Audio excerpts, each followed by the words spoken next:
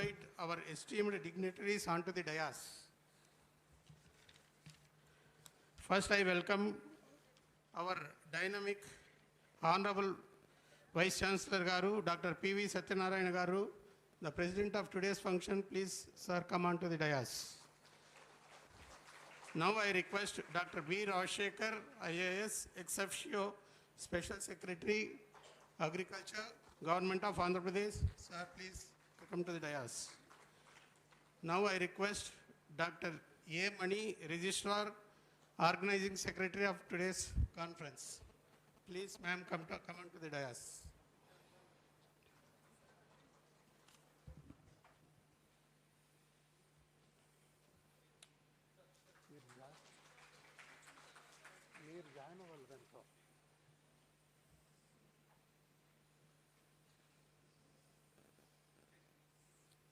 Now I request Dr.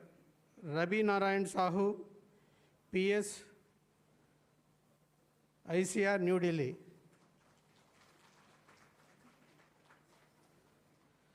I request Sri D. Tripathi, DGM NABARD, Vijayawada. Please, sir, come on to the dais.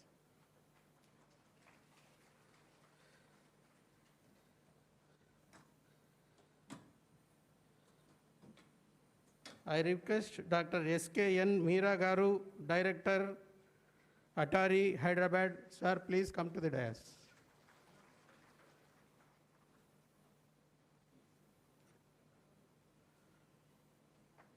I request Dr. V. Sumati, Director of Research, Acharya N.G. Ranga Agriculture University. Ma'am, please come on to the dais.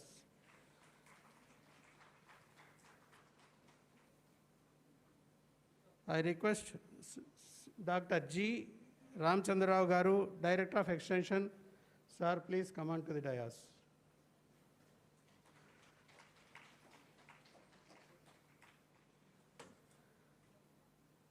I request G. Kishore Kumar, Associate Scientist, ICRISAT. Please come on to the dais. I request Dr. G. Nagarjun Reddy, Associate Scientist, ICRISAT, Hyderabad. Please come on to the dais.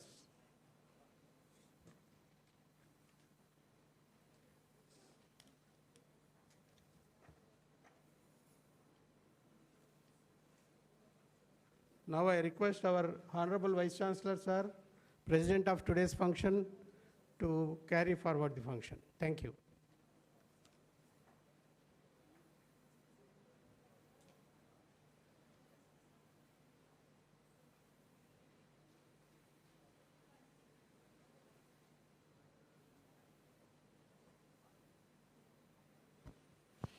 Good morning. Let us start with our university song. Please stand up.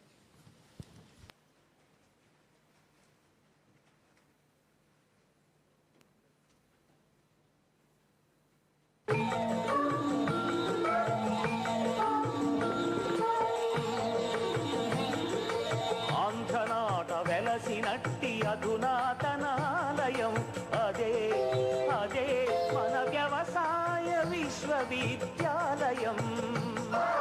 శిక్షణ బోధన శిక్షణ బోధన పరిశోధనలతో విస్తరణ ఆచరణ ఫలితములతో వీధుల ఎగరేసెను విజయ పతాకం. విశ్వమానవోన్నతియే విజయ రహస్యం.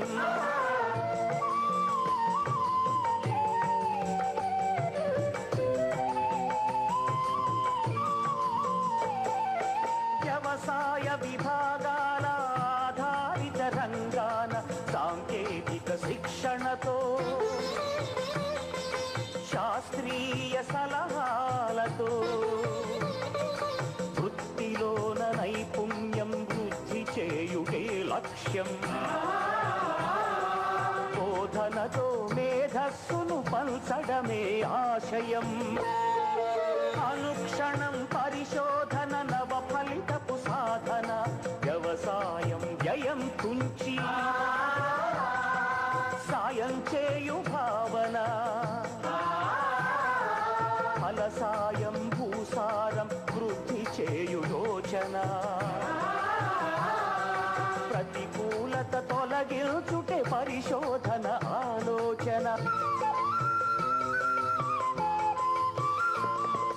భరత జాతి జగతికి ప్రగతి మార్గమయ్యేలా ఆంధ్రమాత జాతికంత అన్నపూర్ణ అయ్యేలా రైతన్నల అభివృద్ధికి పెనుబాటలు వేస్తూ ప్రపంచాన పచ్చదనపు రంగు నింపు నిలయం ఆంధ్రనాట వెలసినట్టి అధునాతనాలయం అదే అదే మన వ్యవసాయ విశ్వవిద్యాలయం.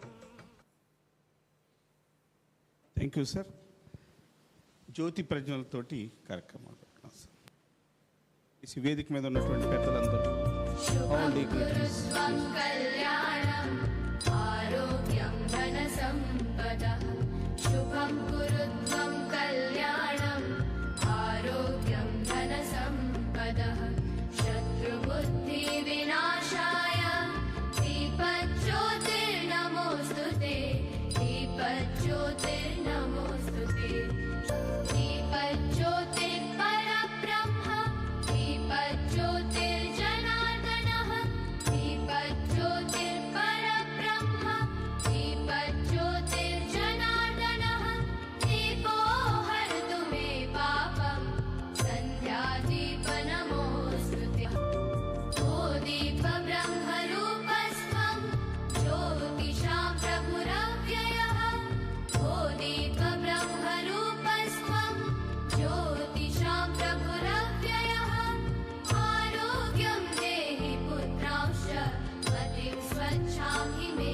సదా రవేరస్తం సమారభ్య యావత్ సూర్యోదయో భవేత్ రవేరస్తం సమారభ్య యావత్ సూర్యోదయో భవేత్ యస్య తిష్ఠే గృహే దీపః తస్య నాస్తి దరిద్రతా శుభం కురుత్వం కళ్యాణం ఆరోగ్యం ధన సంపదః శుభం కురుత్వం కళ్యాణం ఆరోగ్యం ధన సంపదః శత్రుబుద్ధి వినాశాయ దీప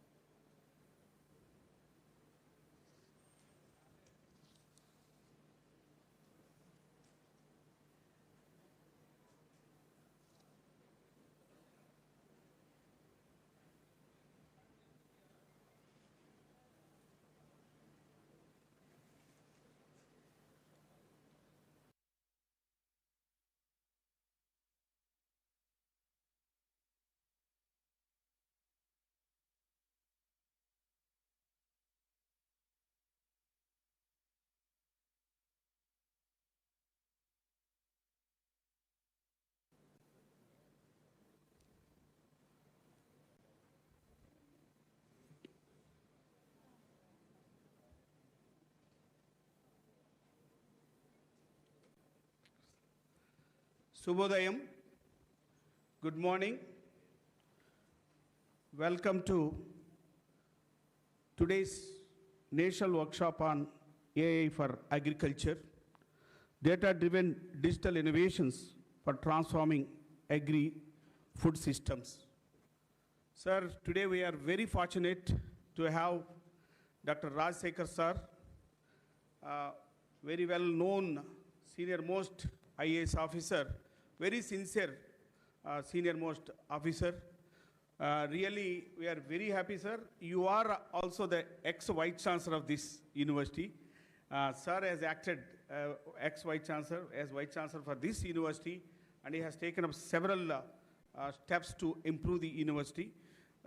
We are delighted, sir, to welcome you once again to this prestigious workshop. And as you all know, sir is known for digital agriculture and is very sharp in grasping many things and again implementing as per the need of the hour. Thank you very much, sir, having accepted and come as a chief guest today. And also, I equally delighted to invite the keynote speaker, Dr. Rabi Narayan Sahu, Principal Scientist and Program Leader, ICAR New Delhi, having accepted to be here and going to deliver a keynote address on AI-enabled transformation of agricultural systems, contest opportunities, and workshop overview. Thank you very much, sir. All the way you have traveled here and made it possible. Thank you very much. And also, I'm equally delighted to have with me most dynamic director of Atari, Dr.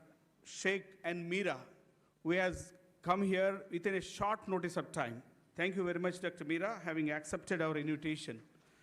And also, equally delighted to have with us other co-organizers on the dais, namely all, I respectfully invite you as well. And of course, the organizing secretary for this event,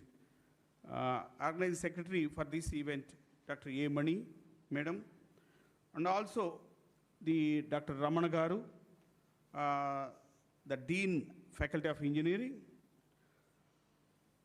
and Dr. Sumati, Director of Research, and also Dr. Ramachandra Rao.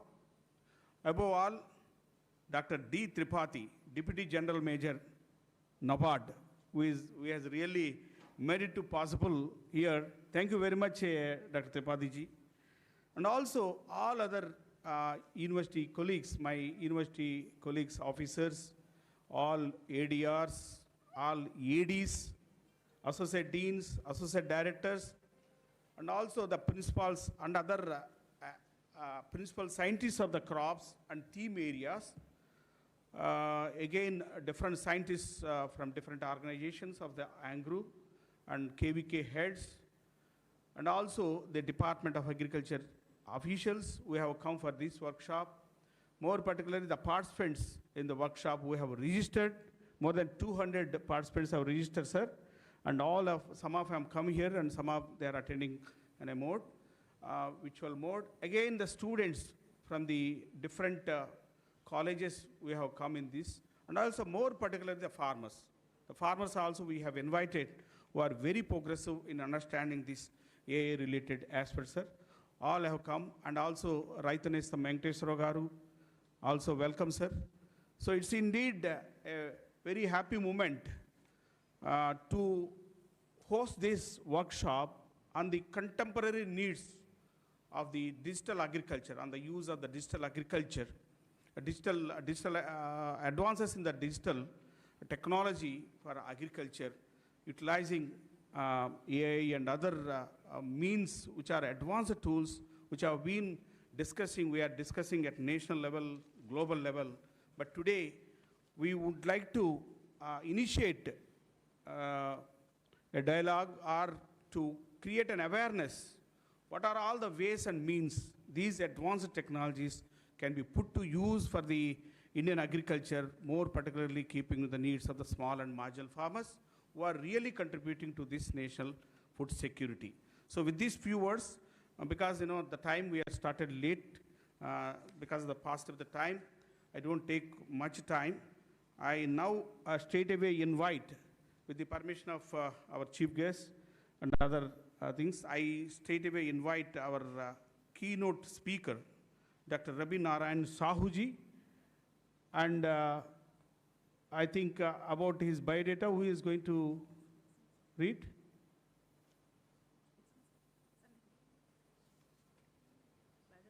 I gave one to me. Okay, Dr. Seshma Lakshmi will read the brief biodata of the keynote today's speaker, Dr. Rabi Narayan Sahuji. Thank you. Very good morning and warm welcome to all the delegates on the dais and off the dais and dear students. Once again, I am welcoming to this national workshop on behalf of ANGRAU, and I am very fortunate to present a brief biodata of Dr. Rabi Narayan Sahu before you all, who came for keynote as a keynote speaker for this national workshop. Dr. Rabi Narayan Sahu, Principal Scientist and Program Leader, ICR Network Project on Agriculture, Precision Agriculture, ICR New Delhi. Dr. Rabi Narayan Sahu is nationally and globally recognized researcher in the field of geospatial technologies, remote sensing, drone technology, big data analysis, and their use in precision agriculture, plant phenomics and digital agriculture, and he has led many multinational institutions, national and international programs also. Dr. Sahu is an alumni of IRI and has more than 26 years of experience in research, teaching, and capacity building in many fields. Dr. Sahu developed state-of-art laboratories in drone robotics, big data analytics, plant phenomics, hyperspectral remote sensing, image processing, and 5G technology also. And our Honorable Prime Minister and also Bill Gates witnessed some of his innovative research work on cutting-edge technologies for precision agriculture. Stanford University, USA, and Elsevier has recognized and enlisted Dr. Sahu in top 2% global scientists. Recently, he was honored by National Geospatial Leadership Award 2025 by IIT Bombay on behalf of Ministry of Education, Government of India. Dr. Sahu has been expert member in many various committees such as Niti Aayog, Ministry of Agriculture and Farmers Welfare, DBT, DST, and many more organizations. And he was visiting faculty to University of Nebraska, USK, University of Saskatchewan and Dalhousie University, Canada. And he has been deputed to United Kingdom, Japan, and many more countries for deliberation and cutting-edge technologies for smart and precision farming and digital agriculture. Thank you, sir. Thank you very much for accepting our invitation. 1 minute, sir, before actually you speak, the Dr. Mani also want to say about you. Please, sir. Thank you.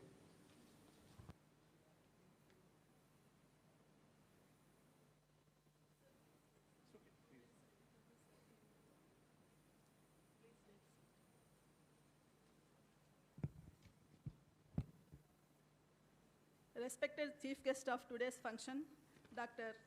Sri B. Rajshekar Garu, ex officio Special Chief Secretary to Agriculture and Cooperation, Honorable Vice Chancellor of Acharya Engineering Agriculture University, Dr. P.V. Satyanarayan Garu, Keynote Speaker, Dr. Rabi Narayan Sahu Garu, Principal Scientist and Program Leader for Precision Agriculture from IARA, New Delhi, and Sri D. Tripathi Garu, Deputy General Manager, NABARD, and Dr. Sheikh N. Meera Garu, Director, ICAR, Atari, Jones X. And then the colleague university officers on the dais, off the dais, and co-organizers of this national workshop from ICRISAT, Dr. G. Kishore Kumar and Dr.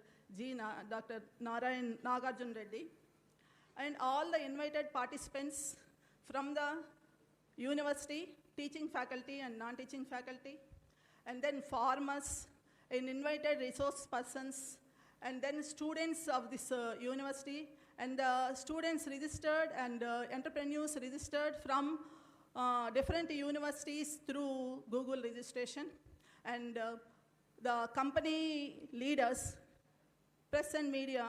Good morning to all of you.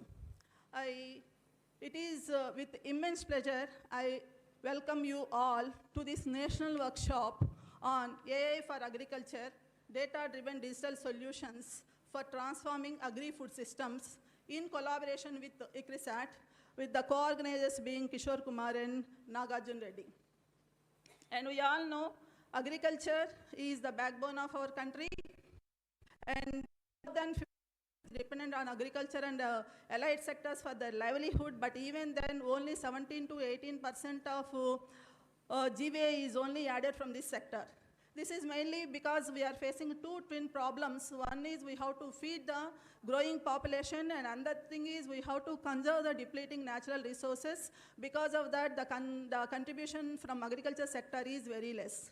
On the other hand, India has more than 146 million operational land holdings, but out of which even more than 86% are small and marginal farmers, and they are operating at the diseconomies which are not suitable to the scale. So keeping in view of the small and marginal farmers, there is an urgent need that we have to increase the productivity, profitability, and sustainability, and climate resilience through transforming technologies like artificial intelligence. In addition to that, agriculture is consuming more than 80% of freshwater resources, while climate-related losses are occurring every year more than 60,000 crores. So these realities are really demanding the paradigm shift from resource use efficiency or input-intensive farming to data-driven decision agriculture. So there is an immense need that we have to shift our practices to AI-enabled agriculture, and which is not the futuristic concept, which is the need of the hour today. So we are seeing that Indian agriculture has already moved from green revolution, and then mechanization has come. After that, irrigation area has been increased. Then we entered into digital agriculture. So after digital agriculture, we are entering now into AI-enabled agriculture. AI-enabled intelligent agriculture means it is having the integration, data is having the integration with artificial intelligence, and then Internet of Things, remote sensing, drones, robotics, and predictive analytics. With all integration, these data points as well as integration is as important as the seed, water, fertilizer, and farm machinery, which are necessary inputs for crop cultivation. So artificial intelligence enabled advisories are now becoming the need of the hour, which we have to invariably use to increase the production, profitability, reduce the cost of cultivation, and increase the farmers' economic livelihood. So with this concept, we have planned a workshop. This AI is already being used in many operations of agriculture, like for predicting the crop yield and detecting the pests and diseases, and for smart irrigation, and then we are also using for supply chain management. So in all areas of crop operation, there are the applications which are being used for crop cultivation. Even India is also progressing very fast in digital agriculture through digital agriculture mission, even AgriStack, and then AI-enabled advisories, and then smart crop insurance systems. Our AP government is much ahead in practicing the AI-adapted agriculture farming, wherein our state government also has developed Andhra Pradesh Agriculture Information Management System 2.0, through which all operations of agriculture is going to be mapped and digitized. So we are going ahead in digitalization and going in terms of AI-enabled advisories. So this is the time where the workshop holds importance, because AI-related applications are available in the market. People have developed throughout India as well as in Andhra Pradesh and globally also. So many applications have been developed. So by keeping this point in view, to increase the profitability and reduce the cost of cultivation, and to give the improvement in the livelihood for the small and marginal farmers, this workshop is being organized here, which is going to bring all the scientists, engineers, data experts, extension agencies, and industry leaders, startup companies, students, as well as farmers to one platform, wherein today we are going to showcase all the AI-enabled technologies that have been developed, which are in use or which have been developed in India, and then later on deliberating on how to scale up or translate these technologies that are going to be useful in the farmer's field. Showcasing the available technologies is one point, and then deliberating to scale up these technologies to farmers' field level is another point, for which this workshop is being organized. Even our university is also working on this core mission. This organizing this workshop reflects the core mission of our university, wherein we have integrating the AI-enabled technologies to the grassroots needs of the farmers. So the already developed drone-operated spraying and line sowing and monitoring to digital mapping on campus, we are keeping in mind that these technologies should be available to the farmers at field level. So that is how we have generated the technologies which are being translated to the farmers' field. So keeping this point in view, organizing this workshop is highly relevant and timely. So I thank our Honorable Vice Chancellor for permitting me to organize this workshop, and let us work together to find out the AI-enabled technologies which are going to be beneficial to the farmers and which will be taken to the farmers' level to increase the productivity and to decrease the cost of cultivation. Agriculture is feeding the civilization and fed the civilization. Now, data should feed the agriculture to increase the productivity and reduce the cost of cultivation. And I thank Honorable Vice Chancellor, sir, for giving me this opportunity. Thank you very much. And I am very much thankful to Dr. Ravi Narayana Sahu Garu, who is an excellent professional, particularly to this ICT and AI-enabled technologies, who is working on this concept for the last 15 years, and he is a program leader for networking of ICR projects on precision agriculture. And at IARI, he has developed a very beautiful phenomics laboratory wherein all data points that have been collected are being integrated, and excellent laboratory has been developed.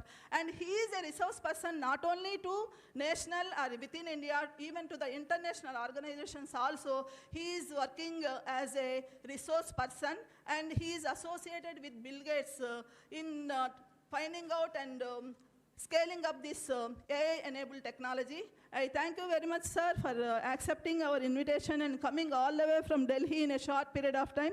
Thank you very much, and now I request you to deliver your keynote address.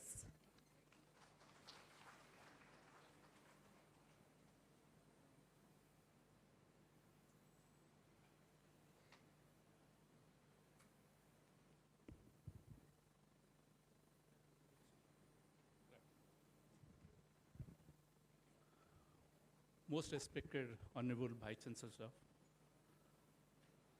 Special Chief Secretary, Rajsekhar Saab, Ma'am Mani, and all honorable delegates on the dais and of the dais. I am very fortunate to be here. Never I have been to ANGRAU, though I heard a lot about ANGRAU. I know many colleagues, many friends I have from this university when it was at Hyderabad. I think some of them are here. So I was always jealous of them to see the campus, and though a number of times I got invitation, but never I came down. And today there was the opportunity. That was the one reason why I could make it, though I had a number of engagements. And thank you inviting me, ma'am, giving this opportunity to share what are the initiatives, what we have taken in the country with respect to ICR. You know all of you, how ICR has spread off across the country, having 113 research institutes, around 731 KVKs and 60 plus central universities. So this is one of the largest agriculture, science and education and outreach network in the world. So what are the initiatives has been taken by ICR? Some of those examples I'll be giving. My colleague, many of them are here from different ICR institutes and also the universities. And I could see also my very close friend, Dr. Chaudhary is here from NRSC. I could see, nice to be here. So you can see the first picture, what I is showing is how remote sensing data analytics can be used to convert a raw image, whatever you see behind is a IRE exploited farm, to a colorful image which a layman can understand what that color stands for with respect to nutrient variations in a field. So that kind of resolution and that kind of information what you can get within no time. That's what we have reached over the time. And you can see the kind of sensors what are available with us right now is starting from the ground to the airborne to the satellite. We have a gamut of sensor. So I would request my young researchers, particularly the students and young scientists, to harness this opportunity what we have to make it more usable by the stakeholder, the primary stakeholder, that is the farming community. So how we can use, that's what my deliberation will be. So you can see, Professor Meera has told all the story of AI and how it has been genesis and where we are now and what is the initiative. I think that background will help me to skip many of the slides what I have. I'll straight go to the applications, not talking more on the what are the importance. I think everyone knows what are the importance. You can see the kind of journey what we have over the years, starting from 1784 till 2050. Now we are talking of quantum computing. Now we are talking of generative AI. That's what industry 4.0 or agriculture 4.0, and we are knocking at the door of 5.0. That's what quantum computing and generative AI, and you know how the foundation models and all those things. So this is what the transformation is taking place in the industry. If you take agriculture as industry and enterprise, this is what we should look for. But there are a lot of challenges. That challenges, again, with respect to Indian ecosystem, kind of constraint what we have. So, but this is what the upcoming field and technology, how it can be translated to a small marginal farmer. That's what the government of India is looking for. Keeping that in view, we have Global Impact AI Summit at Bharat Mandapam a few months back. We had 29 sessions on AI in agriculture. We organized 3 sessions, many global leaders were there. And there are many policy documents going to come up, not to use AI just for the sake of AI or the kind of buzzword, not to abuse, but making it accountable. So this is what policy document is going to come up. But with that, most important remains is how to use those AI, how to use, particularly for the translation research, and come out with the uplifting the farming community and go for the sustainable livelihood. So you can see the kind of technological transformation, how over the time it has been taken place. Again, this is what I'm showing. You look at 60s and 70s, where we are in the field collecting the data in the scorching summer like this, and now we have almost made automated. That's what high throughput genomics facility. A gamut of sensors we have, within no time you can capture the data, what you used to capture months together. Going to the field, having a tape or scale or collecting the samples, doing the weight chemistry. Now, this is what the sensor, this is what the data analytics is going to help us. So which we used to take months together, years together, to develop a new genotype, now in a month's time we can do. That's what the fast breeding, that's what the new science has, which has come up over the years. Coming down, you can see the first remote sensing work, what we started, 1960s and 70s in coconut root wilt disease, sometimes 69. All the technologies were borrowed. Now we have almost all the technology with us, NRSC, ISRO. We have a wonderful collaboration and wonderful innovations with respect to space technology. Now you see where we stand. So this is what the technological transformation, this is what the opportunity what we have, how to use AI. So coming back to the enhancing the productivity, what Madam was talking, coming back to how to make input use efficiency. So there are 2 approaches. One is genetical potential improvement, like create a new smart crop, so that with a constrained environment, you can optimizing the yield with respect to the climate change, with respect to salt or nitrogen less or less water, whatever you have. That's what the genomics, that's what the plant phenomics is. So the second part is how to manage, how to, in the farm itself, that's what the precision agriculture stands for. How to bring the precision starting from sowing to harvest, even if to consumer level, capturing all kind of variable to what you have. So these are the 2 approaches, how to enhance the productivity, taking care of the environments, making it sustainable, and also making it profitable. So these are all gamuts of sensors what we have with respect to digital agriculture, precision agriculture. You name anything, that comes under these categories if you can classify them. And major purpose was how to bring we have been working on maximizing the yield because to feed the population. But now, from maximizing to make it optimization. How to optimize? So capturing all kind of variabilities what you have. The variability may be because of soil, maybe because of crop management, maybe because of weather. So this variability, if you can capture using all kind of sensors or gadgets what you have, starting from the ground to the satellite, then our job is done. Once you capture that variability, if you can manage optimizing the yield, The purpose is making it profitable, environmental sustainable, and also safe. This is what the purpose and agenda for which we can work for. Looking at the sensors, since we are talking of AI without data, you can't do anything. So what are the data you can capture? Starting from the ground to the airborne to the satellite, you have a huge gamut of sensors available. Each has its own pros and cons. So for example, you have a sensor in the lab conditions or field conditions you are doing from the airborne, you are doing from the satellite. It has its own limitations because the time constraint I'm not saying, but everything is mentioned over there. So like whole AP, you can't fly the drone, but you can do within no time the satellite data. But every time you can't get the satellite as you require for. So as and when required, as per the need and requirement, you can look for all those platforms opportunity to get those data analytics and also different sensors. So challenge remains is how to make it available continuously for a cropping system with having a diverse ecosystem, having such a weather like tropical weather, having a lot of atmospheric noises. So these are the challenges what we should look for. And you can see the gamut of sensors starting from the control conditions, having high throughput panoramic facility, starting from ground sensor to the field scale, experimental field scale to the finally to the satellite level, how you can use. Again, everywhere you can use, no more we are doing a qualitative analysis like what we have been doing when we were student land use, land cover mapping. No more we are looking at that. Everything is now automated. We are going for quantitative analysis. Everything quantitative analysis, how we can do. Again, for that purpose, we have the advanced sensors. We have also advanced data analytics. So this is what the transformation which has been taken place over the time.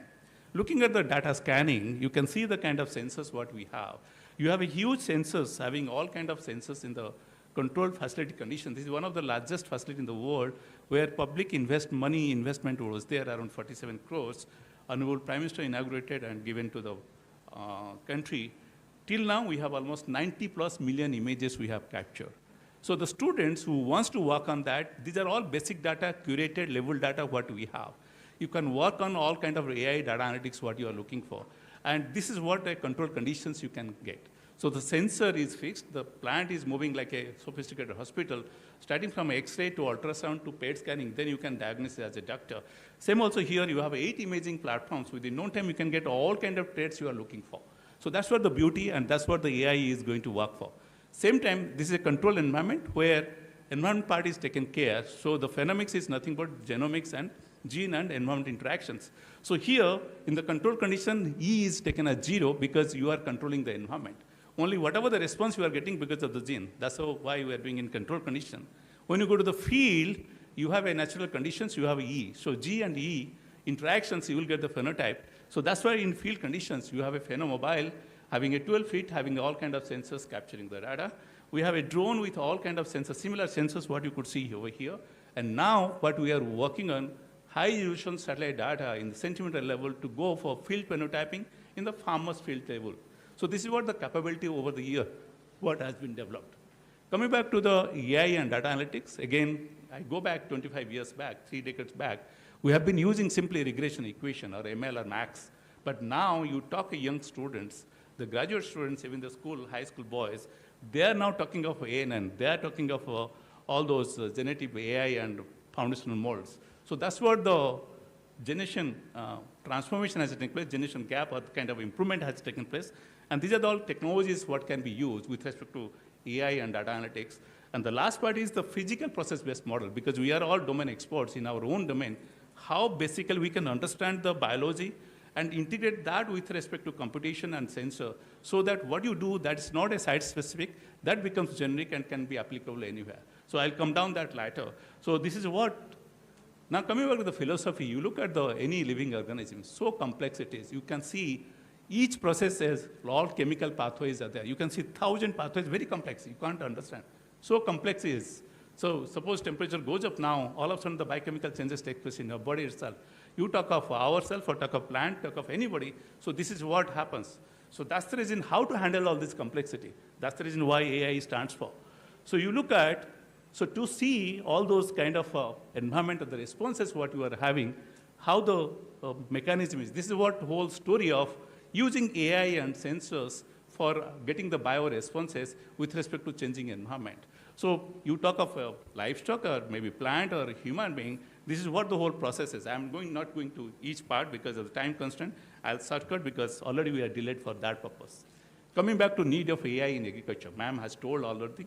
All those things are listed over here. You name anything now, how to make it more rapid and invasive and more accurate. That's where we need to look at the AI.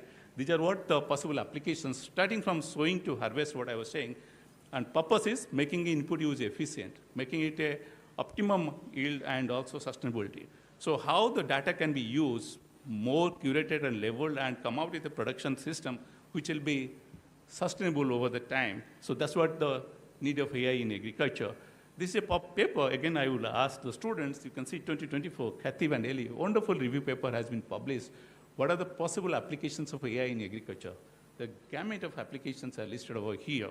So coming back to the flow, what you do in the AI, again, simply data acquisitions to organize them, level them, process them, finally go for all possible applications.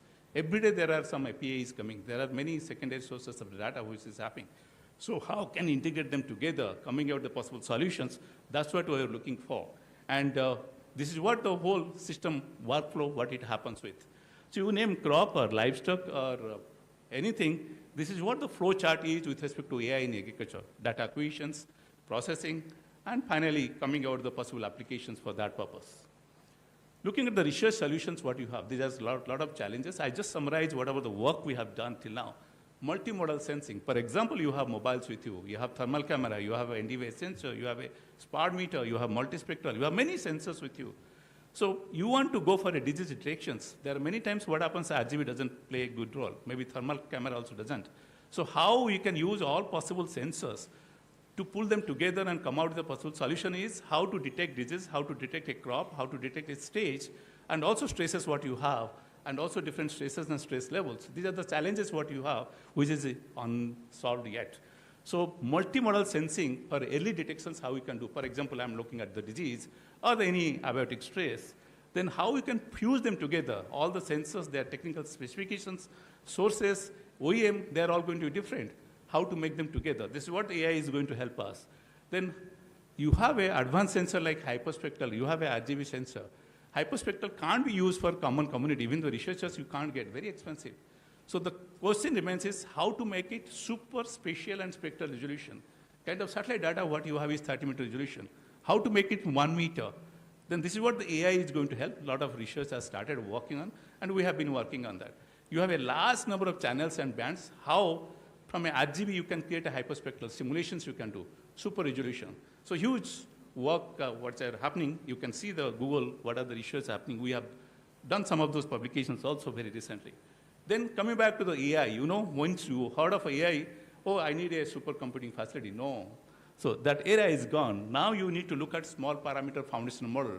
There are a number of approaches. Even your mobile, the AI is going to work. That's what is happening in your mobile. ChatGPT you look at. You look at the Google. You look at whatever the interactions you are taking with the mobile. So there are small parameter models. There are many technology which has come up called distillation, pruning. So all those things how we can use with lightweight models. Then coming back to the final part is what Dr. Mira is working with extension research, federated learning. Like you do Amazon, you go for any kind of shopping. Whatever the interaction you do, Amazon knows what you're doing. Then it is pop up with all possible trades what you are looking for. For example, you're looking for some product like mobile, 10 products will be within no time it will pop up. But same time the other person doesn't have. So you have a privacy with one-to-one relation, but same time he's collecting all the possible stakeholder potential what you have. So this is what the federated learning is. That's what's going to happen with the outreach program what you have in extension.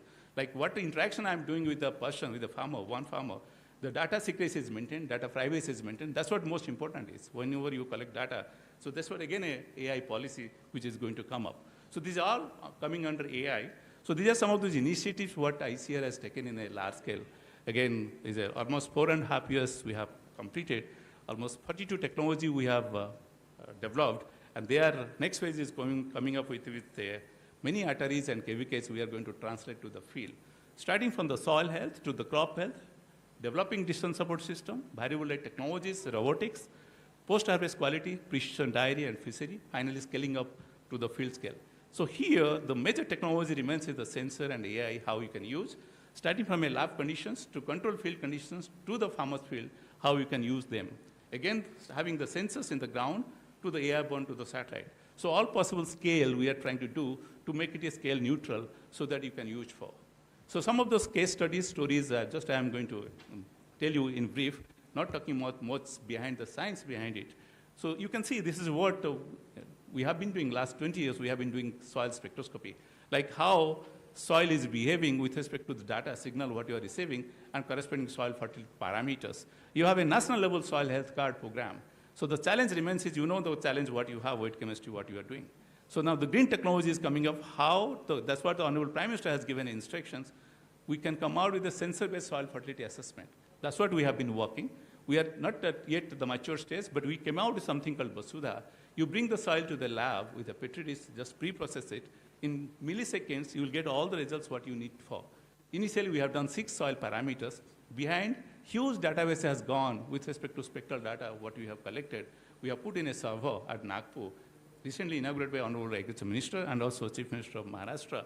So that's what, based on those huge data, whatever the data collected with respect to the sensors and also soil fertility parameter, we try to develop the model. And behind nothing but all those machine learning models which has gone to. Coming back to the average NG program, what ISRO, NASA collaborations, we have been part of that. Many places we have been.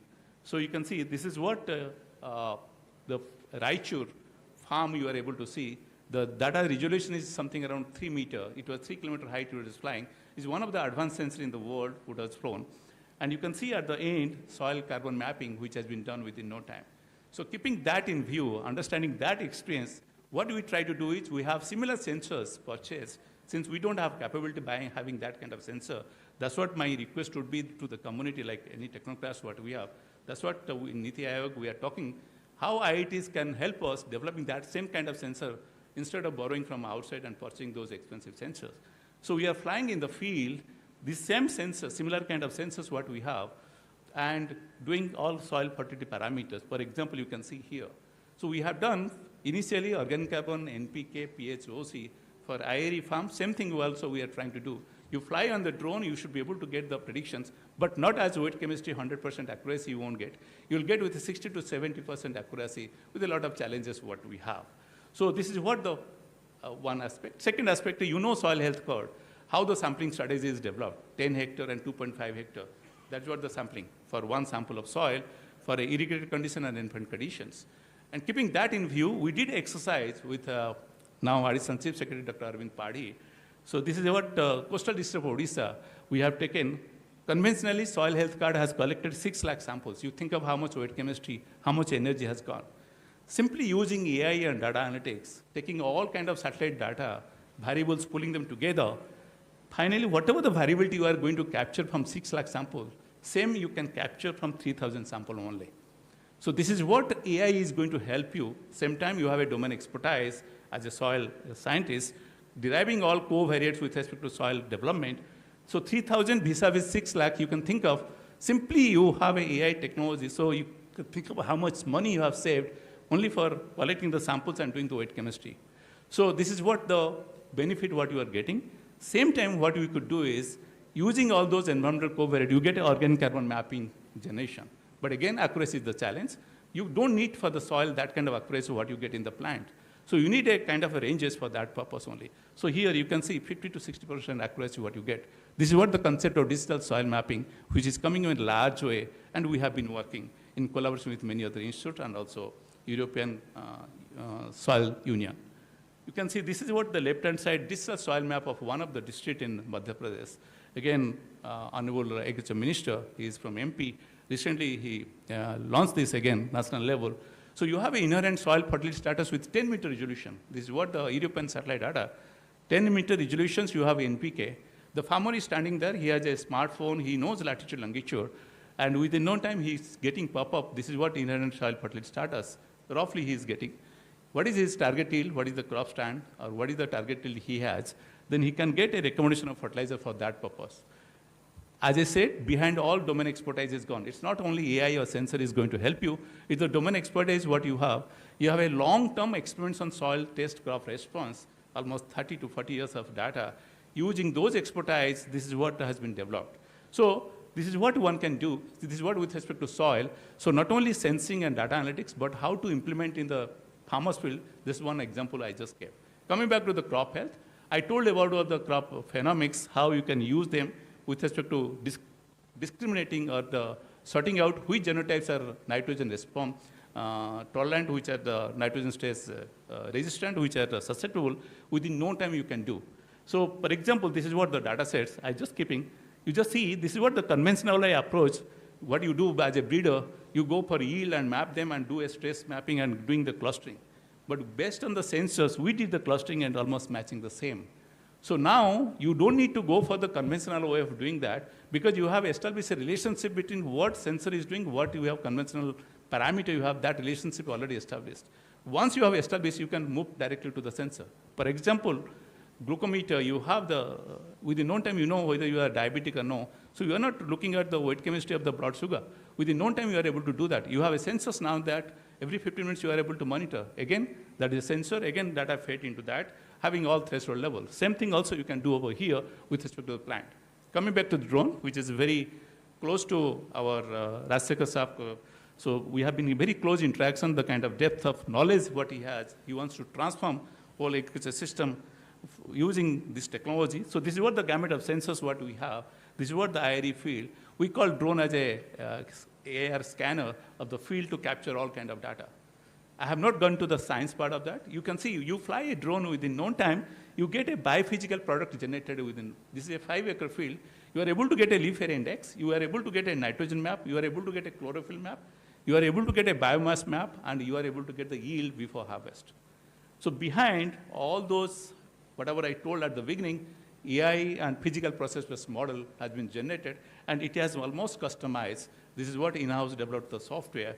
You fly the drone, within no time you get a map generated. So farmer doesn't need to look at what that sensor is. He just get the color map like this, which field has a high value of nitrogen, which has less value. Accordingly, you can go there and apply the fertilizer. And also if you fly on a bigger height, then you can get to know which field is going to have high yield, which is going to be low yield.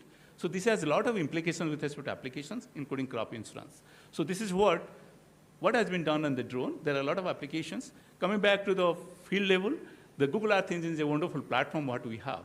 So that platform, cloud platform we try to use, having a free satellite data, you can retrieve all parameters what you look at. So you just draw a boundary on your mobile, you can connect to the server what we have. Within no time you know what the crops is standing there, and what is the condition, and how it was behaving last 5 years or 6 years. Within no time you can get to know. You don't need to bother which satellite it has faced and what the data it is calculating. Everything is user interface, and you will be able to do that. For example, you can see here, this is what whole IRE farm is. You are able to see the map generated for that for one time, and you can see this is a farmer's field. This is somewhere in the block of Garonda in Karnal, close to the Delhi. You can see the temporal mapping which has been done. This is just an example I'm giving. Just draw a boundary on your Google Earth. Within no time you get to know how it is behaving, how it was behaving last year. So you don't need to look at the science part of it. This is what the methodology or the technology which has come up. Looking at the irrigation, Madam was talking about the water, just fly a thermal sensor, and within no time in a field, you are able to capture this temperature color variation that tells you which of the part of the field needs irrigation, which doesn't, with respect to topographic variations. And that also leads to have complex weed management. And you can do also same time phenotyping, which varieties are water resistant, which are not. A lot of implications you can get out of it. So in a small field, within no time, using simply thermal imaging, you can get to know many informations. So then we have IoT technology. Ma'am again was talking. Under the same program, we have developed some of the low-cost sensors, costing something around 500 to 11,000, depending on what kind of technology we are going to use. We have a partner institutes for that, Indian Institute of Water Management. We are going to trying to do how intelligent irrigation system you can develop. So you have flown a drone, within no time you get a color map generated, then the solenoid valve of that area will get actuated and you can go for irrigations. And you have a soil moisture sensor, which is IoT enabled. You are getting the information, automatic irrigation is done. So these are some of those examples which can be done. Coming back to the pest and disease, most complex and most demanding what the farming community is looking for. There are a number of examples what has been done. Many companies like Ecrishat, Plantix, they have been working with the RGB data. Though we have been working on different data with the different pest and disease. This is one example of what we have done. Again, flying something around 5-kilometer height in the Rythu. Sir was saying about the chilies. This is what chili area. Flying at the 3-meter resolution was the pixel size. My colleague, Dr. Prabhakar from KIDA, now is ATA director of Bangalore.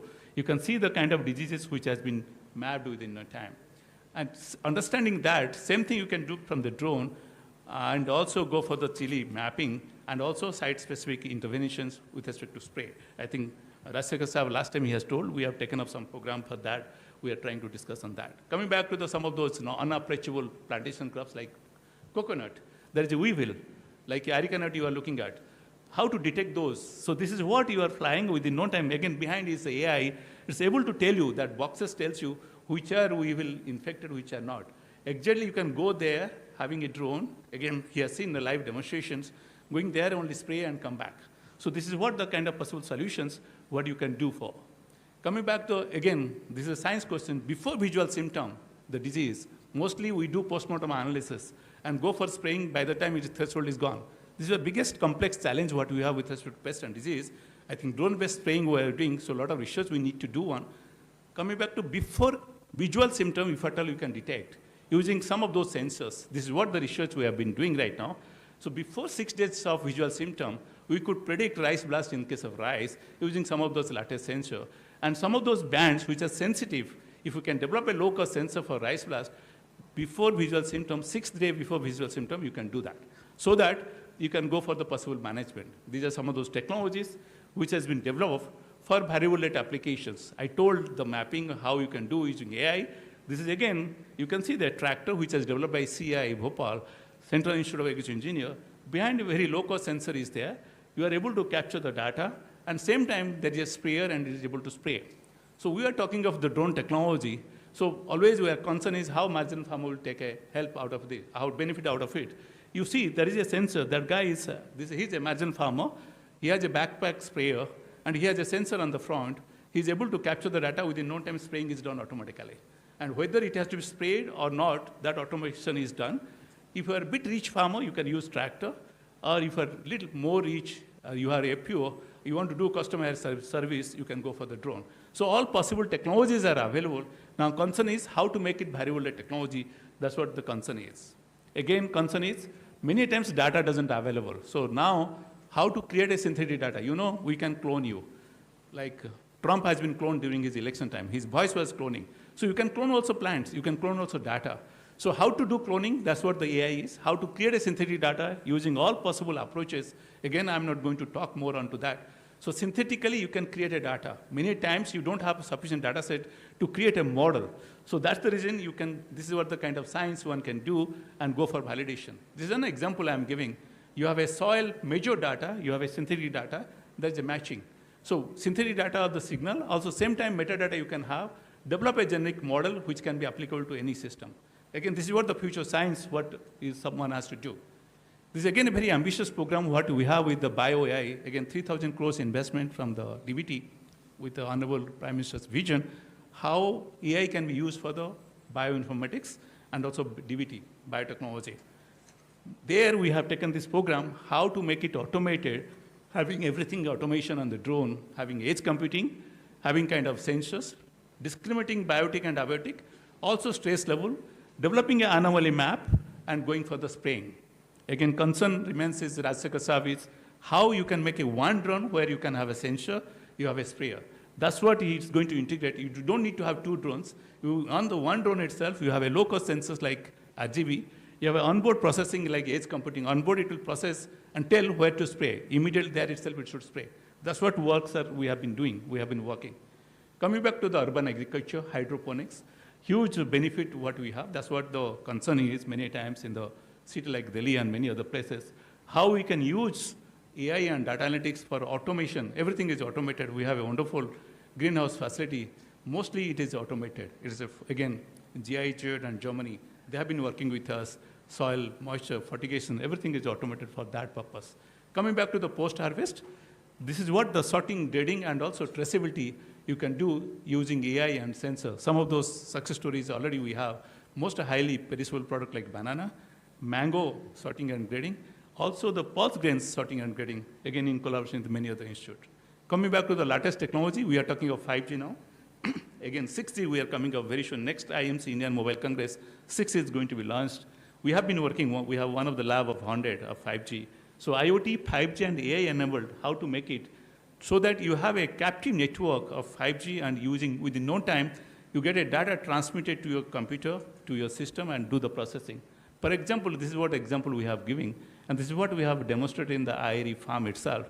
So you have a small drones, which is 5G enabled. We have a master drone, which has edge computing. So all these drones are connected to the master drone and get the data processing done. And then you can, within no time, it can actuate which drone should go spray or what has to be sprayed, nitrogen or pesticide or herbicide, whatever. So this has implication with respect to smart village concept of DOT. This is what has been demonstrated and is proposed to the DOT to come up in the village level, how you can use the drone. Not a single drone, like a couple of drones, and then you can capture the data wherever data, satellite data is not available, or it has its own constraint and limitations. Coming back to the fishery, there are a lot of applications we have done. Dedicated institutes are involved, starting from the underwater drones to the computer vision, identifying the fish, the disease, water quality, automation with respect to digital oxygen and ammonia, phytoplankton. Lot of work what we have been doing, automatic feed dispenser. So day before yesterday, I was in NFDB. We are coming out with a policy document, how drone technology can be used for the fishery. We have developed a drone with a 70 kg payload, which can carry a most perishable product like fish from catch area to the market. So this is what a big initiative Government of India, Ministry of Fishery, is taking off. This is what the drone sampling, water sampling, what we can do. And you can see the kind of pond, the kind of phytoplankton, kind of the changes, what is happening. So quality monitoring within no time you can do. Coming back to the livestock, I am at the end of the story now. There are a lot of work, European community science, they have been working. Many people must be from the veterinary science. So I thought I should put one slide on this. Again, we have a dedicated institute for that who have been working. Simply taking thermal camera, RGB camera, video, you can know the activity and you can know some of those need what you require for fish and livestock. I'm not going to talk more into detail of that. Coming back to the extension outreach program, this is again an ambitious ICR program which has been most now nationally what Bistar is having. Dr. Mira is very actively involved for that purpose. This is whatever we are doing on the fish and agriculture program, those information should come over here and can be translated to the outreach program to all the farmers. This is what the coverage over the time what we have for that purpose. This is what the future trend, the future AI, what we are looking at. Digital twin, AI, data analytics, IoT sensors, and IoTs we are talking about. What previously I have shown, those are the swarm drones called the Internet of Drones. You might have heard IoT, but now we are talking of IoTs for that purpose. So there are 5 pillars of AI in agriculture. One more important part is standardized interoperable data. That's what most critical part is. We have a nice program going on here in the Germany-funded program at Telangana. That's what we are looking at, interoperability for that purpose. Then we must have a cause and effect relationship, understanding that. That's what the most important remains. And data should be curated, labeled. And most important remains also, when you look at AI, that should not be abusing. It should be connected with the domain, your biology part. Like you run a model, that's a black hole. You do something will come up. But how it is connected with respect to expertise you have, with respect to science you are looking at, that is what one has to look for. These are the challenges what we have. That's what all the young researchers, students, they should look at. The challenge remains is the heterogeneity. No single AI model is going to work for whole country, pan-India. You have so much diverse ecosystem. Today you have grown one crop, tomorrow another crop. The variety itself is going to change. Climate change is there. Drift is going to happen. So how to address those? These are the challenges what we have. And some of those initiatives already we have taken in the funded from the DST and DBT. So these are the issues and challenges and likely roadmap what you are looking at. Again, this is another paper which was recently published in 2025, Computer and Eloquence in Agriculture, which tells about the ethics of AI, data analytics.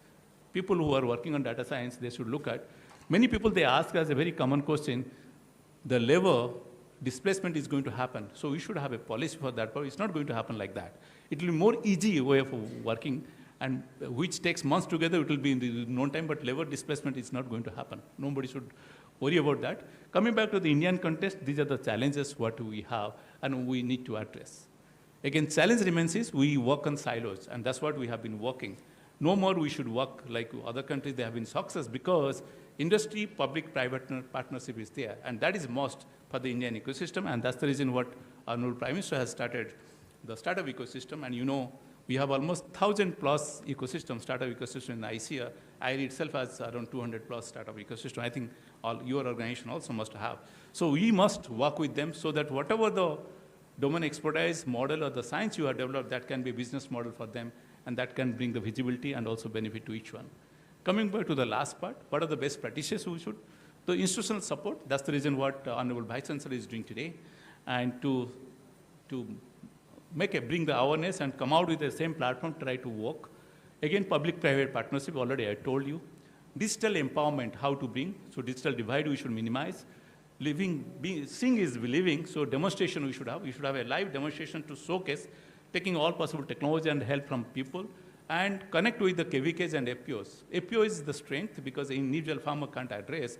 As I told you, precision farming has a constraint with respect to marginal holders. But it is successful if at all you take off in FPO level or large level. Then capacity building and hand-holding. And this is what the policy, the recommendation is to, we have given already in the committee. So more investment to the research and digital inclusion, responsive generative AI, and quantum computing and infrastructure for the data and AI. Most important remains the infrastructure. Each IIT you have a high computing facility. I don't think university has a high computing facility. So even if IIT doesn't have, forget about university, we have a ICR data center, but there are a lot of challenges. So we need to look at that.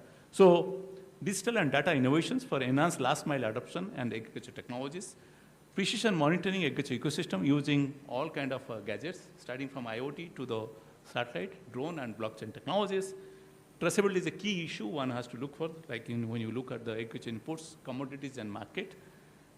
Data, unless until you have been given confidence with respect to the protection, security and privacy, nobody is going to share. So that's what the data policy has come up in the Government of India. Also ICR has come out with a publication recently. Of course, I told public-private partnership. Then policy matter with respect to digital agriculture strategy. Already that policy document is in the place, within no time is going to come up. So this is what the whole team I have, it's not an individual work, I have a huge team working with me. I had a DST network program having 37 centers, many IITs. There was a network program on imaging spectroscopy. This program right now what we have is 16 centers. Second phase is coming up with 100 crores, having around 25 partners. Again, there 30% budget is going to be available for industries. Anyone, any startup can work. 20% for the ICR and SUs. Again, 50% is for only core team who have been working and the success story. So, thank you all.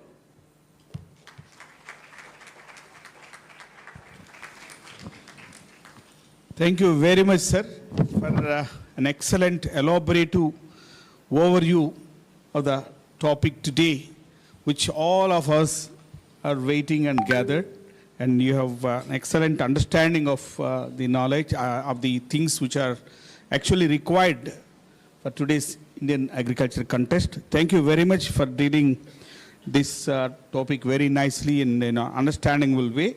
Thank you very much once again, sir. Thank you very much. Now, you know, it's a time. Sir has got very pressing work. So that's why now I request Dr. B. Rajsekhar sir, our Special Chief Secretary, to address the gathering, and because of his urgent work. Now I request that.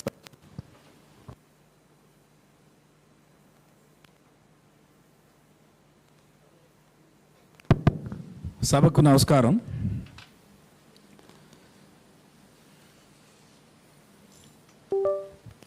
ముందుగా doctor PV Satyanarayana గారు ఈ మధ్యనే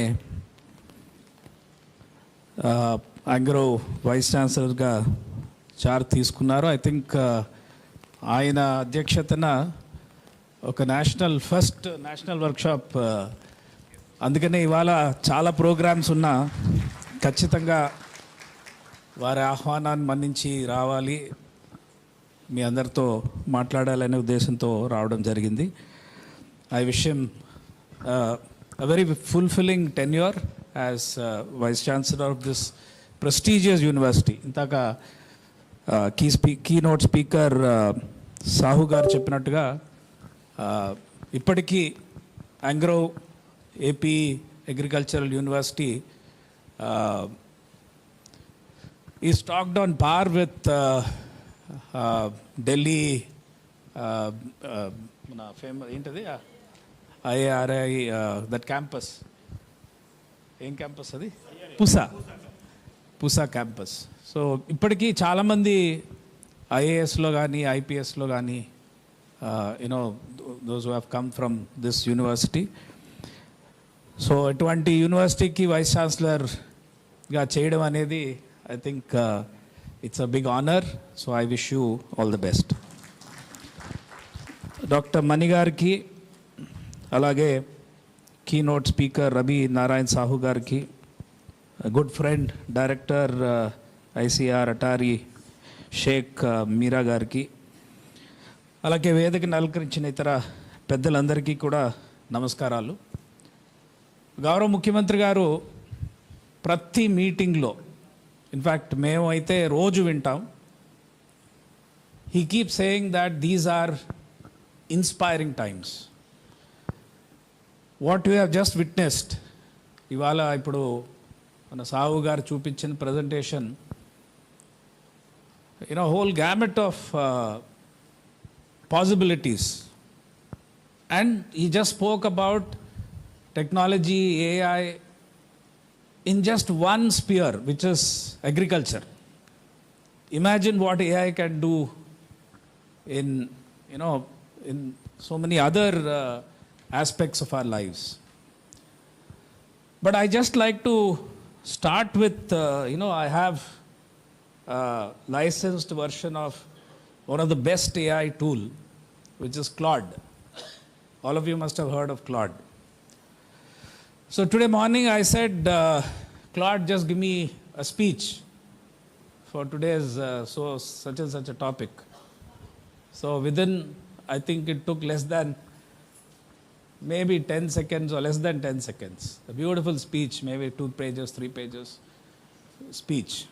And before that it asked audience evaru, enni pages kavali, enni minutes kavali, anni adigindi, and then adigindi antunnanu nenu. So I am gender biased. So ichindi, speech ichindi. And very surprising, the starting of the speech is, there is a farmer in Nandyal. Now, of all places, there are 28 districts. AI knows I am in Vijayawada and I have come to Guntur. Why it started by saying Nandyal, I really don't know. The experts here should tell.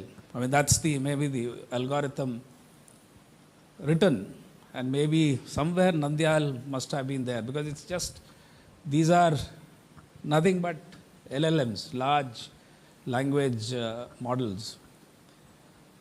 It's the memory power. So it says, how can I AI gurinchi చెప్పాలి అంటే ఒక common man, ఇక్కడ రైతులు కూడా ఉన్నారు, AI ఎలా explain చేయాలంటే, again AI itself is telling me how to convey that message. It says, ఇవాళ ఒక గ్రామాలకు వెళ్తే మనకి పెద్దవాళ్ళు ఉంటారు, పెద్ద రైతులు, 60 ఏళ్ళు 70 ఏళ్ళు. వాళ్ళ జీవితాంతం వ్యవసాయం చేశారు కాబట్టి ఆ 50-60 ఏళ్ళ ఎక్స్పీరియన్స్తో ఆ వాసన, some changes in the environment, instincts which they have developed, wisdom which they have developed over the 40-50 years. They'll tell, ఇప్పుడు విత్తనం వేయకూడదు, రేపు వేద్దాం, వర్షం రాబోతుంది. Now what AI is telling me, Claude is telling me is, I am like that old farmer. Only thing is, the only difference between that farmer and me is that he is bringing 50 years of experience, I am bringing 5 million years of experience. He is talking about one village, I am talking about 5 million villages.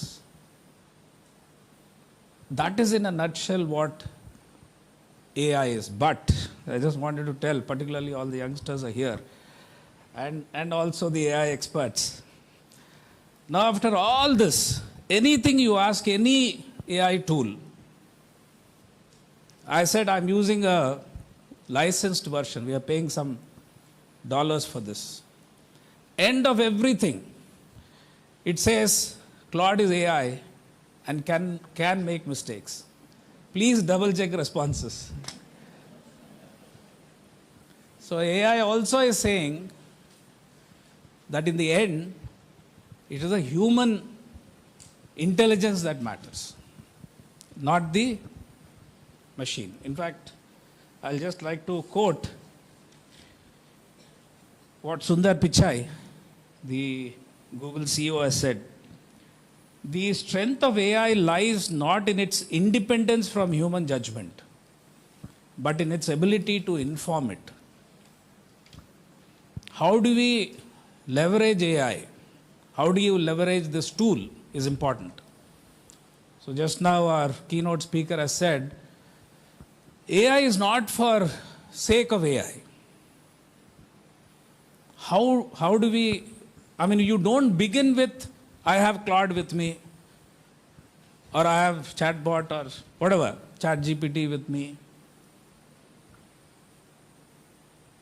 You start with what is the human, or ఇప్పుడు మన agriculture context lo, what is the problems being faced by a farmer?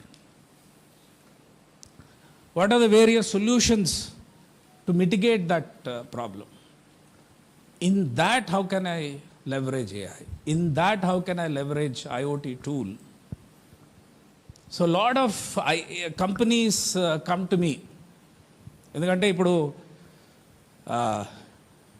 there is huge potential for AI, data analytics now in agriculture. So all these companies now, including the big companies, Microsoft, everybody is now coming to agriculture. So I tell all these companies, because they come and tell me, this is what we do, this is what we design. So I tell them, you have come with a solution and asking me the problem. You have already decided the solution.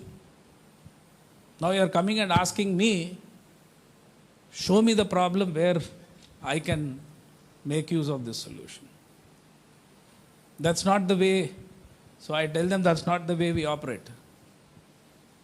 Andhra Pradeshlo మేము అలాగా నువ్వు ఎవరైనా కావచ్చు, TCS కావచ్చు or Infosys కావచ్చు, I will not take your solution.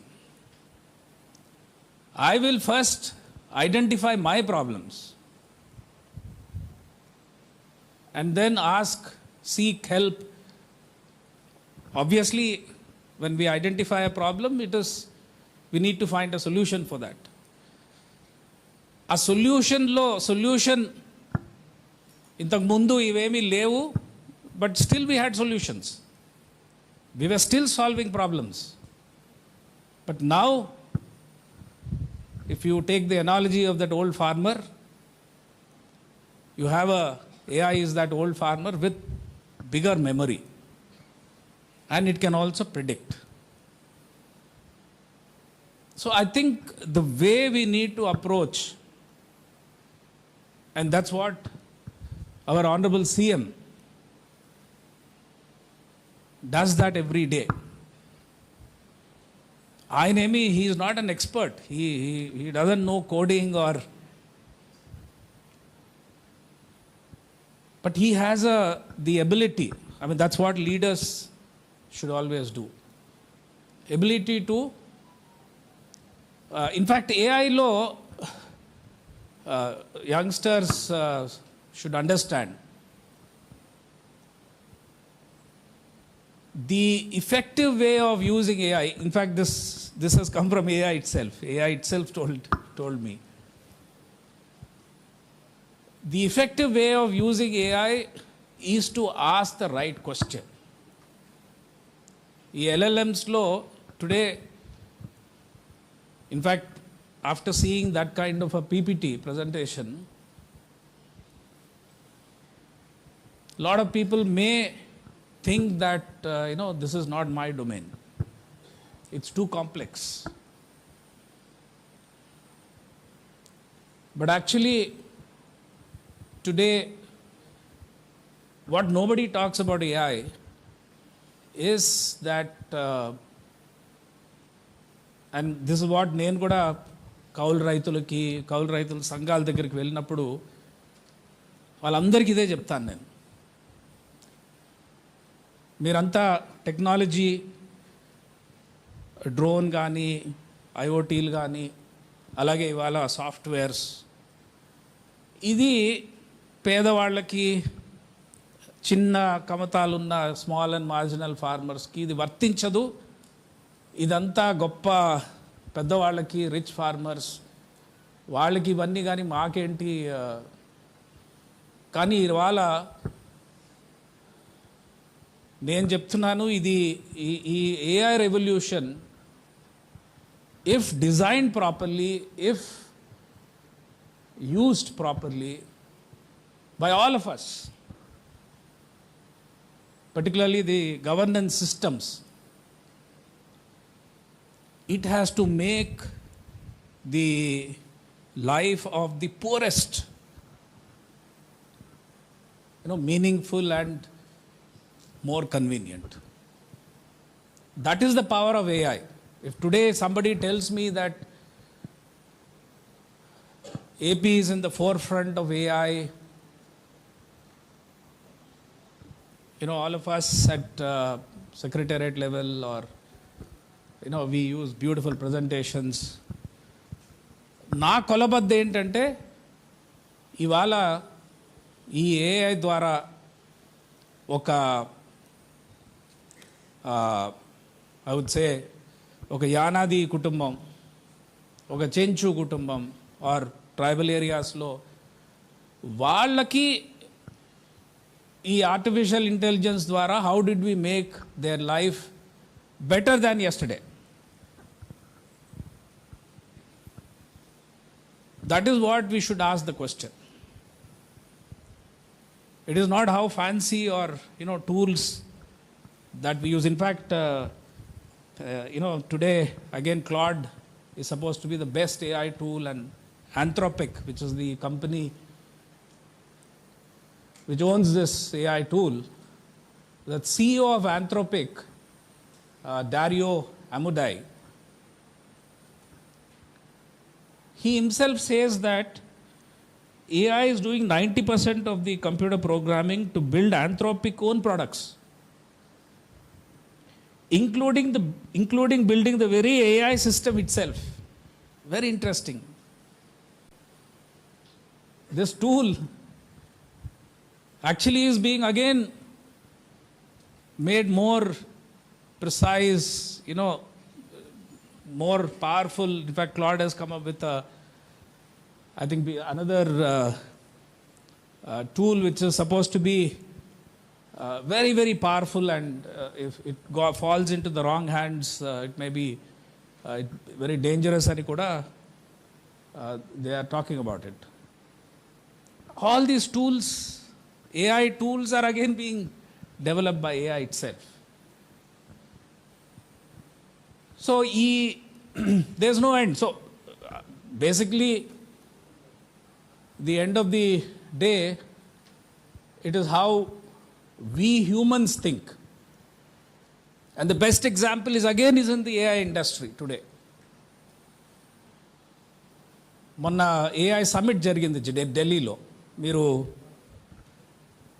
చదివుంటే అప్పుడు ఆ టైంలో న్యూస్లో ఫ్రంట్ లైన్లోనే పేపర్స్లో ఇంగ్లీష్ పేపర్స్లో ఒక ఆర్టికల్ వచ్చింది. అదేంటంటే ఆ AI సమ్మిట్కి one mother has come whose son committed suicide following ChatGPT. ChatGPT actually prompted him to commit suicide. So she also attended, and she actually met Sam Altman, who is the CEO of ChatGPT. So this Claude ane Anthropic company, right from the beginning, they were very conscious. They were saying unlimited kind of power. Of course, any tool is a double-edged weapon, including our simple knife. You can cut apple, you can cut throat also. But idi, much more dangerous if misused. So Claude Law, in fact, if any people here having Claude, just type, how are you different from other AI tools? It will tell that it is built on some kind of a value system. Some guardrails have been put. It will never tell that this is the best way, this is what you do. Claude doesn't give those kind of responses. So, what essentially I'm trying to tell all of you, ముఖ్యంగా ఇక్కడున్న రైతు సోదరులందరికీ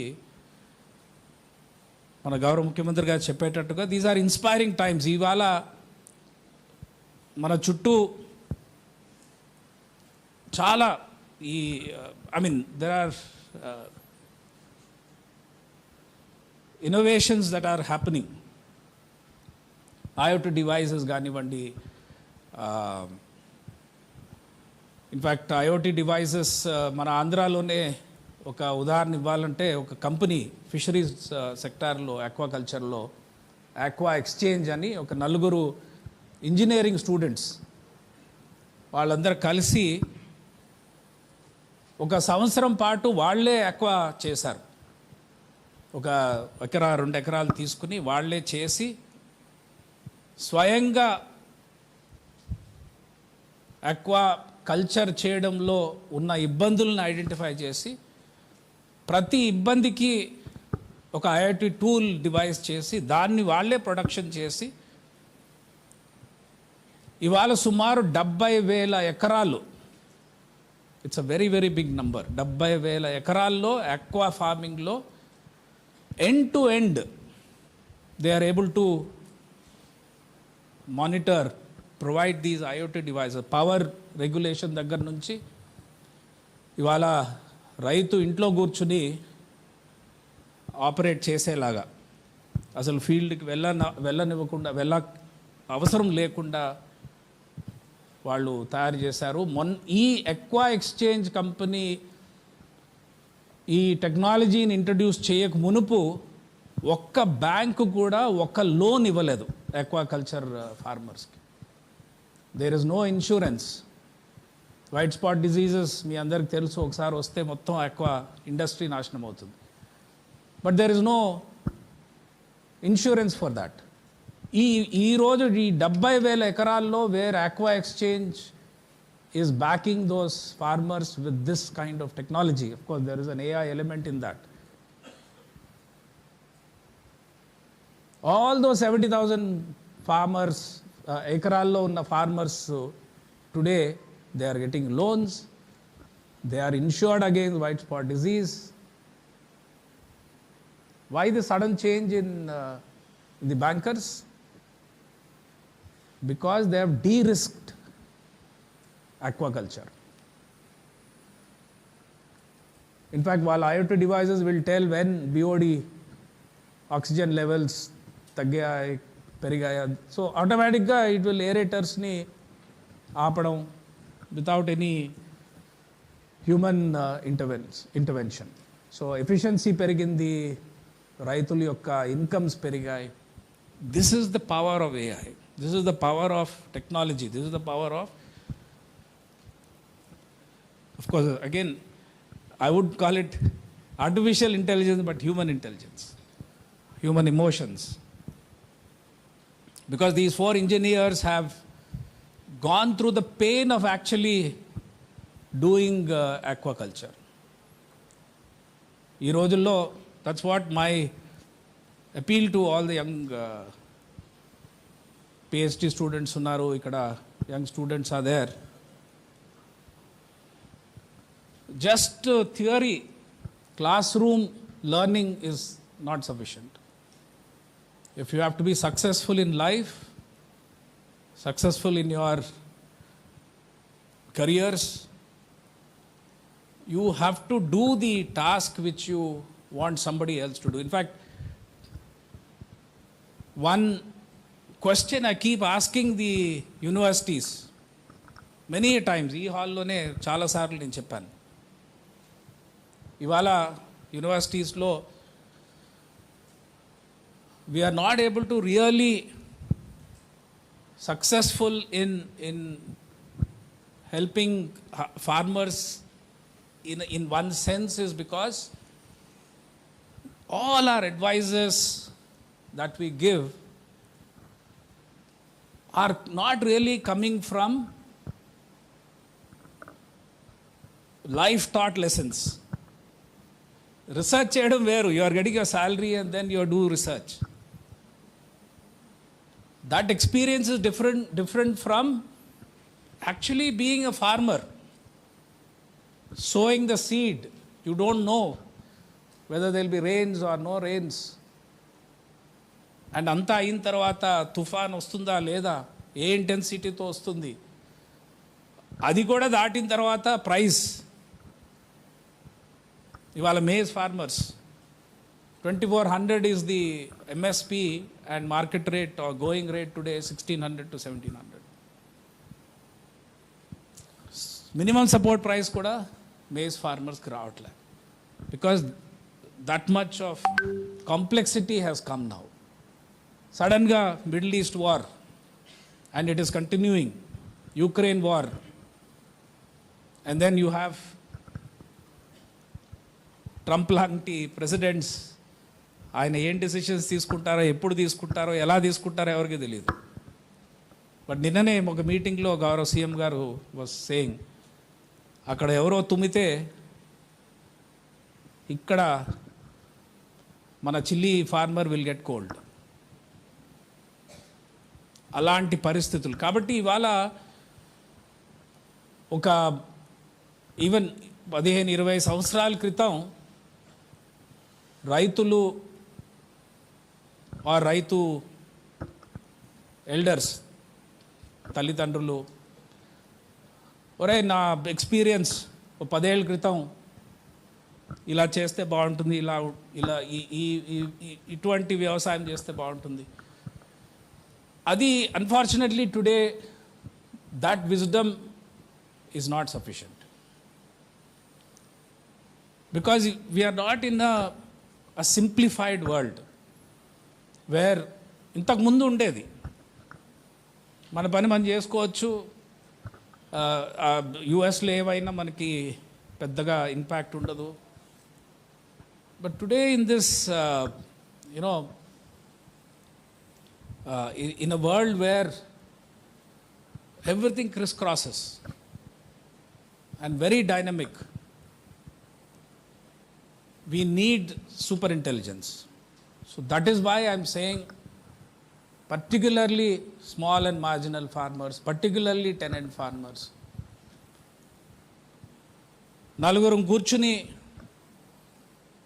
ఇదేదో last year మంచి rate వచ్చింది,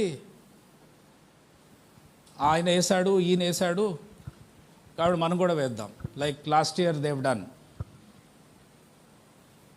ఈ టొబాకోలో ఒక variety tobacco వేశారు, దాంతో మొత్తం మార్కెట్ క్రాష్ అయింది and there were no buyers. So government had to intervene. ఈ సంవత్సరానికి బ్యాన్ చేయాల్సి వచ్చింది. కాబట్టి ఇవాళ నా అపీల్ త్రూ దిస్ వర్క్షాప్, మనమందరం కూడా గవర్నమెంట్లో కానివ్వండి, యూనివర్సిటీస్లో కానివ్వండి, ప్రతి ఒక్కరం మనం ఇవ్వాల్సిన message is, or we should be in our own fields, we should be asking this question, or maybe we should ask this question to AI also. How can I make a difference to the lives, in the lives of a small farmer, in the lives of a maize farmer? ఇవాళ కూడా lot of people are asking what kind of interventions that we need to do so that maize farmer gets a better price. Government of India స్థాయిలో ministry నుంచి అనేక programmes design చేస్తున్నారు. Keeping all this complex geopolitical, social, economic, you name it, ఇవన్నీ కూడా ఇవాళ these are all the dimensions that are bisecting are coming together, and we are in the middle of that. So just with our intelligence, with our experience, it's not going to be easy. Kabatti raithulu mukyanga.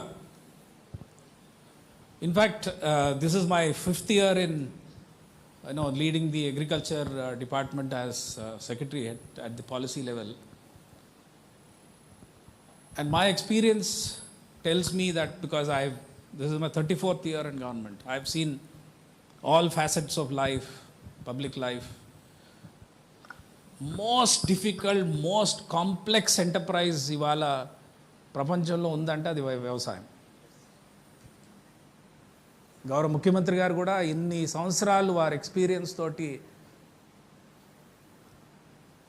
IT సిటీని కట్టారు, universities, మన ISB లాంటి ఇన్స్టిట్యూషన్స్ని setup చేశారు, అనేక problems resolve చేశారు. But he himself has told us in one meeting that agriculture is a challenge. అందుకని ఈ term he said, I'm going to give more time to agriculture. I will myself understand this sector, because it's a very complex sector. So complexity ki ivala solution is AI. The more complex it is all the more necessary that you use AI. Therefore, I'm very happy that ANGRAU has today ఈ theme మీద national workshop and inviting highly experienced innovator as our keynote speaker, and excellent presentation has been given just to enlighten us on what are the possibilities. Possibilities are immense, and as I've said, if we begin with the right question, then most of what we have seen today falls into place. Drone can be used here, IoT can be used here, pest diagnosis, forewarning, ఇవన్నీ కూడా individual ఇండిపెండెంట్గా చూస్తే ఒక రకంగా ఉంటాయి, but if you really look at it in a context,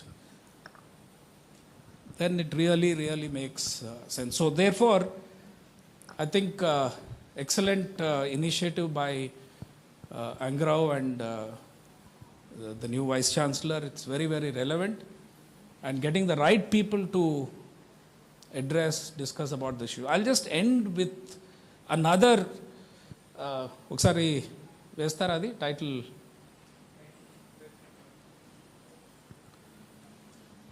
So this workshop is, very clearly talks about data driven.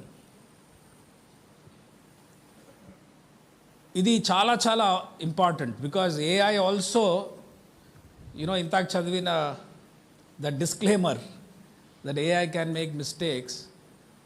It is putting that disclaimer, all these AI companies are putting the disclaimers because they don't know the data that is behind is valid, reliable. It doesn't know. It's just picking up from the databases available. Our databases యొక్క reliability, we don't know. So, కాబట్టి data integrity is important. అందుకనే నేను ఇంటర్నల్గా discuss చేసేటప్పుడు, మేము ఎప్పుడు కూడా ఈ సిస్టమ్స్ డిజైన్ చేసేటప్పుడు ఐ కీప్ సేయింగ్, మా వెండర్స్తో కూడా చెప్పేది, అల్టిమేట్లీ ఈరోజు రైతు కానీ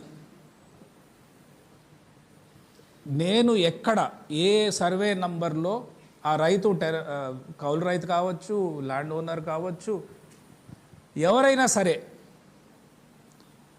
ఎక్కడ లామ్ ఫార్మ్లో పలానా సర్వే నంబర్లో with this hyper local parameters, soil texture, ఇవన్నీ, నేను ఈ పంట ఈరోజు విత్తనం వేయడం అనేది జస్ట్ 2 డేటా పాయింట్స్. అది ఇవాళ మన రాష్ట్రంలో యాక్యురేట్గా మనం క్యాప్చర్ చేయగలిగితే, ఇవాళ మనం ఈ డేటా ఎలా వస్తుంది? ఈ పంట ద్వారా వస్తుంది. ఈ పంట ఎవరు చేస్తున్నారు? మన ఆర్ఎస్కేలో ఉన్న విఏఏలు, విహెచ్ఏలు చేస్తున్నారు. ఎప్పుడు చేస్తున్నారు? మొలకొచ్చిన తర్వాత, అంటే ఖరీఫ్ ఈ పంట will be starting somewhere in August, September. ఎందుకు? అతను కనిపించాలి. కనిపిస్తే హీ విల్ రైట్ ఇక్కడ ప్యాడీ, ఇక్కడ మేజ్, ఇక్కడ ఇది అని రాస్తారు. కాబట్టి వీఆర్ వెయిటింగ్ టిల్. ఇవాళ శాటిలైట్స్ కూడా అంతే. శాటిలైట్లో కూడా మనకి క్రాప్ జోన్ తెలియాలని అంటే ఇంకా పూర్తిగా అన్ని పంటలకి they have not cracked the right frequencies and other matching. So we are able to again tell, water kanpiste satellite will say that is paddy. Agar paddy lekapayina,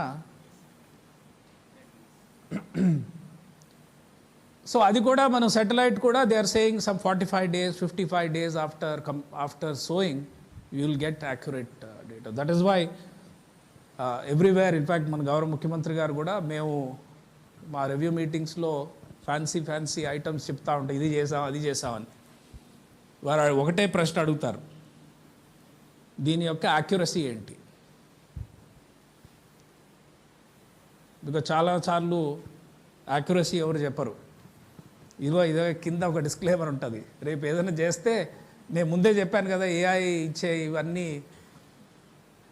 సీరియస్గా తీసుకోవద్దు అని రాసాం కదా అంటారు. కాబట్టి డేటా అనేది ముఖ్యంగా when we design systems, you can design the best system, even Claude, which is the best AI tool, but if you feed Claude with bogus data, fake data, wrong data, it will tell President of US is Putin. If its database has that somewhere US Putin president. So ఈ డేటాకి సంబంధించి in fact we are trying to work now through RSK dashboard ఒకటి తయారు చేస్తున్నాం. Our basic philosophy is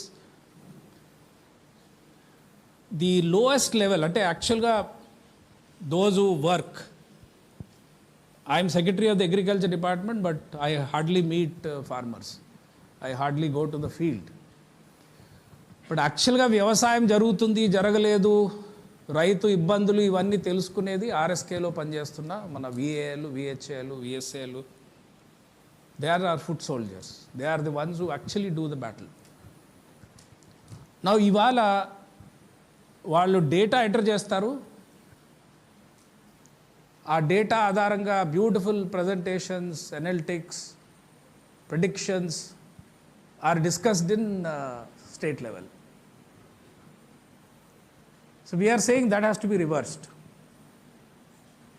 so data ఎవరైతే enter చేస్తారో వాళ్ళకి ఆ డేటా ఇంటిగ్రిటీ మెయింటైన్ చేసి కరెక్ట్ డేటా ఎంటర్ చేస్తే మీకు I will give you back with information, with analytic tools. That is exactly what we have done for in this RSK dashboard, where we are providing actionable points to RSK functionaries. Today GVA gurinchi vine untaru. So we are saying a GVA oka RSK lo inta GVA achieve cheyali. ఆ GVA ఎక్కడి నుంచి వస్తుంది, ఎలా వస్తుంది, దేని నుంచి వస్తుంది, who is creating that wealth?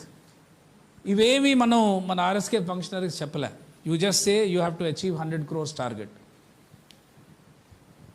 Today we have done this RSK dashboard where if you take animal husbandry, livestock GVA comes from eggs, meat and milk. So ఇవాళ మనం డాష్బోర్డ్కి వెళ్తే ఆర్ఎస్కే స్థాయిలో ఎన్ని క్యాటల్, ఎన్ని కౌస్, బఫలోస్, అందులో మిల్చింగ్ కౌస్ ఎన్ని, అవి ఏ స్టేజ్లో ఉన్నాయి, all this data is now given back to the RSK functionaries in a actionable tool. So it says, నీ దగ్గర 800 farmers ఉన్నారు. Now RSK functionary 800 farmers వెనకాతల ఆ 800 farmers దగ్గర ఉన్న 10,000 animalsని ఆయన ఏం చేస్తాడు? So using the power of AI, using the power of analytics, big data analytics, we are saying నీ 800 ఫార్మర్స్లో ఈ 20 మంది contribute 80% of your GVA. You focus on this 20 people. ఈ 20 మందిలో కూడా ఈ వ్యక్తికి ఇన్ని యానిమల్స్ ఉన్నాయి, ఇవి ఇందులో 2 cattle has just given birth, which means and then sex ordered semen ఎన్ని జరిగాయి, ఏవి ఏ టైంలో హీట్కి వస్తున్నాయి. All this you can give to RSK functionaries and his efficiency goes up, and he or she can get more GVA for the government. So I'll end, we can go on and on, but I will just like to end by saying that again, coming back to my original statement that the power of AI is in the right question asked, and the question can be asked by us, how we ask that question to AI, and also మనం design చేసినప్పుడు కూడా we don't come with an AI solution and then look at problem. We have to do the other way around. Go to a farmer, let రైతులు చెప్పాలి, నాకు ఈ సమస్యలు ఉన్నాయి, ఈ సమస్యల్ని ఇప్పుడు ఉదాహరణకి ఇవాళ అన్నిటికీ drone is not the solution. In fact solution may be more costlier than the problem. కాబట్టి కొన్ని సింపుల్గా with very simple intervention we can solve. But today our mind is being driven by, for everything we are trying to see fancy solutions.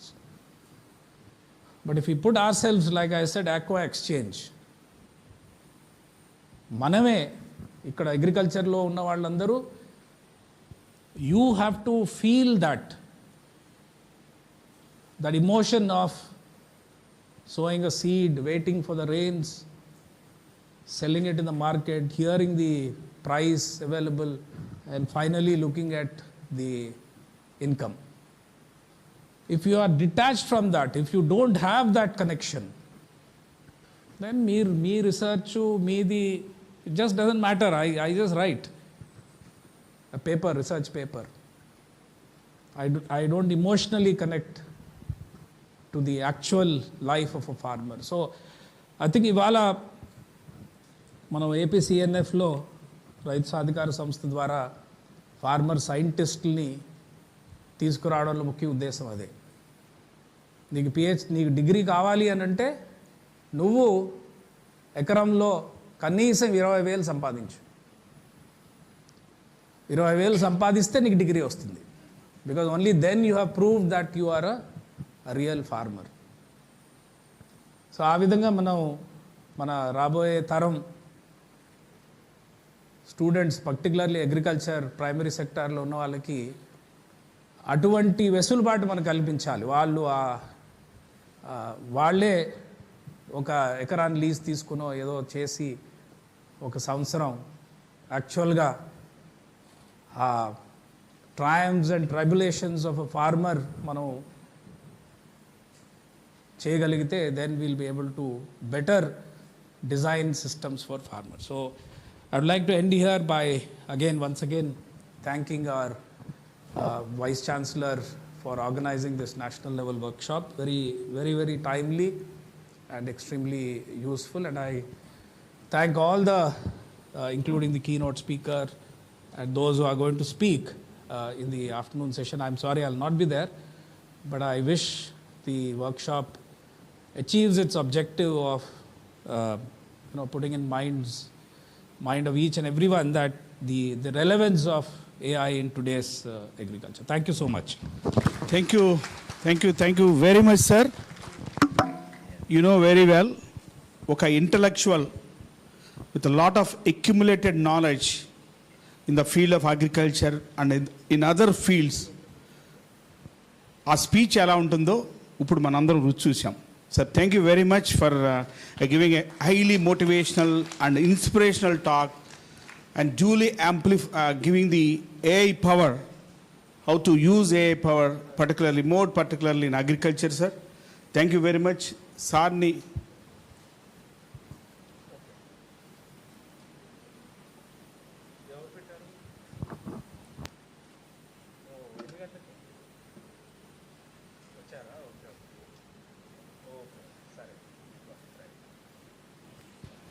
Sorry, thank you very much, sir. Sarlo oka AI embedded. I just prove in 1 second. The knowledge which you accumulate, as well as acquire, when you deliver, when you ask any question to a knowledgeable person, a wide range of questions, wide range of knowledge. Sir, I know closely, I used to see the CM garu present చేసేప్పుడు దేనికైనా సరే ఆ సిచ్యువేషన్కి ఆయనకున్న acquired knowledge అలాగే experience తోటి CM గారిని అలా ఒప్పించుకుంటే అంత ఈజీ కాదు సార్, నేను ప్రత్యక్షంగా చూశాను. So thank you sir. You have that's why I say you have a insight. So apart from your own accumulated brain knowledge. So thank you, and giving an overall view of the opportunities, and again how to scale it up, and again giving a roadmap and a direction for this university particularly, and having come here and wishing us all the best, sir. Thank you. You have wished us all the best, and see that our university will be more mirantaru eppudu relevant ga undala, irrelevant ga undala anadi. Sir, we will be more relevant as per the aspirations of you and our honorable CM, sir. And always one thing I would like to tell, sir, ekkadiki velina sare chinna sanakaru tenant farmers and round traded people gurinchi aalosistar. Really, that is the hour of the day. వాళ్ళు ఈరోజు దేశ ఆహార భద్రతకి మూలం. వారికి మనం ఏ tool ద్వారా అవనండి వాళ్ళకి ఏ సహాయం చేసినా సరే వాళ్ళు దేశ ఆహార భద్రతకి మూలం అవుతారు. దానికి మీరు ఎప్పుడు ఆలోచనలు ఉంటాయి సార్. ఆ ఆలోచన తగ్గట్టే మా యాక్షన్ ప్లాన్గా ఉంటుందని మీకు తెలియజేస్తూ, మీరు ఇక్కడికి వచ్చి ఈరోజు ఒక చీఫ్ గెస్ట్గా అడ్రస్ చేసి మమ్మల్ని అందరూ మోటివేట్ చేసినందుకు మా అందరి తరపున మీకు మరొకసారి ఉదయపూర్వక ధన్యవాదాలు. Thank you very much sir. Yeah, for few minutes then. So Dr. Sheikh Mera, needless to mention, the personality we know very well, and is also alumni of our Bapatla College, taking AI, see the AI, ask the AI the time sense, and then accordingly you can. Thank you so much, sir. I am really honored to sit with, share the dais with a personality of your repute. Because, sir, అంటే ఒక టెక్నోక్రాట్కి ఉన్న in depth knowledge కంటే ఎక్కువ, at the same time keeping the small holder farmers at the centrality of decision making is something which is rarest of the kind which we find. That is why listening to you, sitting beside you has been an enriching experience. Thank you so much. నాకు తెలుసు ఒక 10 minutes sir time ఇచ్చారు. So I would like to give maybe 10 points, like being Atari director, having some experience in the United Nations, and also coming from the same alma mater, and also being junior of Sahu sir. But I will try to connect the dots in 10 points. I just jotted down, preempted idi kaadu.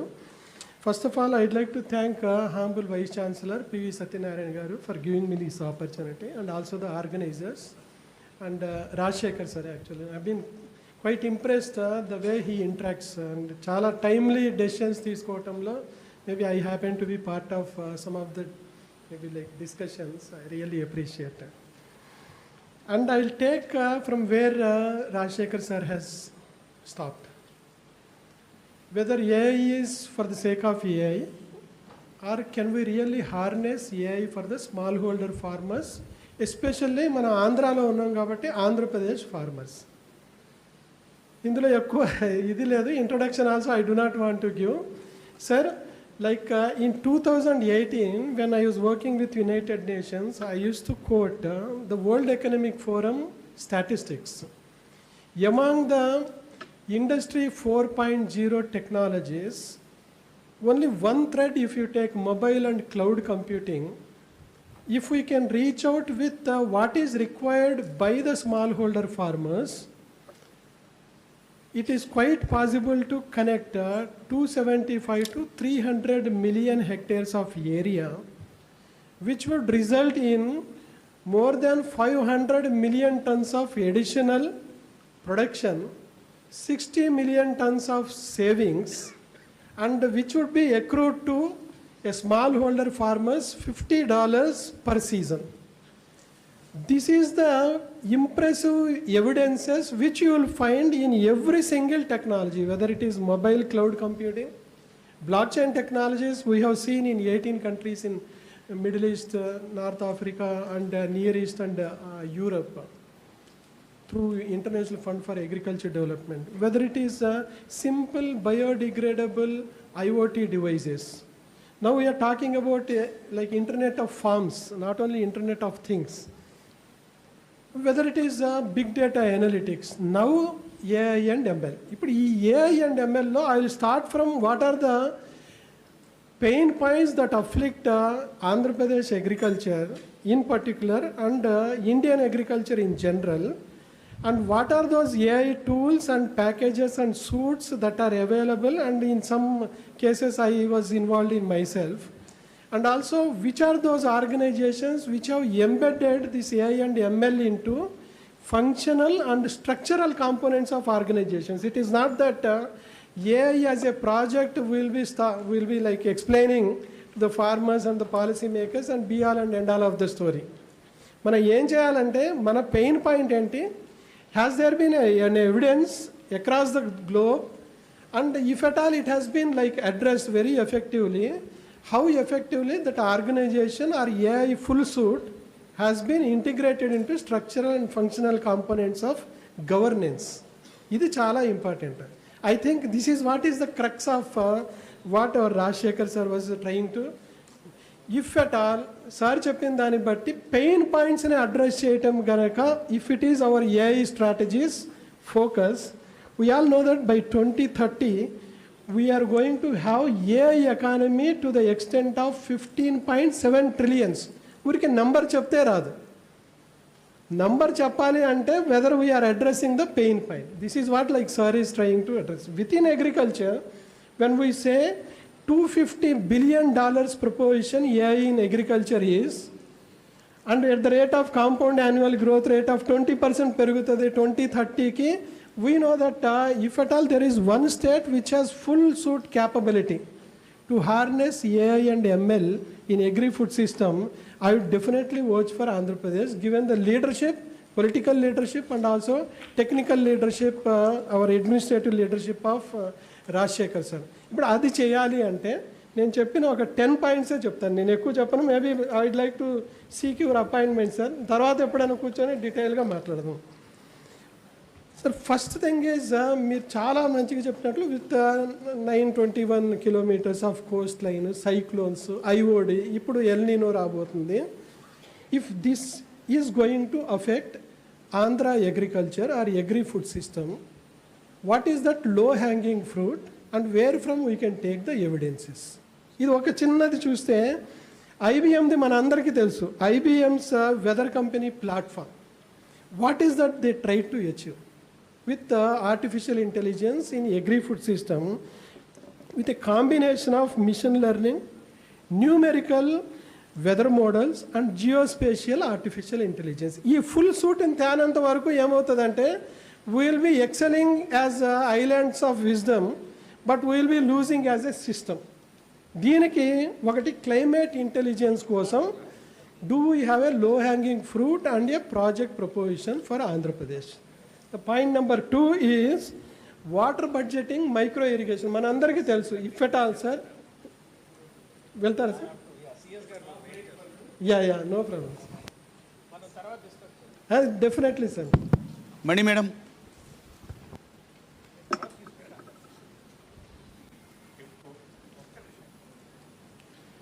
Sir ఈ పంట కానివ్వండి లేకపోతే RSKs data కానివ్వండి sir, మన department if you take at least they are answering 4.5 million questions every year.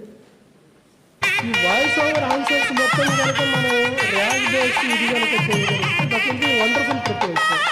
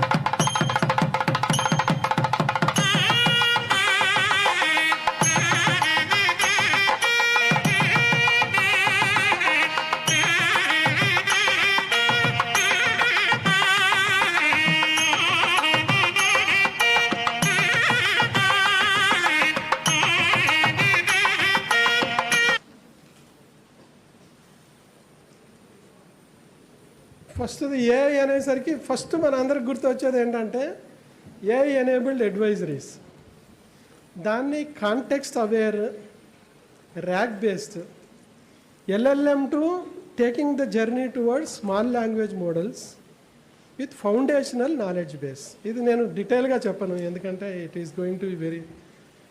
So if at all someone is working on AI enabled extension advisories, my simple suggestion would be bring it, the large language models, towards a small language model without compromising on the veracity of LLMs to SLMs with maybe like RAG models, like as Rajshekhar sir was mentioning, farmers' intelligence taking into consideration, hybrid models ela cheyaгаలం. At the end of the day, how do we make it context aware? ఇది చేయనంత వరకు ఏంటంటే AI will be a fancy word. ఏదైనా we know that like across the globe if you see in last 3 years I have closely observed 78% of AI projects have failed to scale. Even though we know that pilots don't fail, but they fail to scale because of governance issues and lack of institutionalized efforts. Maybe I was just speaking to Humble Vice Chancellor and Rajshekhar sir. If we can come out with something which is very substantial, which is having the capability of addressing end-to-end pain point, I am sure that we are going to crack and we will be the leaders. Otherwise, every second day you will get to see a startup coming out with AI model, AI app and all those things. It's not about AI apps and number of AI apps, but it is about how do we institutionalize. So ఇది simplified కాబట్టి agro advisories, AI agro advisories, we keep hearing on day-to-day basis that we are also into that. So a FOMO factor ఏదైతే ఉందో, fear of missing out something, if you want to go by FOMO factor, you can also develop another AI model or AI app. No one is going to stop. But if you really want to address a smallholder farmer's pain point, oka state as an Andhra Pradesh as a state, if you really want to address something, you need to work on something which is on AI governance models. Adi మనం ఎప్పుడైనా మళ్ళీ మాట్లాడదాం. Early detection, both biotic and abiotic stress. Way back in 2020, sir, we had examples of like GeoPotato, like which has like made use of AI and ML for late blight of potato. Now with our KVK, Ahmednagar KVK's data sets of last 10 years, we are in a position to predict all the biotic, abiotic stresses to weeks level for all the like onion cropping system. So that means if you have quality entry data and also time series data, geospatial data, it is quite possible. But who will bend the ring? Cat. He will ring them. So the point is that the entry level quality data, unless we sensitize the organizations, ఇందాక చెప్పినట్లు RSKs కానివ్వండి, how do we do that? And also we know that in 2018 there was a very good fantastic paper published in Nature by Biodiversity International which emphasized on farmers as citizen scientists. Every single farmer who is implementing a particular practice is having a treatment. Number of farmers following the same method are replications. I would personally and theoretically and practically also, if quality, entry-level quality data is ensured, it is quite possible that మన RSK కానివ్వండి, KVK staff కానివ్వండి, agriculture officers కానివ్వండి, నా పంట కానివ్వండి, app కానివ్వండి, ఏదైనా సరే, what we can do is, if you have sowing data, you can do wonders, at least for a season, for a couple of crops. For that, all this AI, whatever we are going to listen from the startups and ICR institutes and maybe SAUs and ECRISAT, how best we can actually embed, envelope, integrate all these efforts in an integrated way so that a last mile decision intelligence is established rather than an AI app or AI solution is given to farmer. అది ఒకటి రెండవ point I just wanted to highlight. ఇది paddy acreage estimates and everything, Sahu sir has very nicely explained. Taking into consideration chili gani, tobacco gani, it will be a low hanging fruit. We can discuss with ITC or maybe our tobacco board, and we know the sensitivity of the acreage and geopolitical importance is there. One crop, if you can take, and you can sensitize the policymakers and the extension officers and the farmers and also the traders. Maybe more details, maybe we can discuss in due course of time. ఇప్పుడు retrieval augmented జనరేషన్లో localised Telugu dialects మీద పనిచేయడానికి who is that person or who are those maybe couple of organizations who want to join hands. దీంట్లో localised knowledge బేసెస్ని థరోగా ground చేయడానికి we have paddy based cropping system. I really feel that we should do this, and we can be the national leaders if we can bring it to the scale. And also in the context of El Nino, day before yesterday we had a wonderful discussion district wise in Andhra Pradesh. We need only a simple message like single rain sowing has to be avoided by the farmers. So can we map over with a time series data sets, if we can map up to village level, which are those areas, how many million hectares of area has to be deprived of single rain sowing. Our message should go. That kind of message will come from the hybrid systems rather than simply working on the AI. So we are trying to bring the blend of human intelligence and the data available with various sources, knowledge bases coming from agricultural university and ICR institutes, and of course ECRISAT, and also working towards a systems integration. Unless we do that, again we will be ending up with AI this one. For this we have wonderful example of Microsoft का Azure का जो है almost 10 years back we have heard about this. Can we actually deploy the strategies? I don't care about the technologies. Why? Because you know, in the context of zero code and no codes and ChatGPT and programming and coding is not the actual crucial factor which will decide the success of AI and ML.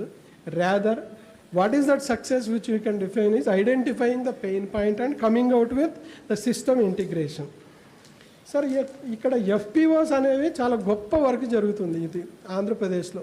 Venkateswara గారు కూడా ఉన్నారు. FPOs కానివ్వండి, farmers level కానీ, రైతు సాధికార సంస్థ కానివ్వండి, we can actually take that as another low hanging fruit, taking best examples of like Cargill's AI system, sir, exactly suits to the FPO integration as far as AI and ML is concerned. More details maybe like what kind of AI suits will make our FPOs and Rythu Sadhikara Samsthas groups as more effective than what they were yesterday using Cargill's AI का model. मैं just उसके details बाद में कभी बात करेंगे. और एक Indigo agri carbon platform, this is something which I really want to watch for Andhra Pradesh.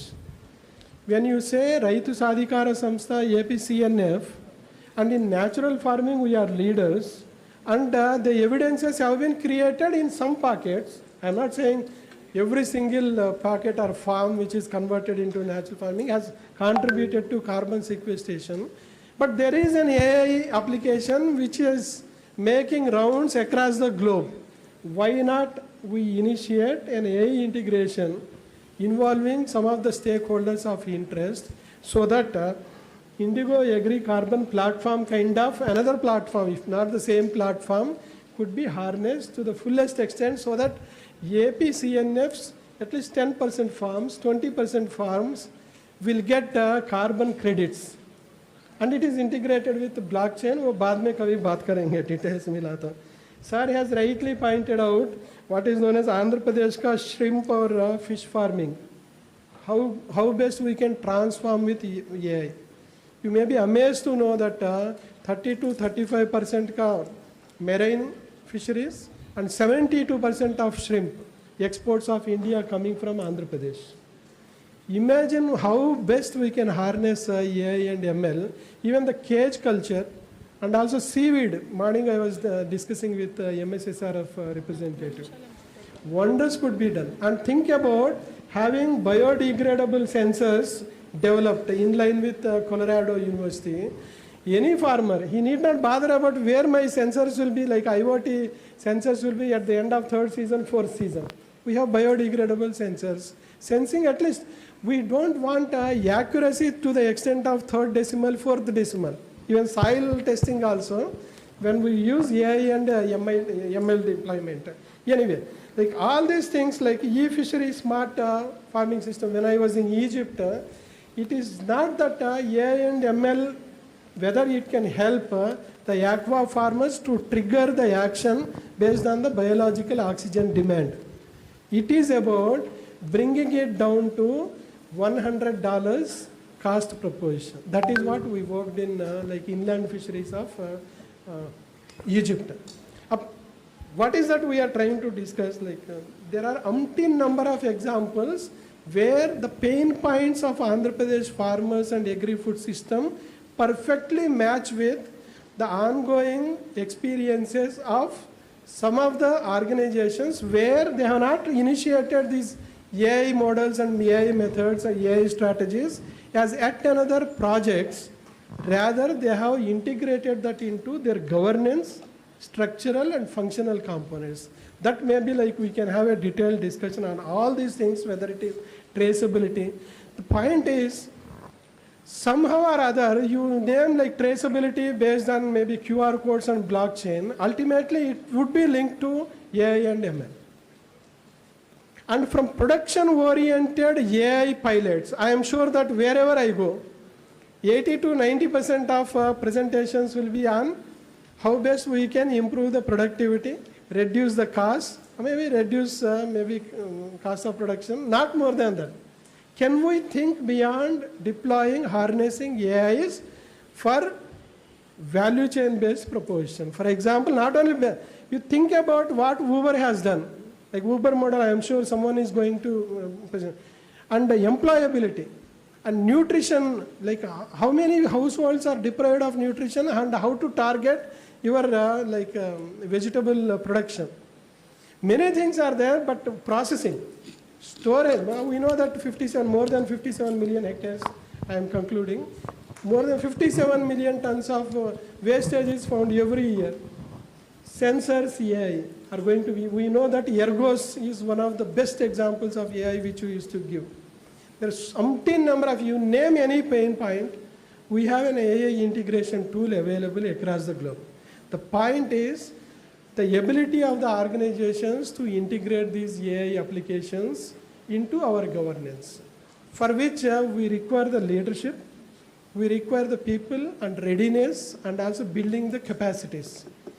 And the least possible constraint in AI applications in agri-food system is technology. Rest all we need to take care. And with this, maybe like more details during the presentations, I'd like to intervene. I'd like to thank the organizers for giving me this opportunity. The next generation farmers and farms are not going to be the same as the farmers and farms whom we have addressed for last 60 years, 70 years. And we need to be equipped with better tools and technologies. And as the agri-domain experts, the ability of all of us to connect the technology to the pain point. Otherwise, like a technocrat can always show us the way.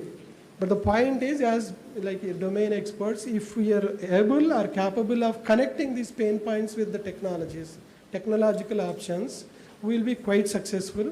And I feel that this is the first step towards making Andhra Pradesh agri-food system as AI-enabled, and also if not global leader, maybe national leader, for which we would like to extend our full support personally and also organizationally. And we would like to see, maybe in KV case also, we have AI-driven some attempts, as Sahu sir was mentioning. We'll have more discussions, but for now, I'd like to stop here by congratulating you as Vice Chancellor for organizing this wonderful event. And I see that this is only to sensitize, and the best is yet to come. Thank you very much. Yes. Thank you very much, Dr. Sheikh Mehra. You know, is an extempore speaker. Lot of knowledge, traveled across the globe, accumulated a lot of not only extension tools, he has accumulated. I read his paper in Inaugural 3-4 months back, much ahead of our initiative. So he has written the power of the AI for the agriculture, and he has clearly mentioned the various means and ways how AI is going to help the agriculture and especially the small and marginal farmer. Thank you very much, Dr. Mehra, having accepted and again delivering a next to keynote address like that. And I think because of the time paucity, again, we could not hear the full talk. But however, you know very well, in any extension, a session should not last for more than 2 hours. And the speaker should not be more than 20 minutes. So a small speeches, less speech, it makes a lot of sense. Moreover, they are sitting for the past 2 hours. So we'll close it within 5 minutes, and then again, after break, we can reassemble. Before that, I would like to request Sri D. Tripathi Garu, the Deputy General NABARD, is really very happy, sir. From a bank, you have obliged to come here, and also I request you to give some directions.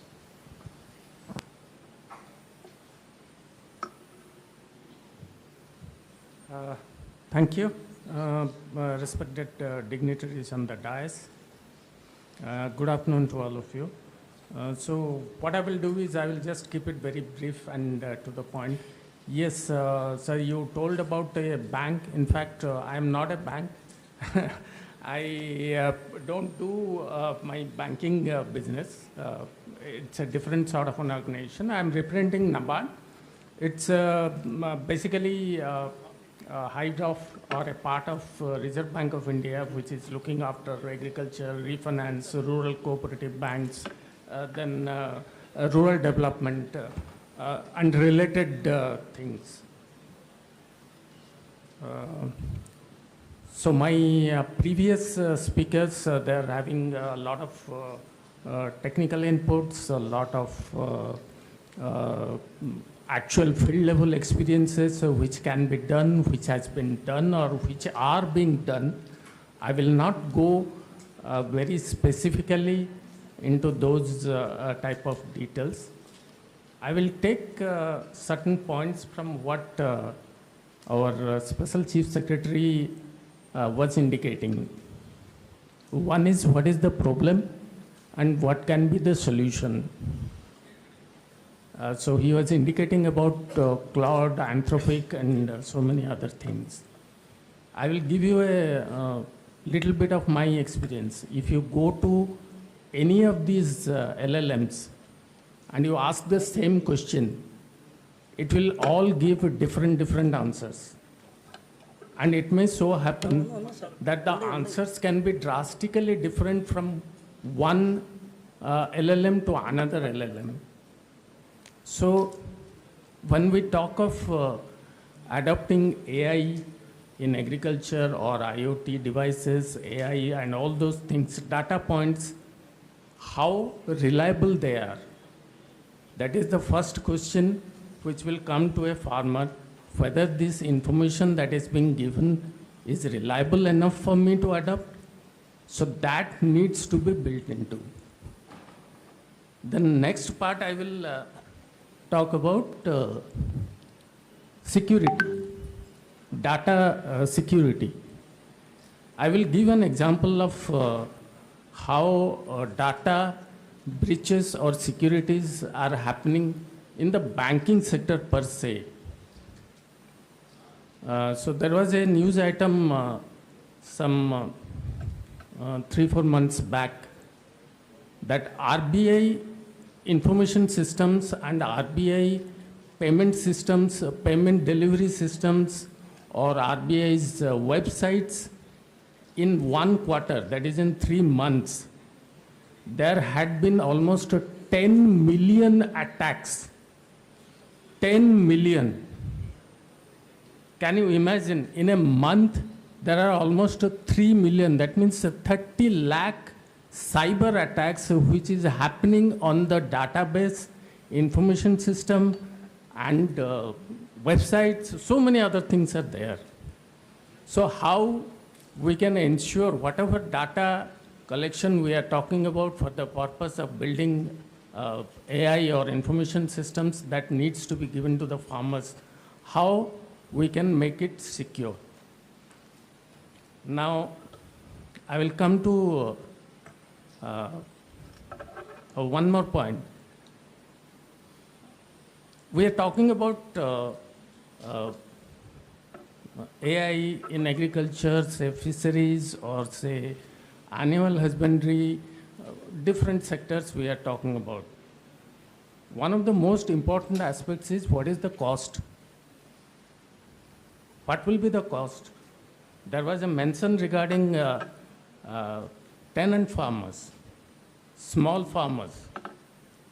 Many speakers before me had spoken about how do they come into this fold.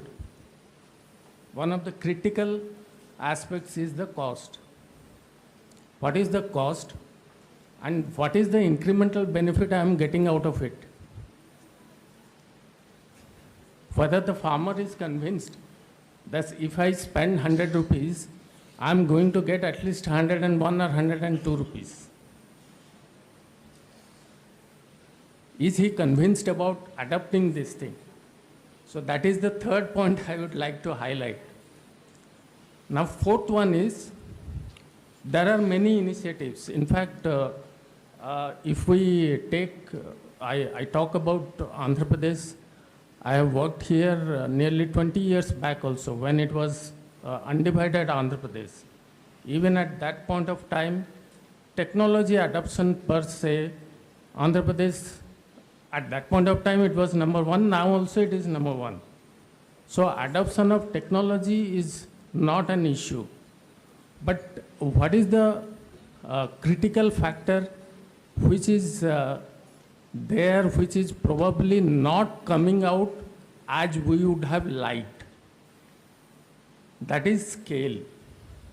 Why we are not in a position to achieve the scale in any sort of technology, any sort of information systems or any sort of technology-driven initiative, whatever is there, why we are not in a position to achieve that scale? So scalability. That is what we were talking about, something like Aqua Exchange. Our Special Chief Secretary was talking about Aqua Exchange. In fact, NABARD is having an MOU with Aqua Exchange as well as one of the banks to go for funding these small farmers and small farm owners or small entrepreneurs who are there. So why the scale has happened here, little bit of scale I would say, it is still not the full scale, little bit of scale, why it has happened here, but why it has not happened in case of say other pure agri crops like say chili or any other, maybe vegetables, maybe something else, why the scale is not probably happening. So that needs to be taken into account. Now, coming to certain other things, like say, I was giving example of this LLM models. In fact, I have myself tried asking different questions, same question to four different LLMs. And each gave me different answers. And finally, I had to do a little bit of modifications and drawing and change that and do it as I wanted it to be. So the point is when we are going for adapting or when a user is going to adapt, is he aware about what are the shortcomings in the results what he is getting? Or is he in a position to understand that, okay, there are a little bit of some differences are there which I need to take care of or I need to correct. So I was going through the schedule that is given. I think there are some startups which are there in the afternoon session also. Probably they will be discussing more. With these few points, little bit of understanding on these few points, I would like to end here. Thank you very much. Thank you for your patience. Thank you.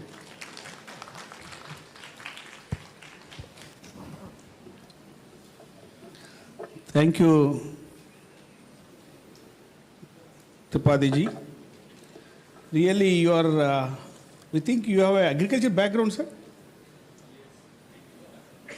You are agriculture, okay, graduate. That's the reason why you touched many issues.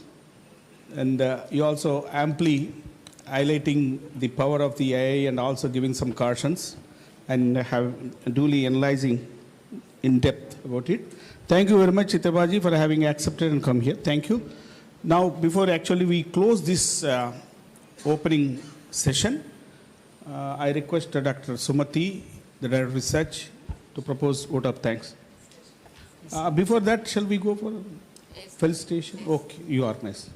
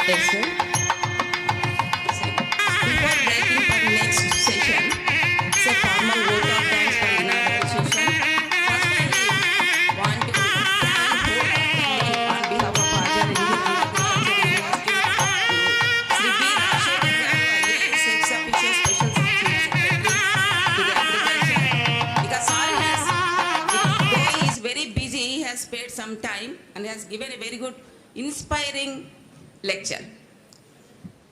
It's not a data-driven, it's a speech-driven towards the future in agriculture. On behalf of Acharya N.G. Ranga Agriculture University, I thank Dr.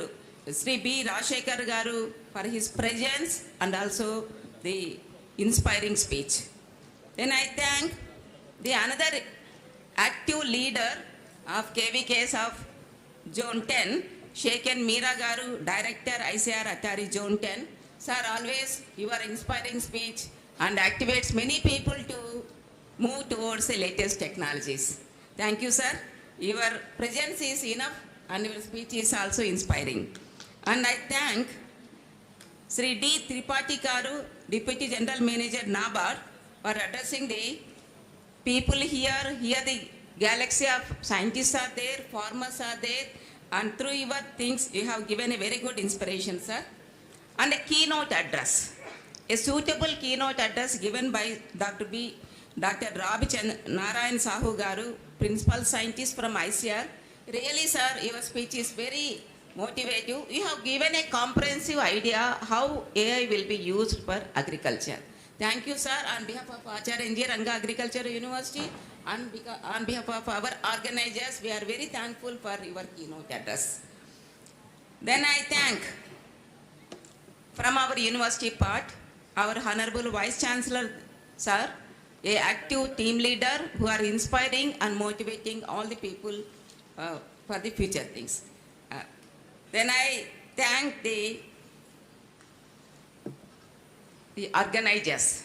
Here 2 organizers are there from Acharya N.G. Ranga Agricultural University, Mani Madam, B-Star, ANGRAU, and Dr. M.V. Ramana, Dean, Engineering. They are from our university. In the same manner, co-organizers are there. There are 2 important active persons are there. One is Dr. G. Kishore Kumar, ICRISAT, and also Nagarjun Reddy from ICRISAT. And they are alumni of ANGRAU and Agriculture Engineering. Thank you, madam, and thank you for both of you being the alumni. You may enrich our university with the AI technologies and other things.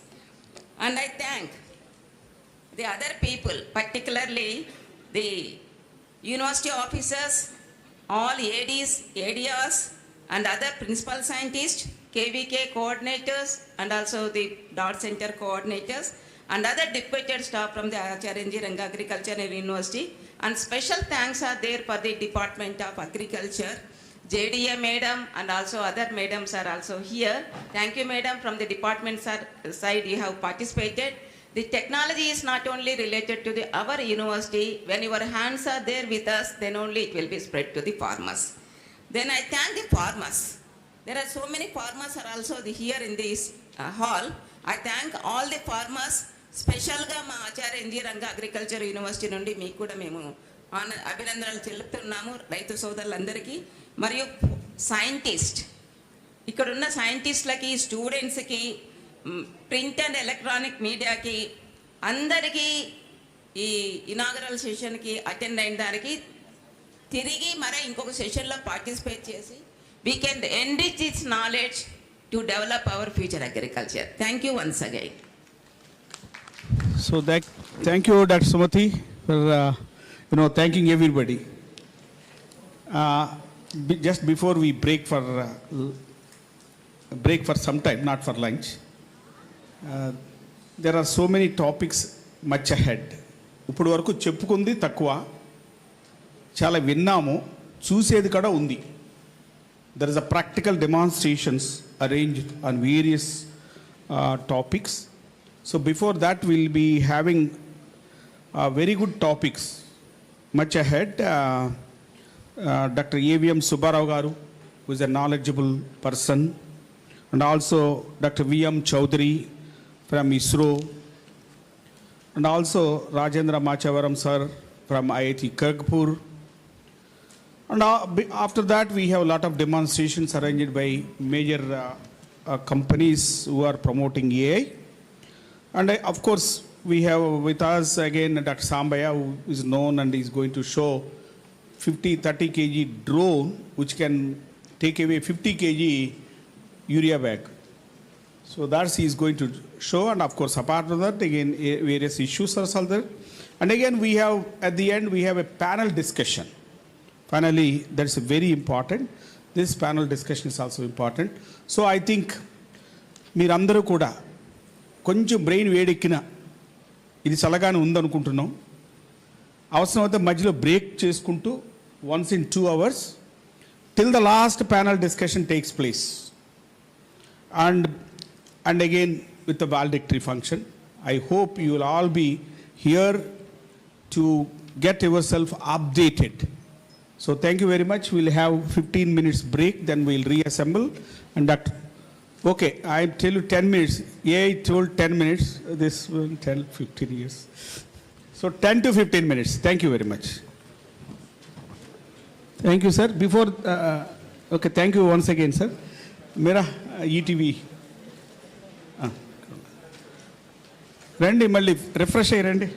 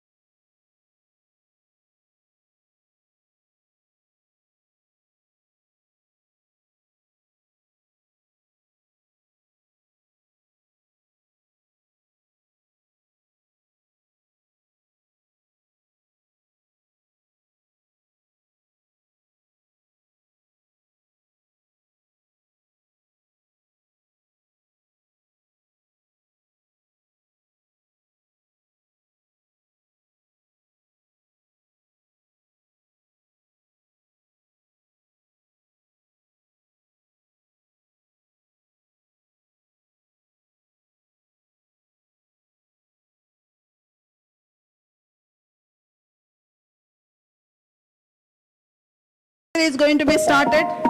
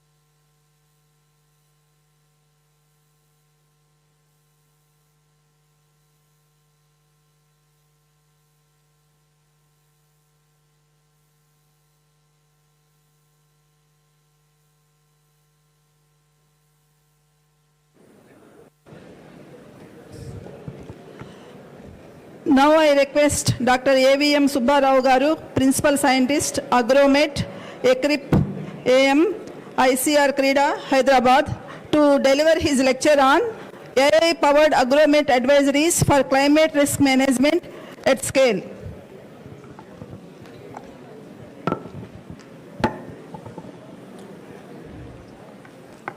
Sabaki namaskaram. Good morning to all. Good afternoon, sir. Rajkumar, please introduce, sir.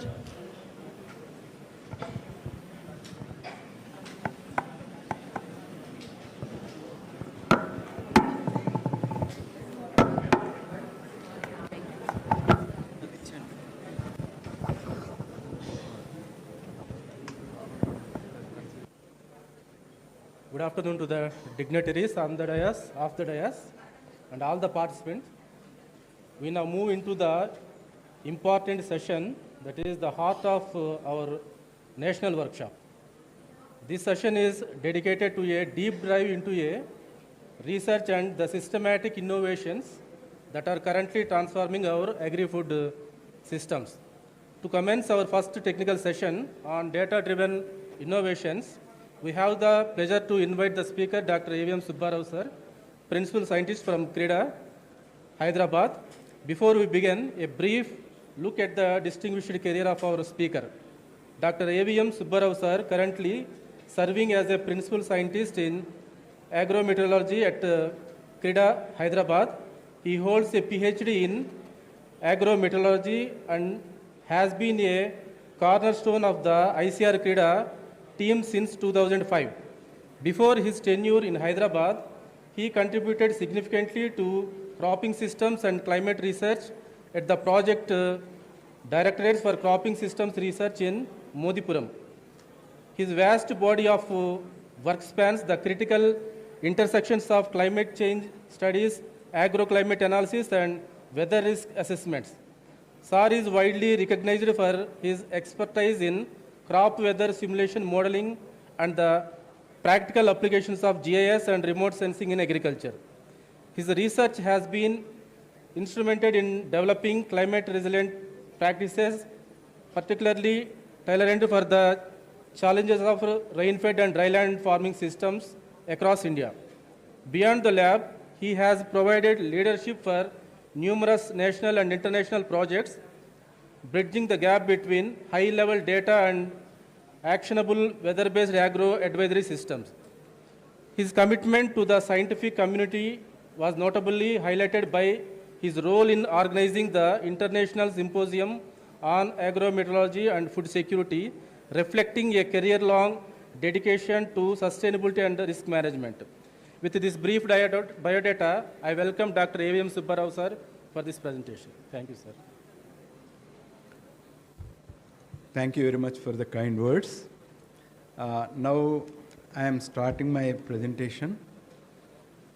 This presentation is particularly the work which we are doing on the digitization and using AI in providing the agromet advisory services to the farmers at farm level or block level, district level, and even village level also we are trying to give.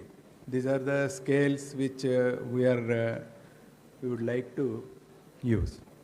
And thanks for this opportunity given by the university at this point of time.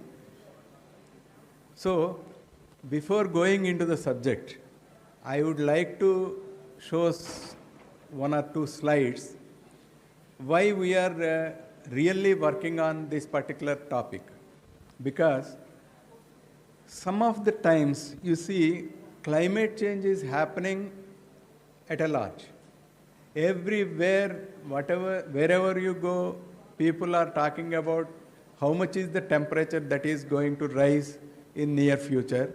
And temperature rise, definitely it is affecting the requirements of the crop, and the economic condition of the farmer changes with the input providing to the crop. All these things, they'll affect finally the farmer's income. So you see, this is showing a farmer is going to normal condition to excess temperature condition, and he is also suffering with different kind of problems like floods, droughts, cyclones, heat waves, and in some places hailstorms also creating a lot of problem to the farmers. And if you see, if farmers are suffering, then what kind of risks they are there in the agriculture? First one is production risk. Production risk is from the starting point where choosing a crop. Suppose this year already IMD has given 92% of rainfall only on long period average basis. So what kind of crop he can choose? That depends on the particular location. It is not for all the locations, but depending on the particular location. how a farmer knows about the location. So these kind of questions they raise. So how to answer this? Because if a scientist is working at a particular location, he can provide a good, very good information on this particular topic. But if a scientist is not contributing to the farming community, a community of a state, so what is the use of doing all this research and contributing to a single village?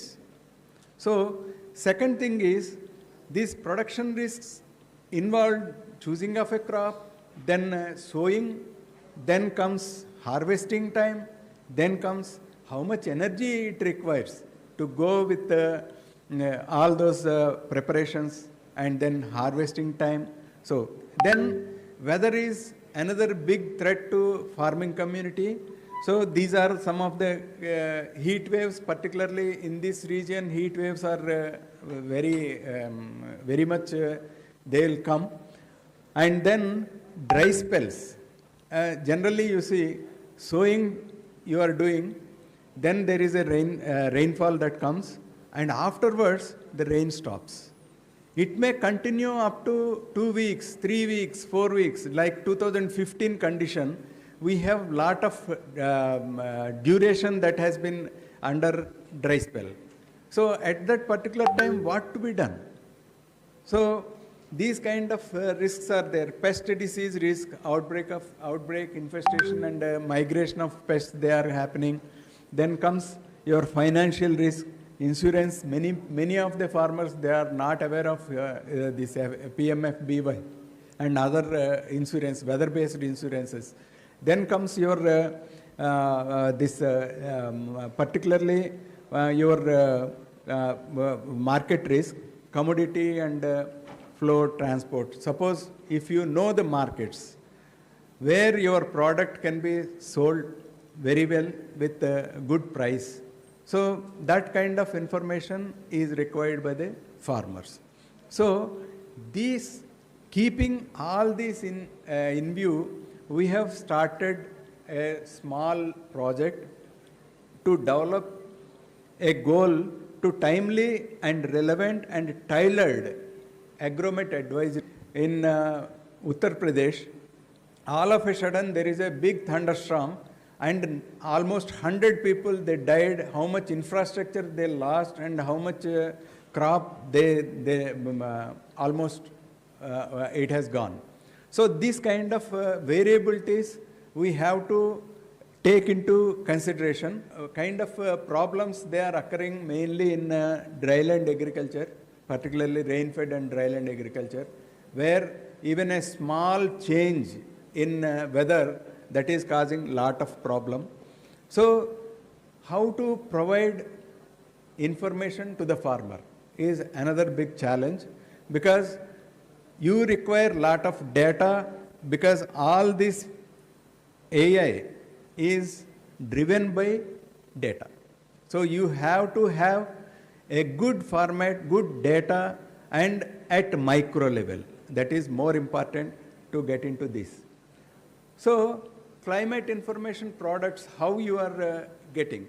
See, first thing is long-term climate. That information, suppose if I have this seasonal information. Just now we got 92% deficit rainfall, that rainfall we are getting. That means 8% we are losing that rainfall. So 8% means it is overall 8%. Suppose the 8% may be 80% in some villages, 60% in some villages, 20% in some villages. If 80% village where the deficit is 80%, then what he has to do? So 20%, yes, he can manage with varietal change. But 80%, he has to replace the crop. So these kind of decisions we have to have. Then we need to have this kind of product potential contribution and preconditions of use. All these things will give you a lot of information. So data quality is one of the major thing that we have to look into. And reliability of the data and reliability of forecast, these are the two important things which we are relying upon. Because if forecast is only 80% reliable, then the advisory which you provide will be 60%. Because the 80% may not be feasible for a location. So that means that location is losing the information.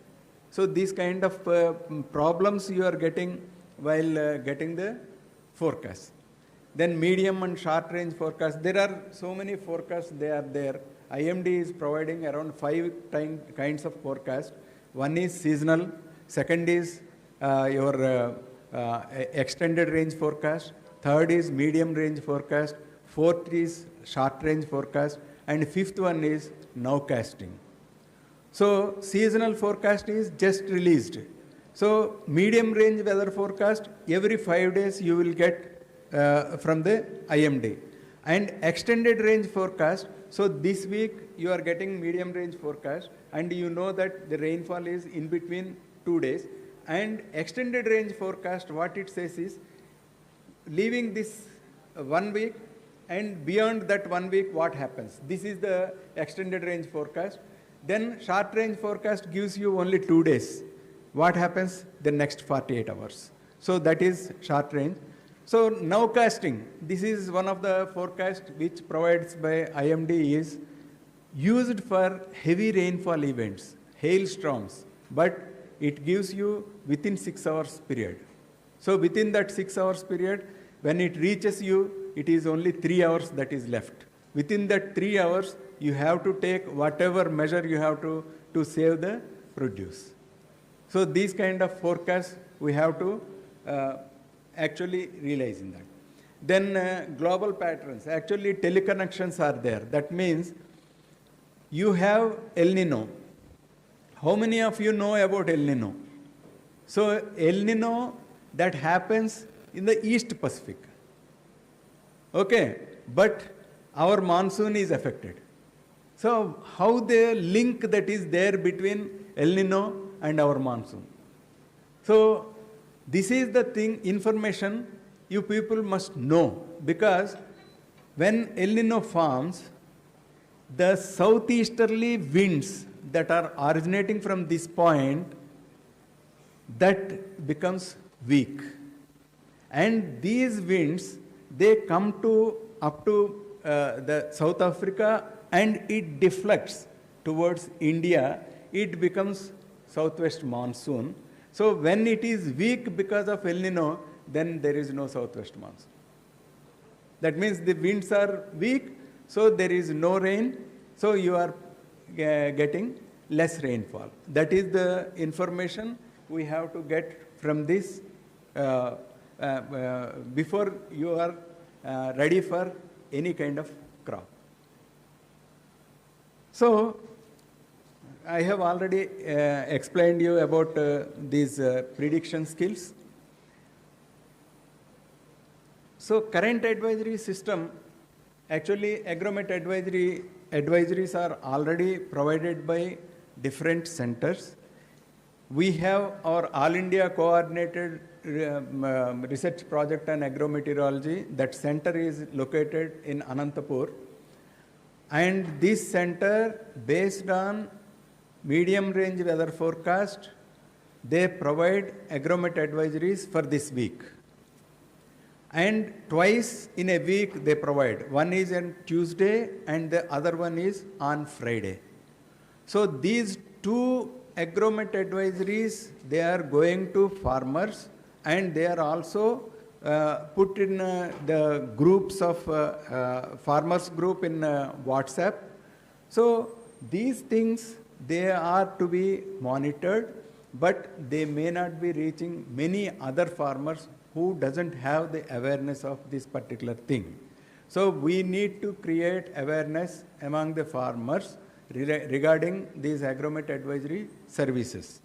So that is why low adaptation by farmers is simply just because of no awareness about this particular advisories, and many of the farmers, they doesn't have a good phone, maybe a small phone he is having, and it may not be compatible with whatever they are supplying. So even many other media and other wherever this actually agromet advisories they are disseminating, those platforms might not be known by these farmers. So all these things leading to low adaptation of agromet advisories by farmers. Then again, need for hyperlocal actionable insights. What are hyperlocal? Because we are getting the forecast at district level. Based on that, we are providing a blanket recommendation at district level. So district level may be a blanket, but at local point, if you say at a district there may be a rainfall, that is the forecast.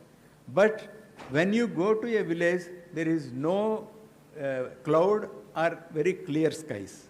So how you address this particular system? So that is hyperlocal that needs to be arranged. So after looking all these things into consideration, we have started working on AI and ML. So wherever there is a problem of getting good information related to the management practices, there we need to automate the advisories.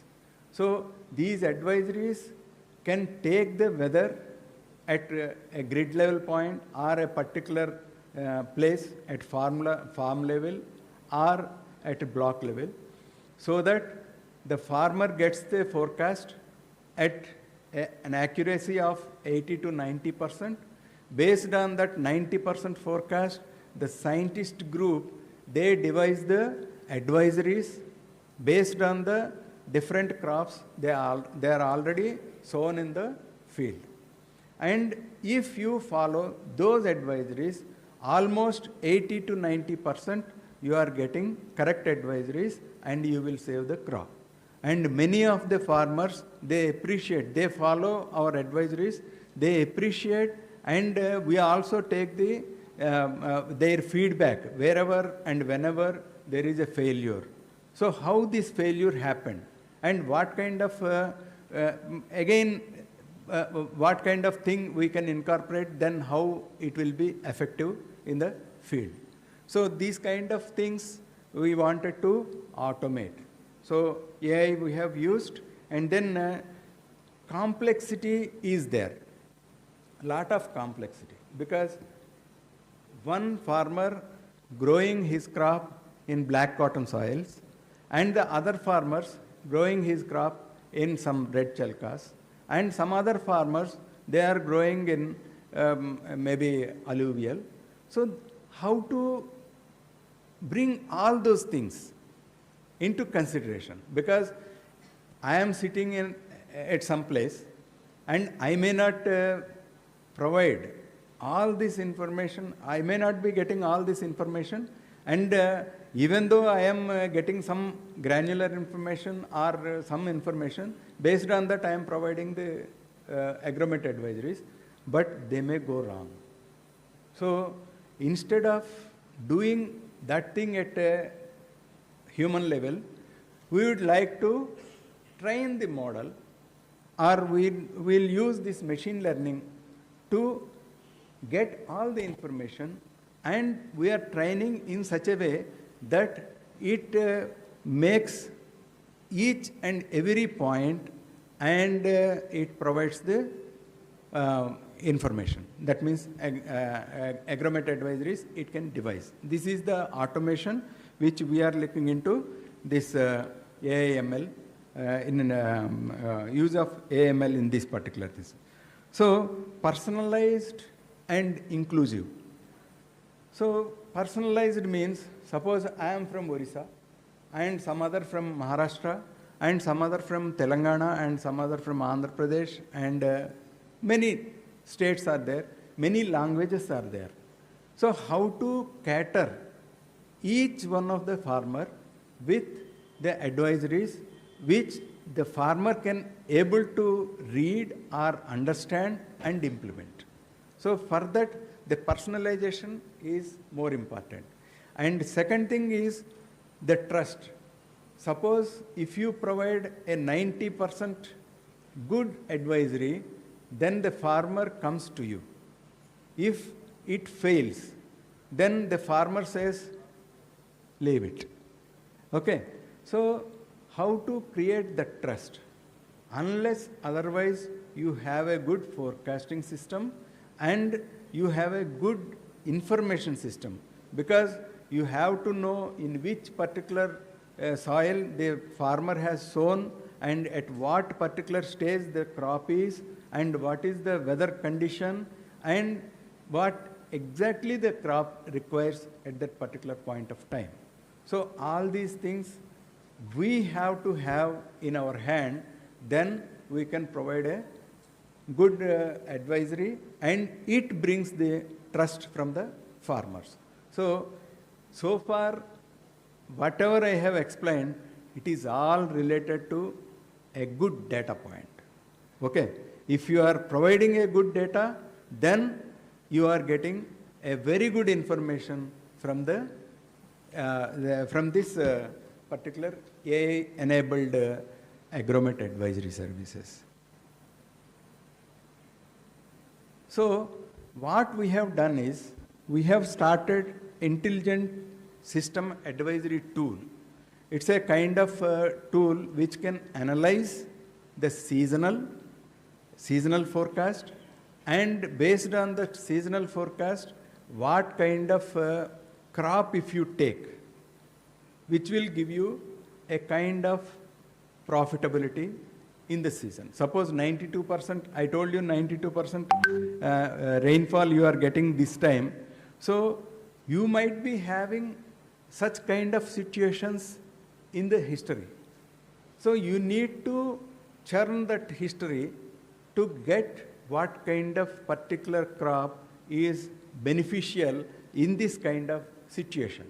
So this kind of analysis it does, okay, this intelligent system advisory tool that does, and then it gives you when to sow and when to harvest and what kind of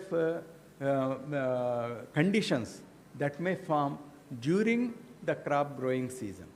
So all this information it provides. That means we have written this particular coding and other things they have done. So we are getting this kind of information in this kind of way. Okay, this platform is for that. And your dashboard, particularly the dashboard you can see, this dashboard explains which particular part you are selected. You have selected that particular thing. And then what is the climate condition, historical, and what is the current condition of weather. And all those information it provides. Okay. Then comes this ISAT application to next generation. How to bring to next generation? Because first thing is data analytics. Second thing is you have to apply these analytical things for the current season, and then you have to advise the farmers that this is going to happen in the season, and these are the advisories which you need to implement in the field. So you have data analytics, decision tree, and then message format you are disseminating to the farmers in message format, as well as you are providing the full information as a bulletin and a simple message that there is a heavy rainfall warning is there, so don't go for irrigation, or if it is in the harvesting stage, don't go for harvesting now.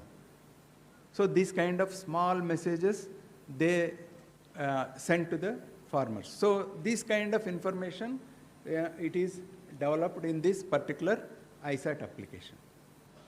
Okay, so first thing is this seasonal forecast. Based on seasonal forecast, we need to provide certain information. And based on daily, I mean this medium range, that means 5 days and the next 10 days forecast, how to provide the information. One is complete season. Second one is within season. So first one is strategic. So we have to take different mechanisms, what kind of crop to be chosen and what kind of field preparation we have to do and when to sow, all these things that comes into strategy. Then tactical decisions. Within the season, how the next day it may be raining, then what to be done.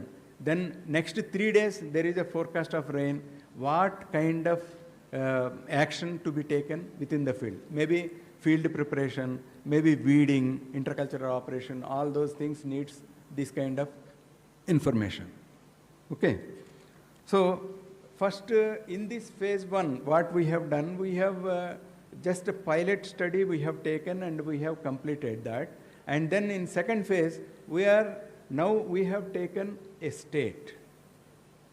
Out of 357 blocks, we have started analyzing all the information, and now the first seasonal forecast we have generated through AI, and that is going to be released on 19th at IITM.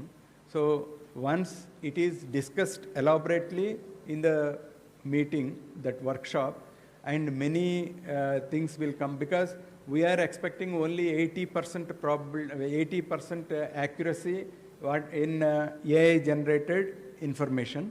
So that AI generated information, if it is more than 95, 99%, because we have to look into what kind of changes we have to make for bringing that particular thing into 90% level. So that is the kind of thing. Now you can see, first one is explore. So this is the kind of cycle that goes. First one is explore. What is the historical climate and how the crop growing environments are there. So this kind of analysis you are doing for each district and each block. Then you are going to do the climate monitor. Okay. Then you are coming into anticipate. That means what is the forecast of next. Then comes your agromet advisory. What kind of things you have to do. So first thing is your climate characterization. Second thing is you have to look into current weather. And third thing is what is the forecast that has been given and what are the crops in the place and what is the kind of soil there.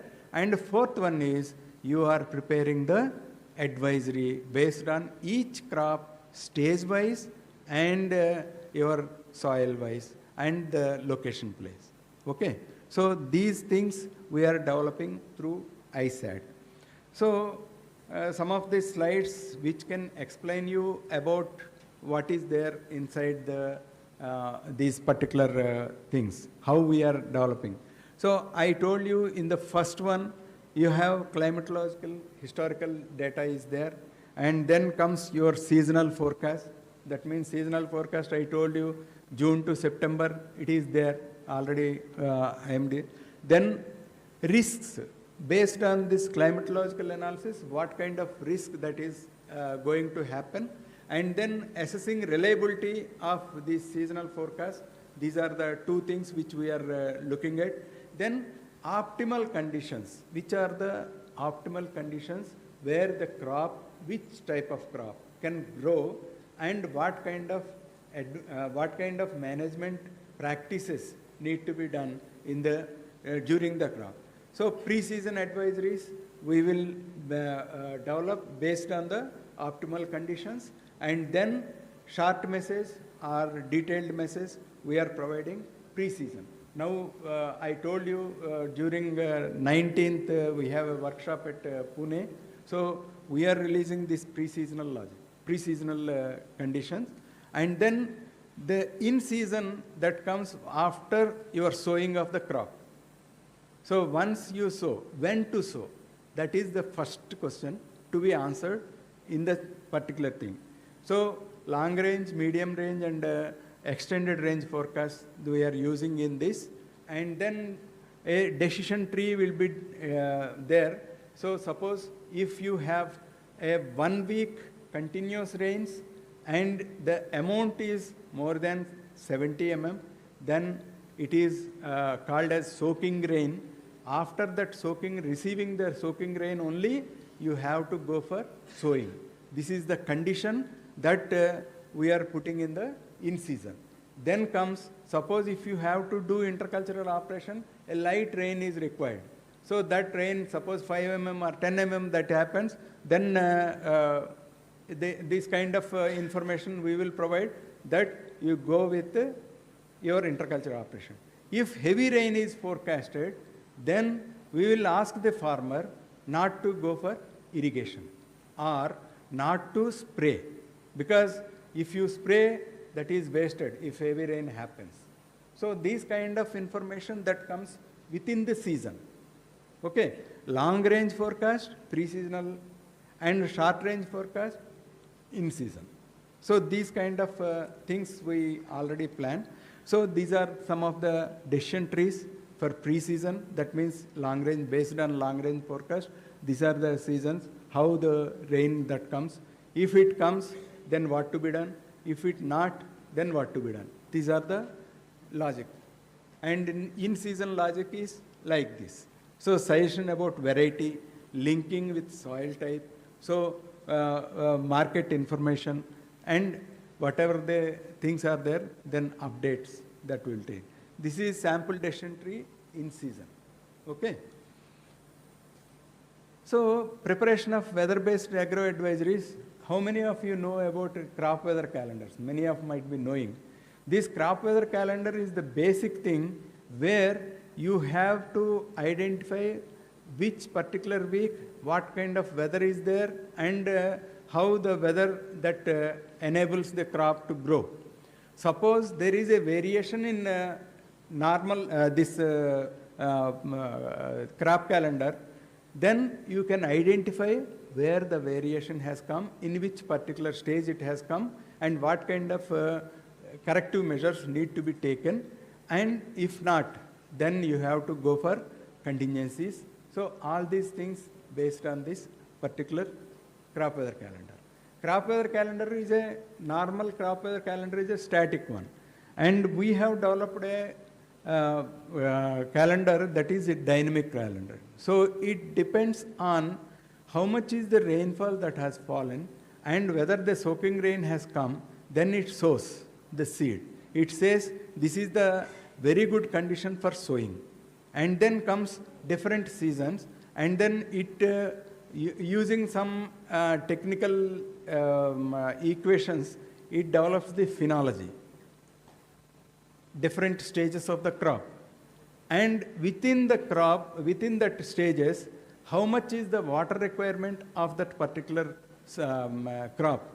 So based on these logics, we have developed a continuous dynamic system so that it gives you when the phenology is coming. Suppose temperatures are high, there is no rainfall, then phenophase, it squeezes. Okay. If temperatures are less, rainfall is more. Sometimes the crop becomes growing more. It takes a lot of time. It enjoys the rain. It enjoys the water.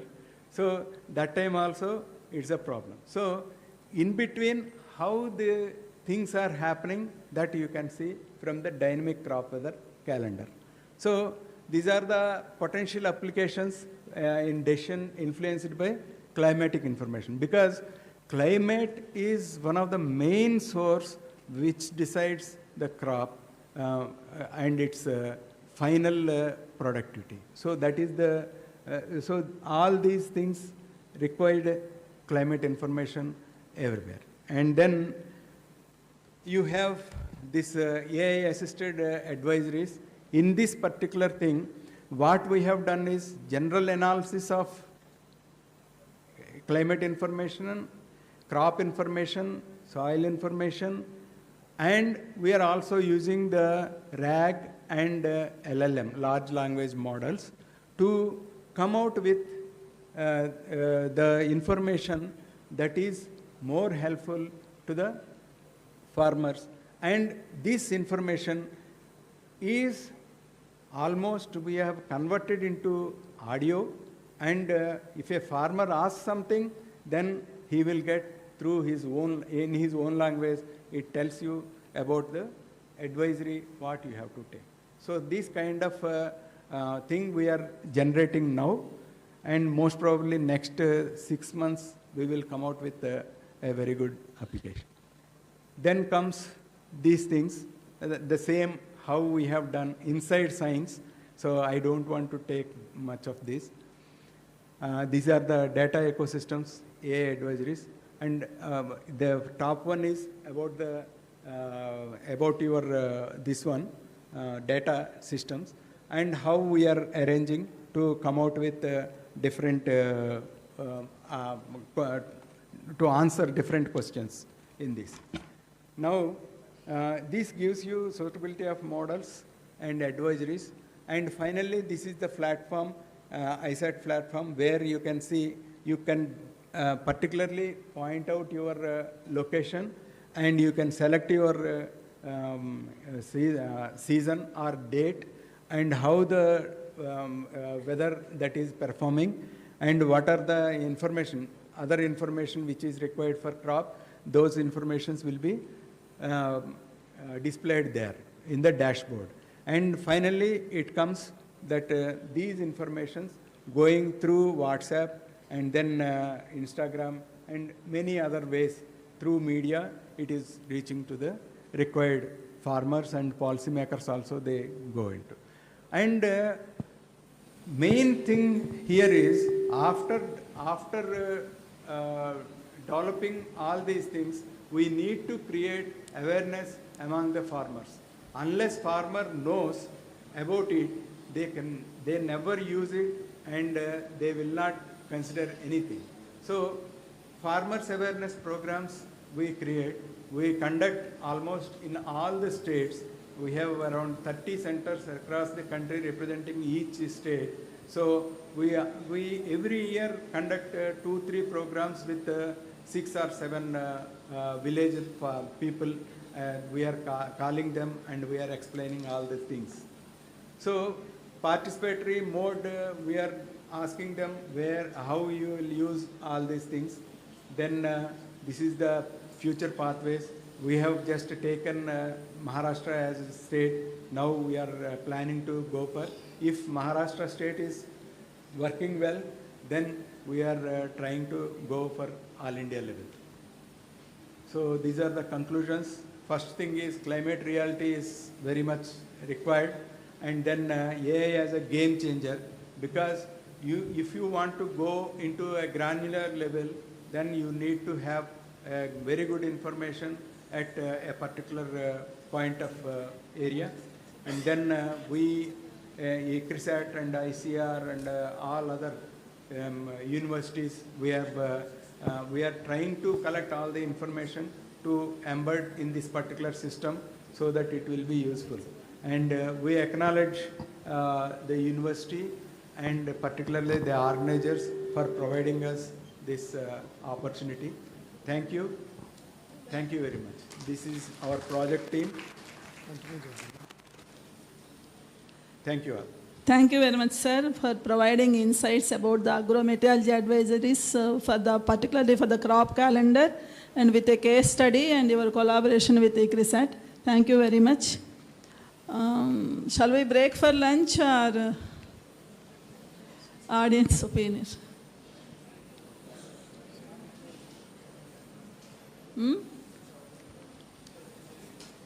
Chaudhary.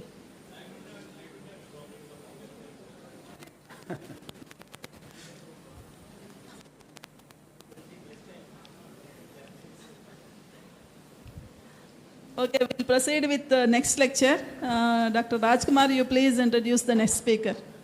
Thank you. Thank you very much, sir.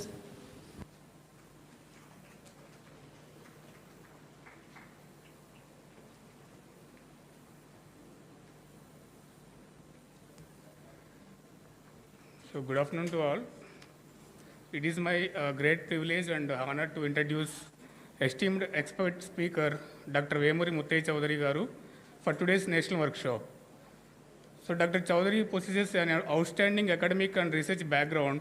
He completed his B.Tech in Agricultural Engineering from Andhra Pradesh Agricultural University, followed by an M.Tech in Irrigation and Drainage Engineering from G.B. Pant, University of Agriculture and Technology, Pantnagar. He earned his PhD in Soil and Water Conservation Engineering from the prestigious Indian Agricultural Research Institute, IRI, New Delhi. Further enriching his international research experience, he also worked as the JSPS postdoctoral fellow at Kyoto University, Japan.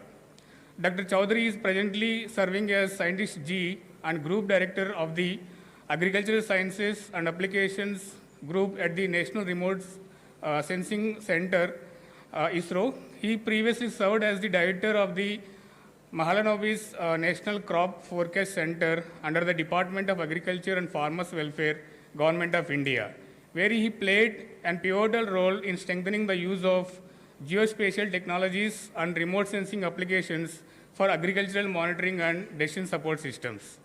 He is a distinguished scientist and internationally recognized expert in agricultural water management, hydrological modeling, groundwater recharge, watershed management, drought monitoring, soil erosion modeling, remote sensing, etc. In recognition of his remarkable scientific contributions, Dr. Chaudhary has been honored as a Fellow of the National Academy of Agricultural Sciences, NAS. He is also a recipient of prestigious ISRO Team Excellence Award for his exceptional contributions to remote sensing and geospatial applications in agriculture and natural resource management. So I extend a warm and heartful welcome to Dr. V.M. Chaudhary Garu and express our sincere gratitude for accepting our invitation to address the gathering. Sir, now I invite you to take over the stage. Thank you. Thank you very much for my generous introduction. And probably it's because of the foundation that has been received from the APAU. I'm there before you today. And thank you for that. And it's my honor to be here today. And of course, today's topic is, of course, time is given only 30 minutes. Some of the slides, I just quickly go through that, and then so that the time can be maintained.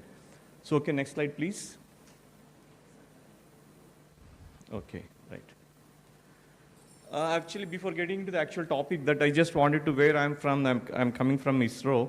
I just wanted to one slide where what we do. We have the 4 verticals, basically. One is space applications, other one is space transportation, where we've been talking with the PSLV and GSLV. And then another one is the space infrastructure, where Earth observation satellites and communication satellites and navigation satellites, where you get the GPS, this thing, and space science and planetary missions like Chandrayaan and Mars missions kind of thing. And apart from that, we do involve in capacity building activities as well.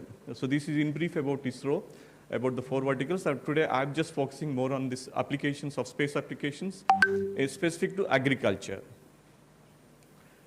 And of course, these are all the different platforms that what we, because people are talking since morning, that is, people are talking about the AI. So for that, data is required. From where you get the data for AI driven. So for that, you have so many platforms are there that you get the data. Ultimately, you use these AI algorithms to generate what you wanted actually. So you start from the ground sensors, you start from the UAVs, you got from the aerial surveys, you got from the satellites, you got from these geostationary satellites, the meteorological satellites, and remote sensing satellites. So these are the satellites, some of the satellites orbiting around the 700 to 900 kilometers, some of the orbiting around the 24,000 kilometers, some of the things have been orbiting around the 36,000 kilometers from the Earth's surface. So these are the satellites that what we receive the data at different time intervals that we use for this AI algorithms to derive what exactly you wanted for different applications. I'll briefly introduce what this data can be useful for the different applications basically. Of course, these are all some of the satellites that I just wanted to, we probably may be coming across some of these satellites across when each launch that you may be knowing. So some of the things some of the things have been meant for this meteorological satellites, INSAT, some are especially for the ocean sat, some are for this QuarterSat for urban applications, some ResourceSat for the natural resource management, where most of the times we've been using these agriculture applications. And of course, the evaluation of agriculture in the morning that Ravi Sahu has already explained how this agriculture 1.0 to how we moved to 5.0. Currently, we've been at the 4.0 where we've been integrating the different technologies like UAVs, IoT, space technologies, and machine learning kind of things. Now the agriculture 5.0 is also been coming to place where exactly people are talking about the sustainable resources, usage of the sustainable resource. That was the agriculture 5.0. That was the people have been talking right now. Okay, so anywhere between 4.4, 4.0 and 5.0, that where we've been these technologies, how these technologies can be benefited for the, I mean, like common people, for the, I mean, like even for any damage to the resources, that we'll have to arrest that. And then ultimately, I just want one of the slides that where spatial technologies fit into the whole domain, whole gamut of this framework. If you see the whole gamut, of course, the challenges are already known, well known. I mean, all agriculture people know what all the challenges. But to meet these challenges, what these space technologies are being doing is, it is trying to do, one is EO data for sustainable resources for the advisory services, what Subbarao was mentioning. He was talking about this weather forecast. Again, if you can integrate with the remote sensing data, that can go, actually that advisories can have a more value addition to that. And at the same time, now people have been increasingly using these technologies for the credit risk assessment, like in financial institutions. Maybe the government of India is advocating and then mandating the farmers, mandating the governments to indicate and integrate this remote sensing technologies for this credit risk assessment and the Pradhan Mantri Fasal Bima Yojana, one of the flagship program and one of the prestigious and successful program, the government of India. Okay, these are all the things, basically, if you see it, these are all the was a snapshot of your application, what remote sensing can do. With the left-hand side, what if you see here, these are all the sensors that have been available globally, India, European, and many of this open source domain as well. The sensors, like you say, optical sensors and microwave sensors, hyperspectral sensors, and then some of the things like very, very high resolution satellite data. Some of the satellites are being of course, like Planet Lab GeoEye, very, very centimeter wide. And then what can be derived out of it? It is there. So basically, the one of the fundamental application that one can start is a crop mapping, inventory of the crop mapping. That was the days when people started remote sensing for that purpose. With the advent of the technologies, this AI and many of the technologies is being inbuilt in when you wanted to analyze the satellite data. So it has been went for from starting from the inventory to precision farming and then agriculture dot mounting. That was being, government of India has been mandated to use the satellite technologies for this national dot monitoring, and then horticulture and then crop intensification, where identifying the single crop area, double crop areas. If the double crop areas, if you wanted to increase from the crop intensity from the single crop, double crop, what can be done? So these all been things can be modified. Identified by the satellite technologies. And then fiber crop systems like jute and cotton information system that has been, ISRO has been working with the different departments. Of course, energy balance studies, one of the most important energy balance studies for this, when you wanted to integrate for climate risk, advisory services, water requirement, crop water requirements, that was also one of the things. Like crop insurance, that was the one of the things, like in the recent past, the technology has been gone to an extent where a farmer claim settlement, yield settlement is being used by these technologies has been mandated. That's what I was just mentioning. Of course, this was starting about this crop inventory. This is how exactly an image will look like. When you have a normal guy, when you see the image that is all red color, and how can you differentiate? This was the reflectance pattern of the different crops that in the image processing software that we do. For this analysis earlier, we used to do for the single crop analysis, single scene we used to take. Now, with the advent of this time series data is being used, and that AI methods are being used for the classification of this one, where accuracy is being increased. Ultimately, this is what the requirement, what you get out of it. So I'll just quickly pass through the slides so that you can get more exposure to a number of the things what NRSC is doing exactly. And then what you do is the temporal signatures. Temporal signatures means in the same phenology, same crop, at different phenology, different crops behave differently. The spectral reflectance of the different crops and different phenology status is being different. That is being captured, that goes as an input for the machine learning algorithms to differentiate between crops, which is the crop differentiate, is the late sown and early sown, and if the crop from, that's what we've been seeing from the wheat early and the late, and then gram hybrid and garlic kind of thing. And of course, machine learning is a part of, it has become inbuilt, nowadays anything now without machine learning, the classification, image processing, anything is been, it has become an integrated part of that one. So you cannot take it away from that. Of course, this is the crop inventory. Of course, then another issue that people have been talking of the AI, it has got its own disadvantages as well. in the sense like, I mean, we tend to say AI, but obviously sometimes the accuracy that was being projected by AI is always higher side. Maybe because of the data leakage, maybe there between the validation and testing sites. That is also one of the major things that often we ignore and end up getting the higher accuracies. And the same algorithm, if you have been successful in one district and one area, may not be replicative of the some other area. So that is why people have been talking about this ensembling of the 5 or 6 or 7 machine learning algorithms together and coming of the result. And then now of the late, people are talking about the foundation layers, deep learning layers. Every time the AI people have been claimed, I'm not criticizing, especially at the fact that every time one technology, one AI algorithm gives 90%. Yeah, please.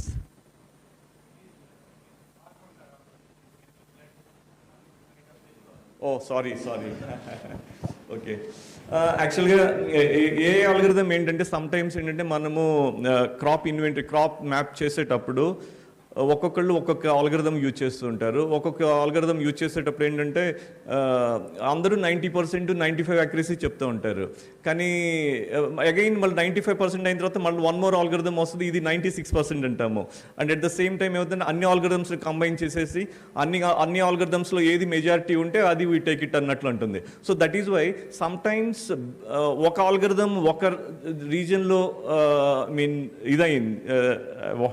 implement success అయింది, it may not truly representative in the some other district also. అందుకని ఏంటంటే basically we cannot go blindly. That's what application of AI, especially ఏంటంటే data leakage is there between this the testing and validation points. అది కూడా we need to take care of that.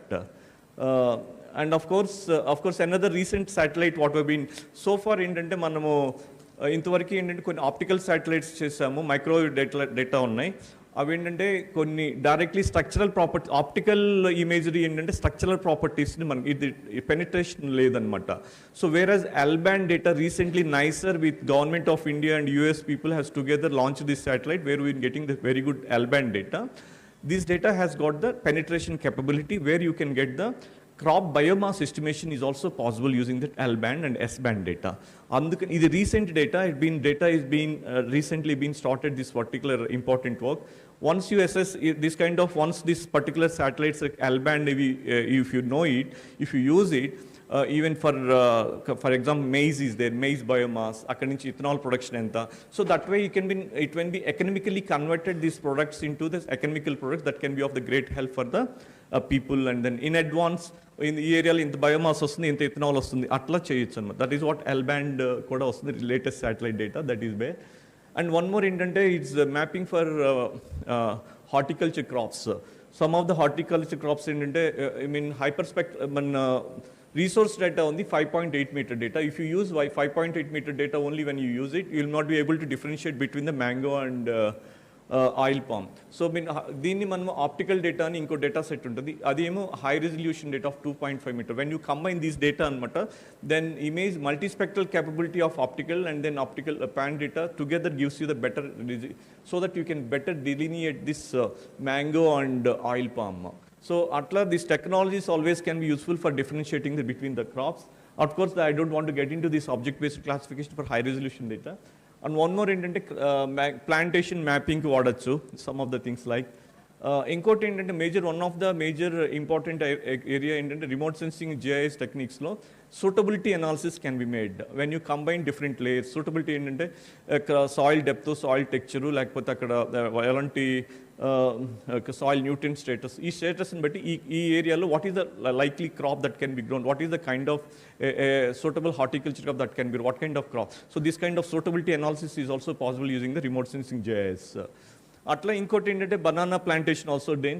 One of the important issue in banana ఏంటంటే one of the major issue is moral hazards were there. In one of the agriculture finance corporation approached NRSC that they wanted to know some of the farmers taken loan for the banana plantation, but they did not grow banana. So they wanted to analyze how many of the farmers taken loan for banana and they have not grown for banana. So this kind of moral hazards, increasingly now financial institutions are increasingly using this satellite data for this kind of exercise also. Even you take any bank, you take ICICI, you take HDFC, you take AFC, many of the agriculture insurance companies now increasingly using this particular remote sensing technologies for that particular purpose. Of course, these are all opportunities for now. People have been, I mean, you find lots of agri startups in different domains like horticulture, warehouse mapping, and any kind of things. Then many of the activities that people have been working on this direction. And another important area that optical data ఏంటంటే బేసికల్గా మనం ఇండియాలో during kharif సీజన్లో ఏంటంటే completely cloud so that optical data will not have most of the time satellite data will have the clouds అనమాట so because of that all weather capability microwave data ఉంటుంది ఆ microwave data only will be useful for mapping especially during the kharif season so particularly ఏంటంటే మన ప్యాడీలో ఈ ponding depth ఉంటుంది you maintain 5 to 7 centimeters of water ఉంటుంది that can be easily been identified when you use the microwave data because of this unique signature of the dip is there that corresponds to the transplanting date. So that is what, using that one we've been doing for this entire India for mapping, crop mapping has been automated. We've been sharing to the Minister of Agriculture. So this is for the sowing area progress for, I mean not only for and weekly sowing progress. Why weekly sowing progress? That can be because once you know the weekly sowing progress, how much of area is under particular, in a particular, for example, let us say, suppose in rice sown area and Godavari Delta is there. So in a particular week, how much of area is under paddy? So that water requirements can be translated to the reservoir planning. So reservoir water requirements. So that way, I mean, this is basically required for Minister of Government. Import and export policies, they wanted to know. Many of the times, remote sensing, actually what happens is, this is with policy-driven what are the works most of the time we've been doing for the policy driven. Now in the recent past, remote sensing technologies are being useful for directly how the farmers can be directly benefited. The research trend and recent startups and many of the organizations started working how this data can be directly being benefited. So far most of the time this all been applicable for the this policy driven, like import, so much area is there, so much production likely to be there. So what could be the export and import policies, how whether the paddy, wheat, any oil seeds, any kind of thing. So the framing the import and export policies, that is what they wanted, advanced estimate of the crop, advanced estimate of the yield. That is what we've been doing. That is what rice, of course it is the Krishna Basin. Similarly, sown area for, because harvest is also important because market intelligence. Market intelligence means when, how much of area is likely to be harvested in the coming week or coming 15 days. So how much of the produce is likely to hit the market. So this kind of market, to build this market intelligence, that we should know not only the sowing progress, we also should know harvest progress as well. Of course, this is for Rabi crops as well. I mean, similar exercise is being doing for this. I mean, we are sharing the government of India. At the same time, yield also being done for, I mean, state-wise crop simulation modeling. Based on that, we've been estimated this yield as well. And at the same time, wheat mapping and yield estimation also being done for this. We've been operationally been doing for this entire crop, for entire India for paddy and wheat kind of thing. Of course, rice wheat cropping systems at national scale and how much of the fallow land is there and how this fallow land can be converted. Maybe because of the government schemes. Of course, now recently we've been started because everybody talking about this carbon credits has been one of the latest topic where people are talking about carbon credits, how to monetize the crop, carbon credits, how it can be benefited directly. And in the farmers, I mean, many of the farmers, many of the carbon companies, especially paddy low, transplanted paddy ninchi, they're making them to convert to, alternate wet and drying and then this kind of things. So how it can be monitored using the satellite data, whether it's really been able to satellite data use chesi manamu transplanted paddy na like direct seeded paddy na wet seeded paddy, is it possible? If so, what is the methodology development? ఎందుకంటే many of the companies now been approaching NRSC and ISRO and many of the people, this carbon is the latest area that people have been trying to address. One of the most important area. Of course, this is crop phenology. That is another one. What we should know is a crop duration across the, I mean, what is the start of the season, end of the season, in a particular area, the length of the season, entundi, whether 25 years lo, is length of the season perugutunda, tagutunda, whether there is any climate change, molana climate, start of the season perugutunda. So these, all the analysis always can be done using this kind of satellite data derived crop phenology, this thing.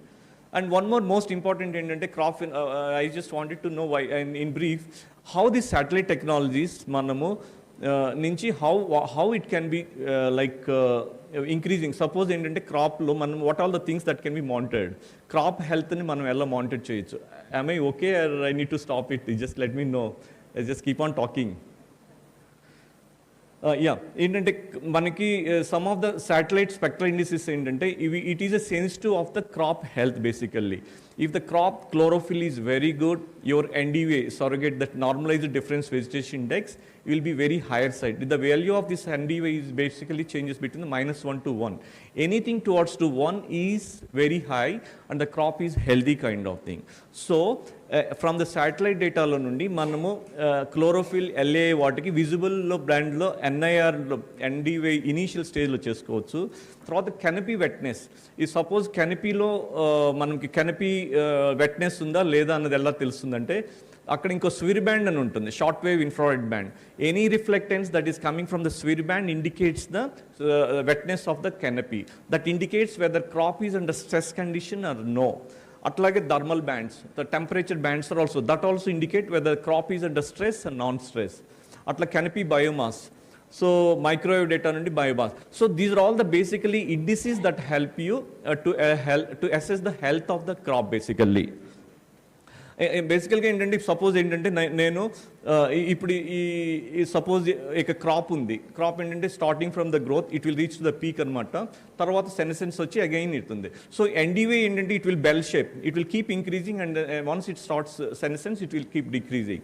So in ideal కండిషన్స్లో if the crop is not under stressed కండిషన్స్లో ఏమీ లేకపోతే ఈ bell shape ఇలా ఉంటుంది. So you make a reference curve for any crop for any area. If you make this one, any deviation from this ideal curve on any particular day will tell you how much deviation. 10% deviation, okay, 10% is acceptable, let us say 20% deviation, 30% deviation. So the moment you find any deviation from this reconstructed curve from the reference curve, that indicates whether crop is under stressed condition, whether the crop is canopy wetness is very high or low. So this is basically, this is how a crop, a remote sensing satellites will help you to monitor the crop health. And in turn it can be, since the image is too high and the bigger area, all this data has to be fed into the machine learning or any kind of image processing softwares that will help you.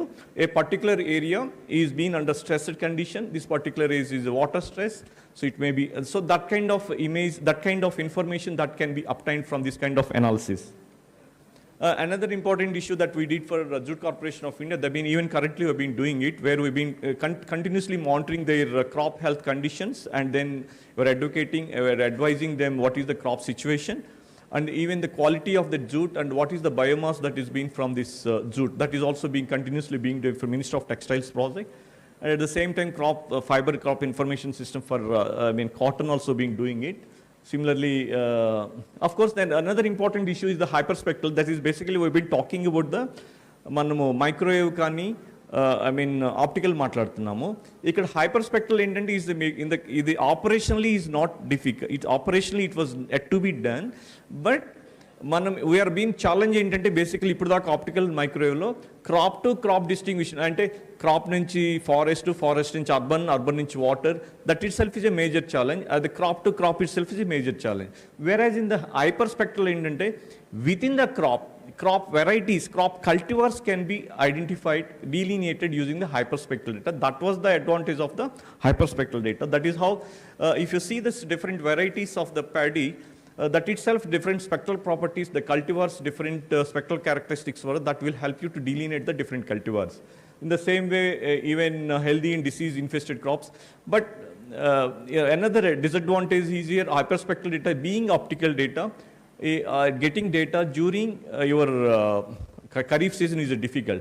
But now alternatively what people are doing nowadays is, this hyperspectral sensor has been built on the UAVs. UAVs are being flown on this, but it cannot be, I don't think it will be advisable to go for paddy kind of thing. Maybe if it is for some kind of commercial crops that people can think of using this hyperspectral UAV based. So really, if you really if you think that is economically viable. Of course, and then precision agriculture, I mean people have been talking about the precision agriculture. Of course, another issue is the bioenergy, because government of India is also they wanted to generate how much biomass is available for conversion of the bioenergy. So they wanted to assess how much of biomass is, how much of the stubble is left behind. So that is being estimated and has been given. So Minister of non-renewable energy people, what is the rice, wheat and cotton, sugarcane. So this has also been another important area Government of India is focusing and been closely worked on this particular work. And another one we've been doing recently, the last 2 years, the Government of India, especially Supreme Court, was been continuously monitoring. Burnt area is becoming a bigger problem and bigger challenge. Even now, recently been initiated the studies for the entire India. Even we find even Tamil Nadu, even Madhya Pradesh, Maharashtra, even Telangana, Andhra, also we find this kind of burning events.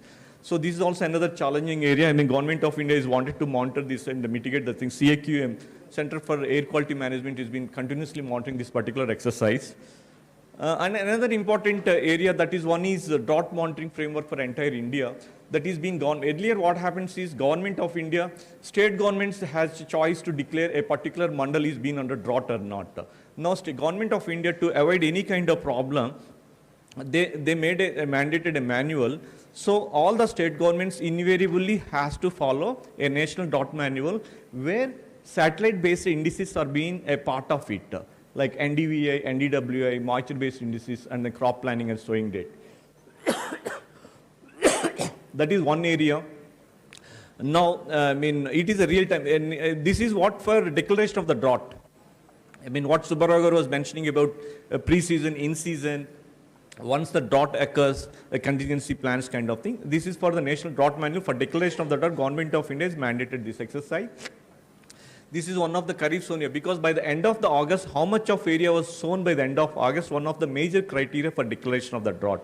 So this is one exercise we did. And then drought vulnerability, for Andhra Pradesh we carried out for sensitivity index, exposure index. Exposure index basically depends on the function of your rainfall, seasonal rainfall, maximum rainfall, number of rainy days kind of thing. Because of that, how it is been reflected on the sensitivity index.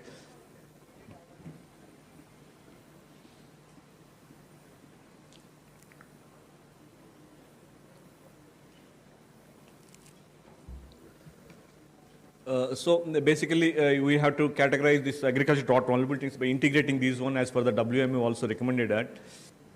And then what we try to do is, before coming, I thought let me make some small exercise. How the last 25, 30 years, how this yield of the crops has been varying across, for different major crops across Andhra Pradesh state government, Andhra Pradesh different state districts. For cotton and then groundnut, tur, maize. So this will help us, which are the areas where is the large variation in the yield is there, what agriculture scientists should look into that, and what can be done. So this is how another exercise I thought before coming. And another last, and this one of the issue, major, I was talking about this geospatial role in the crop insurance. Now it has been increasingly role people are being using for the risk zoning. Risk zoning is meant for what you say is whether a particular area is how many times, whether it is being drought prone, whether it is a flood prone, whether it is cyclone prone. So accordingly, these rates will be fixed. Insurance companies, they fix the rates accordingly. So that is what we just wanted to, that risk zoning, remote sensing is basically useful, and the notification and then enrollment of the farmers, the monitoring of the crop health, and the assessment and the yield estimation, and then ultimately this yield estimation is being towards the claim settlement. I just wanted to tell you, because now people, the Government of India is mandating to estimate the yield at the kind of sub-district level or insurance unit wise. So the yield, because people earlier claim settlements used to be done by the crop cutting experiments. No longer government has been relying because of the moral hazards involved in the CCE experiments. So they wanted to do away from the CCEs. They wanted to move to technology-based yield estimation. But however, the farmers, there is a problem between technology and then the CCE. అందుకని ఏం చేశారంటే ఇనీషియల్గా 100% technology కాకుండా taper down అంటే 10% ఏమో technology based yield, 90% CCE.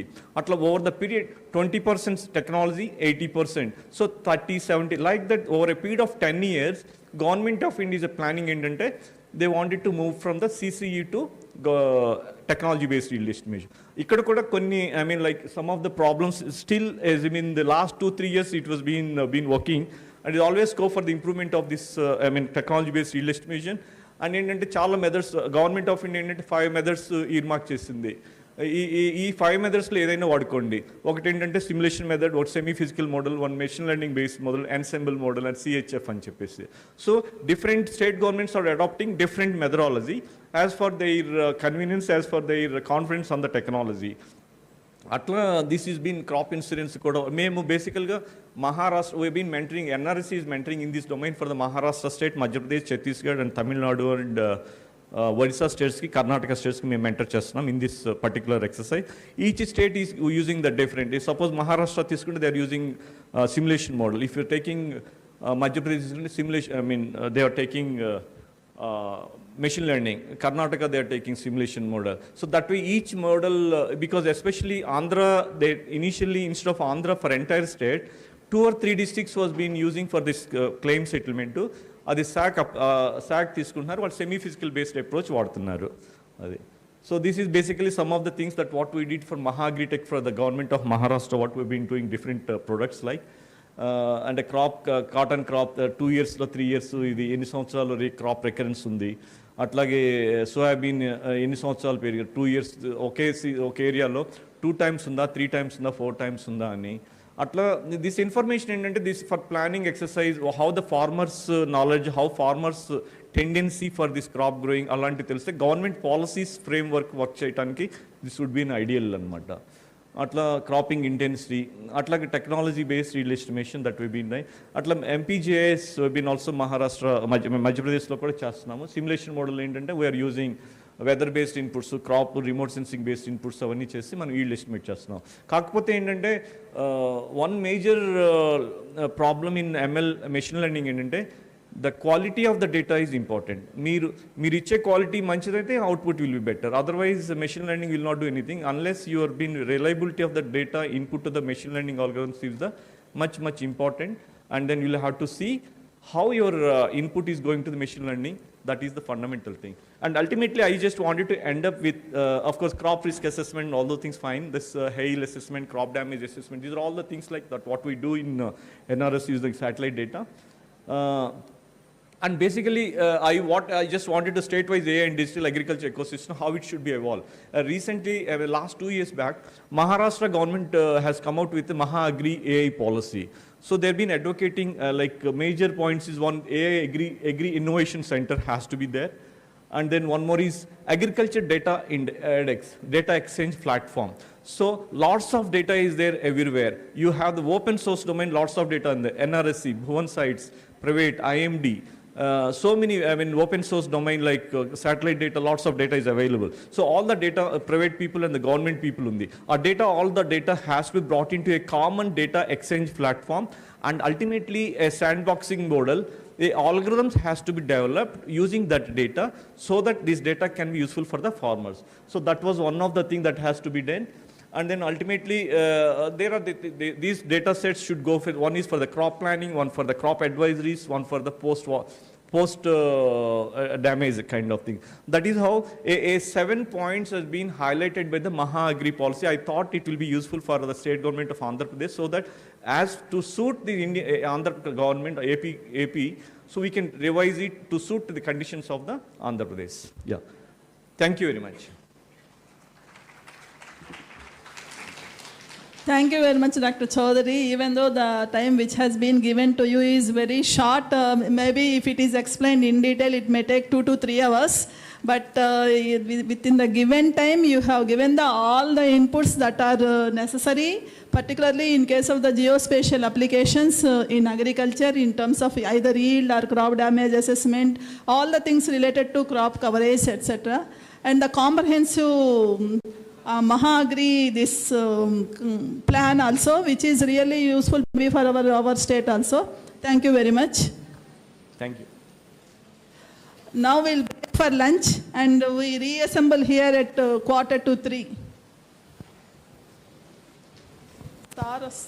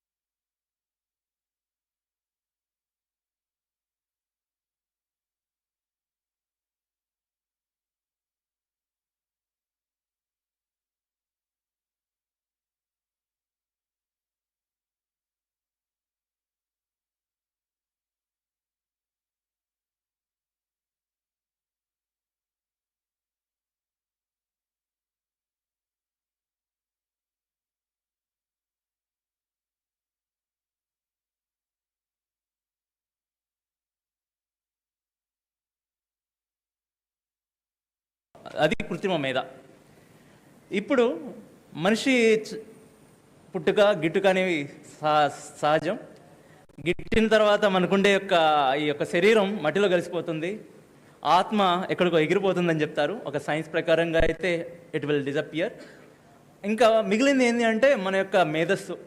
ఆ మేధస్సుని మనం అలా ఉంచగలిగామంటే, అందరు మేధస్సుని కానీ ఉంచగలిగామంటే ఈ యొక్క జగతికి ఏదైనా మంచి జరుగుతుంది అనే యొక్క అవకాశంతో ఈ కృత్రిమ మేధ అనేది పుట్టింది. దీంట్లో చాలా స్టేజెస్ ఉంటాయి. ఇది బార్ అండ్ పెగ్మెన్ 1981లోనే దీన్ని సృష్టించారు. ఇది మనిషి చేసే ప్రతి ఒక్కటి చేయగలుగుతుంది. ఈ ఆర్టిఫిషియల్ ఇంటెలిజెన్స్లో మషిన్ లెర్నింగ్ అని, తర్వాత డీప్ లెర్నింగ్ అని, ఇవన్నీ చాలా విషయాలు దాంట్లో నిగూఢంగా గుప్తంగా ఉన్నాయి. ఇప్పుడు మనం కానీ చూస్తే మనం చూడగలిగింది ఏంటంటే మన మెదడులో ఉండే ఒక న్యూరాన్, బయాలజికల్ న్యూరాన్. ఈ బయాలజికల్ న్యూరాన్ కూడా ఒక మనిషి లాంటిదే. అదేం చేస్తుందంటే ఇన్ఫర్మేషన్ తీసుకుంటుంది, ఆ ఇన్ఫర్మేషన్ తీసుకొని ప్రాసెస్ చేస్తుంది. ప్రాసెస్ చేసిన ఇన్ఫర్మేషన్ని it will send to the axon layer. It is having dendrites, అవి చేతులు అంటాం డెండ్రైట్స్ని. వాటి ద్వారా ఆ ఇన్ఫర్మేషన్ తీసుకుంటుంది. It will digest in its stomach. దాన్ని తన యొక్క సోమ అనే గర్భంలో ఉంచుకొని దాన్ని ప్రాసెస్ చేస్తుంది. After that it will pass that one to the axon layer. Axon అనే ద్వారా వేరే వాళ్ళకి ఆ ఇన్ఫర్మేషన్ ఇస్తుంది. ఇదే దీన్ని if you can able to make it as a mathematical model, because our Indians are got talent in terms of mathematics. మనం ఒక గణిత శాస్త్రంలో శాస్త్రజ్ఞులు చాలామంది ఉన్నారు మన ఈ యొక్క భారతదేశం యొక్క దీంట్లో పుట్టిన వాళ్ళు. వాళ్ళ యొక్క జ్ఞానోదయంతో ఒక మ్యాథమెటికల్గా ఒక గణితపరంగా దాన్ని తయారు చేయగలిగితే మనం ఆ ప్రతి ఒక్క మనిషి యొక్క మేధస్సును దాంట్లో ఉంచగలం కదా అనే ఉద్దేశంతో ఈ యొక్క ఆర్టిఫిషియల్ ఇంటెలిజెన్స్ అనేది ముందుకు వచ్చింది. ఒక బ్రెయిన్ ఏమేమి యాక్టివిటీస్ చేయగలదు అంటే it can do pattern recognition, అందరిని చూసి గుర్తించుకోగలదు. డేటా ఇంటర్పోలేషన్, ఈ మనిషి ఇప్పుడు ఇది చేయగలడు రేపు ఏం చేయగలడు అనేది ఇంటర్పోలేషన్ చేయగలదు. And function approximation. Function approximation అంటే ఒక రైతు పంట వేసినప్పుడు తనకి, రైతులు కూడా ఉన్నారని నేను తెలుగులోనే చెప్తున్నానండి, ఈ ఒక సంవత్సరం నేను పంట వేసినప్పుడు నాకు ఎంత వచ్చింది ఈ వ్యవసాయం పండించిన తర్వాత పంట, ఇదే విధంగా వచ్చే సంవత్సరం చేస్తే ఎంత వస్తుంది అనేది తనకి ఒక జ్ఞానం ఉంటుంది. దాన్నే ఫంక్షన్ అప్రాక్సిమేషన్ అంటారు. కానీ తర్వాత సంవత్సరంలో క్లైమేట్ ఫ్యాక్టర్స్ కానీ, అంటే వాతావరణ పరిస్థితులు, మట్టి పరిస్థితులు, ఇంకా ఇవన్నీ కలవడం వల్ల అది ముందుకు సాగలేదు. అండ్ ఎందుకు ముఖ్యం, మనకి ఆల్రెడీ మ్యాథ్స్లో స్టాటిస్టిక్స్ ఉంది కదా, అంటే సైంటిస్టులకి ఎందుకే ముఖ్యం అని అనుకుంటే it is very robust to the noisy data.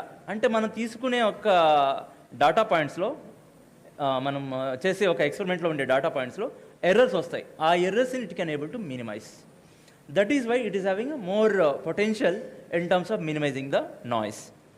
The next term, precision agriculture. It is a very important, and nowadays it is the tossing coin everywhere. Precision and a degree of repeatability. If I do the same thing constantly and uniformly, if the same result comes, then that is called as precision. Accuracy. It is the degree of correctness. Correct ga ade manaku ante danni accuracy antam.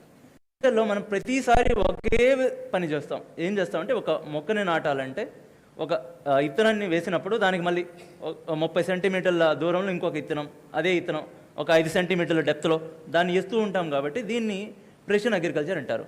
If you see here, ఇక్కడ కానీ చూస్తే మీరు 4 భాగాలుగా నేను విభజించాను మొత్తం మన వ్యవసాయాన్ని. మొదటి భాగం వచ్చి ఒక ల్యాండ్ ప్రిపరేషన్, అంటే భూమిని తయారు చేసుకోవడం అంటారు.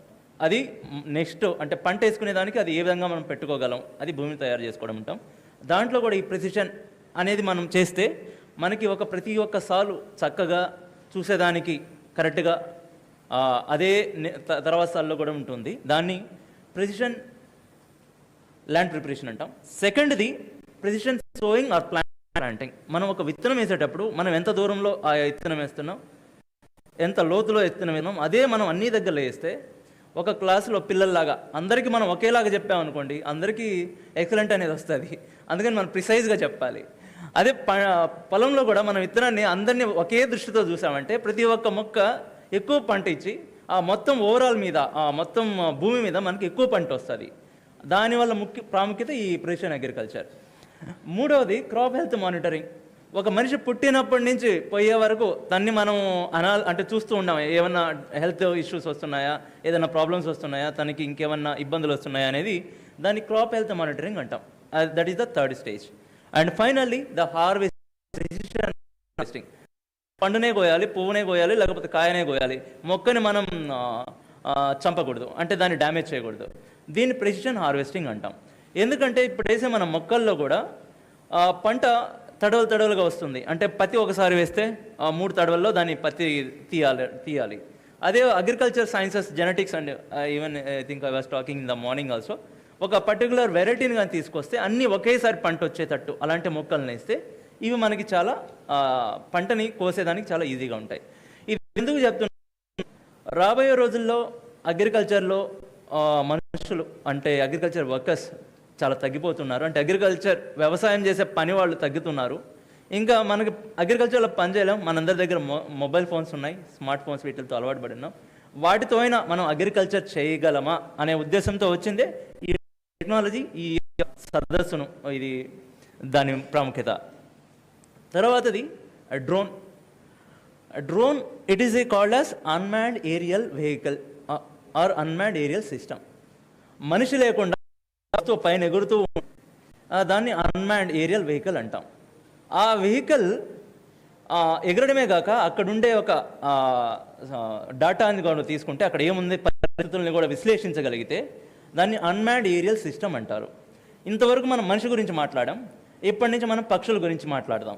ఈ పక్షులు ఏంటంటే ఆకాశంలో ఎగురుతూ భూమి మీద ఏమున్నాయని చాలా క్షుణ్ణంగా పరిశీలిస్తాయి. వీటిల్లో డేగ, గరుడ అని మనం ఈ యొక్క వీటిల్లో వినున్నాం. అంటే వాళ్ళకి చాలా సూక్ష్మంగా వాటిని పరిశీలించగలవు. ఆ ఒక టెక్నాలజీ ఈ డ్రోన్ టెక్నాలజీ. ఈ డ్రోన్ అనేవాడు ఎందుకు, మనం తేనెటీగల్లో ఒక కుటుంబంలో ఒక డ్రోన్ అనేది చాలా చిన్నది. ఆ చిన్న డ్రోన్ ఏంటంటే వెళ్తుంది, ఆ తేనెని తీసుకొస్తుంది, అవి ప్రిజర్వ్ చేస్తుంది, దాంట్లో రాణిగా మిగిలినవి ఇవన్నీ ఉంటాయి, వాటికి సర్వ్ చేస్తుంది అనమాట. డ్రోన్ అనేది ఒక పర్టికులర్ స్మాల్ ఫ్లై. అంటే చిన్న ఈగలాగా మనం ఒక రోబోట్ని కానీ తయారు చేయగలిగితే దాన్ని ఏరియల్ రోబోట్ అంటాం. ఆ రోబోట్ ఆకాశంలో ఎగురుతూ పోయి అక్కడ ఉన్నటువంటి స్థితిగతుల్ని మనకి కానీ వివరించగలిగితే దాన్ని టెక్నాలజీ అంటాం, డ్రోన్ టెక్నాలజీ అంటాం. ఈ 2 టెక్నాలజీని మనం ప్రెసిషన్ అగ్రికల్చర్లో కానీ వాడితే రైతులకి పంటలో ప్రొడక్టివిటీ అంటే వచ్చే పంట యొక్క సామర్థ్యం ఎక్కువ ఉండి దానికి పెట్టే ఖర్చు తగ్గుతుంది అనే ఒక ఉద్దేశంతో ఈ టెక్నాలజీని అగ్రికల్చర్లో తీసుకురావాల్సి వచ్చింది. There are different types of drones are there. And ఆ డ్రోన్ని ఏ విధంగా మనం వాడచ్చు అంటే, ఒక విశ్లేషించగలదు. రైతు అయితే పొలంకి వెళ్ళి అలా చేయాలి, అది ఆకాశంలో పొలంలో. ఎందుకంటే అగ్రికల్చర్ అంటే మనం మట్టితో పని, అంటే మట్టిలోకి వెళ్ళి చేయాలి, కష్టం. అందుకని మట్టి లేకుండా ఎగురుతూ వెళ్ళి చేసేది ఏదైనా ఉంది అంటే అది డ్రోన్. ఆ డ్రోన్ టెక్నాలజీతో we can able to do that. Now, from here onwards, I am going to show you what are all the different technologies and implementations we have done in our lab. మా ల్యాబ్లో చేసినటువంటి ఇతరత్ర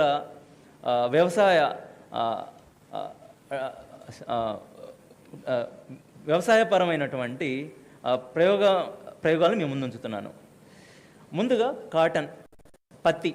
ఈ పత్తిలో మనం పత్తి యొక్క పంటని విశ్లేషించి దానికి ఏ వ్యాధి సోకింది, దానివల్ల మనం ఎంత మనం పెస్టిసైడ్ కానీ ఇన్సెక్టిసైడ్ కానీ ఎక్కడ చల్లాలి అనే దాని గురించి మనం చూస్తే, cotton, there are 4 varieties are there in cotton, and it is very good that our country is cultivating all these 4 varieties. If మనం కానీ చూస్తే పత్తి మనం ఎక్కువ కల్టివేట్ చేస్తాం మన భారతదేశంలో ఇతర దేశాలతో పోలిస్తే. యుఎస్ఏ, చైనా, పాకిస్తాన్, బ్రాజిల్ వీటన్నిటితో పోలిస్తే మనం చాలా ఎక్కువ విస్తీర్ణంలో ఈ పంటను వేస్తాం. కానీ ఈ పంట నుంచి వచ్చే ప్రొడక్టివిటీ చాలా తక్కువ మనకి, అంటే ఎక్కువ స్థలంలో చాలా తక్కువ పంట వస్తుంది.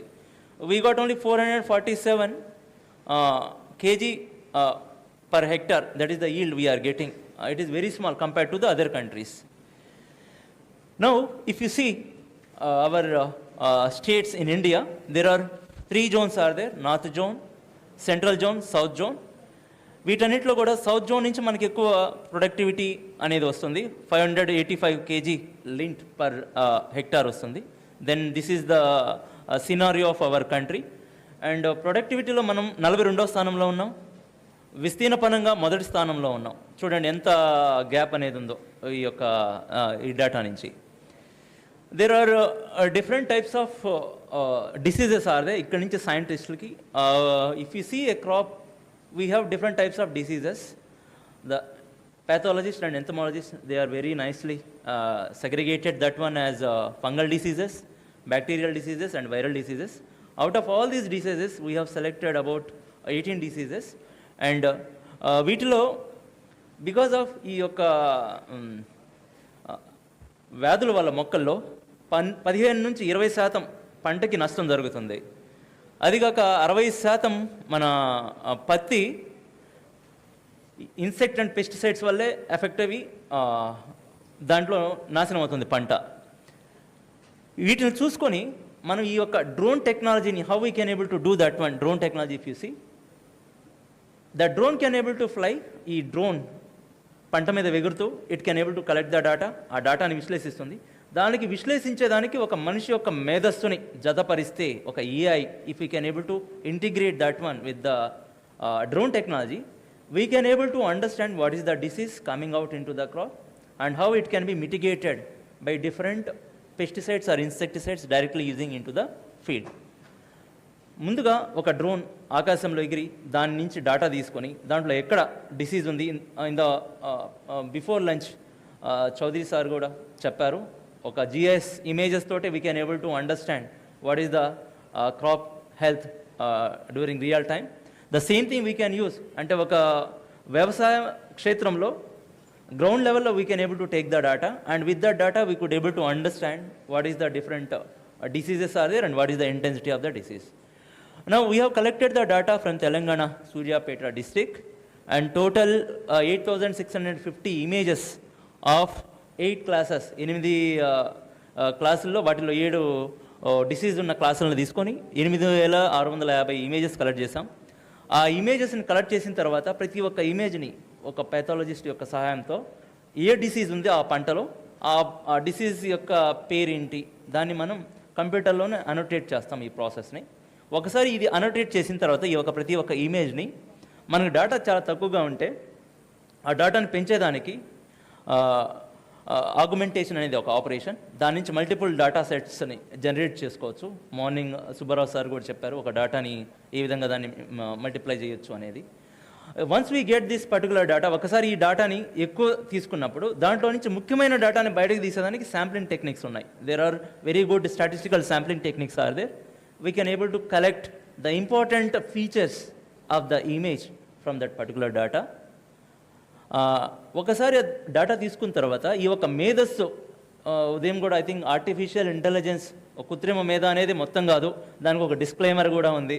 తర్వాత చేసింది అది కరెక్టా కాదా నాకు తెలియదని చెప్తారని చెప్పారు మార్నింగ్ మన రాజశేఖర్ సార్ గారు. Yes, that is correct. అది చేస్తే అది తప్పు అని ఒక టీచర్కి తెలిస్తే ఏం చేస్తారంటే ఇంకో టెస్ట్ పెడతారు దానికి. ఆ టెస్ట్లో ఉండే పారామీటర్సే ఇవి. అంటే ఒకటి తప్పు చేస్తే దాన్ని తప్పు చేయకుండా ఏ విధంగా సరైన మార్గంలో మనం తీసగలగలం అనే ఒక ముఖ్యమైన విషయాలు ఇవి. దాంట్లో బ్యాచ్ సైజ్ ఉంటుంది, అంటే ఎంతమందిని తీసుకోవాలి మనం, ఎన్నిసార్లు దాన్ని మనం టెస్ట్ చేయాలి, ఇమేజ్ సైజ్ మనం తీసుకునే ఇమేజ్ యొక్క సైజ్ ఎంత ఉంటుంది, అంటే దాని పొడవు వెడల్పు ఎంత ఉండాలి.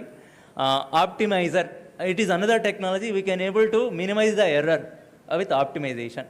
ఆప్టిమైజర్ అనేది మనకి మంచిగా సొల్యూషన్ రావాలి, అంటే ఎక్కువ రాకూడదు తక్కువగా రాకూడదు, మనకి కరెక్ట్గా రావాలి అంటారు కదా, దాన్ని ఆప్టిమైజేషన్ అంటారు. మోడల్ అనేది ఏంటంటే మనం తయారు చేసే ఒక ఈ కృత్రిమ మేధాని ఒక మోడల్ అంటారు, దాన్ని మోడల్గా తీసుకుంటాం. ఫైనల్లీ లెర్నింగ్ రేట్, టెక్నికల్గా చాలా చెప్పొచ్చు. Learning rate it is a very important parameter. అంటే ఉదయం నుంచి మీకు వరుసగా క్లాసులు లెక్చర్స్ ఇస్తూ ఉన్నాం, తర్వాత నేను లెక్చర్ ఇస్తూ ఉన్నాను. ఈ కంటిన్యూస్గా లెక్చర్స్ ఇచ్చేటప్పుడు ఏంటంటే మైండ్ కొంచెం ఒక జోన్లో బ్లంట్ అవుతుంది, మనకు అర్థం కాదు. అందుకని మనిషి ప్రవక్తలు ఏం చేస్తారంటే ఎక్కడ చెప్పేటప్పుడు గట్టిగా చెప్పాలి, ఎక్కడ చెప్పేటప్పుడు తక్కువగా చెప్పాలి అని వాళ్ళు నేర్చుకుంటారు. అంటే వాళ్ళే మంచి ప్రవక్తలు అవుతారనమాట. అంటే దాన్నే లెర్నింగ్ రేట్ అంటాం. మనం ఎంత తీసుకొని దాన్ని ఎంత బాగా మనం చెప్పగలం అనేది లెర్నింగ్ రేట్. ఈ ఒక పారామీటర్స్తో మనం ఒక స్టూడెంట్ అనుకుంటాం ఈ ఏఐని, కృత్రిమ మేధాని. ముందుగానే చెప్పాను ఇది ఒక మేధస్సుని దాంట్లో ఉంచుకుంటుంది అని. దాన్ని మనం ట్రైన్ చేస్తాం, శిక్షణ ఇస్తాం. ఏ విధంగా శిక్షణ ఇస్తాం అనే దానికి ఇది ఫాలో అయితే దానికి మంచి మనం శిక్షణ ఇవ్వగలం.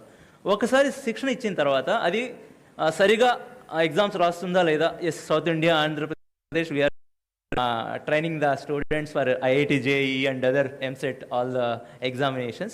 సేమ్ ఆ విధంగానే మనం ఒకసారి ట్రైన్ చేసిన తర్వాత దానికి నుంచి వచ్చే రిజల్ట్ అది ఎంత కరెక్ట్గా మనకి ఇవ్వగలదు అనే అసెస్మెంట్ పారామీటర్స్ ఇవి. వాటిలో మొదటిది వచ్చేసి ప్రెసిషన్ అంటే ఎంత బాగా గుర్తుంచుకోగలుగుతున్న ఈ ఒక మోడల్, దాని పర్సంటేజ్లో ఎంత ప్రిసైజ్ యాక్యురసీ కింద దాన్ని తీసుకుంటాం. రీకాల్ గుర్తుంచుకోవడం కాదు, మళ్ళీ నేను అడిగితే అదే చెప్తుందా లేదా. అంటే ఒకసారి ఆన్సర్ చెప్పేస్తారు, తర్వాత రెండో రోజు వచ్చి అదే ఆన్సర్ అడిగితే ఇంకొక ఆన్సర్ చెప్తారు అనమాట. దాన్ని ఈ రీకాల్ అంటారు. మళ్ళీ చెప్పే ఒక మేధస్సు కూడా ఉండాలి, దాన్ని రీకాల్ అంటారు. ఈ రెండింటిని కలిపి ఒక పారామీటర్ చేసుకుంటే దాన్ని మీన్ యావరేజ్, ఇంకోటి వచ్చి F1² అంటారు. వీటితో ఆ ఒక్క మోడల్ ఆన్సర్ ఇస్తే చేసేది కరెక్ట్ అనేది మనం గుర్తుంచుకోవచ్చు. ఈ కాటన్కి మేము తీసుకున్న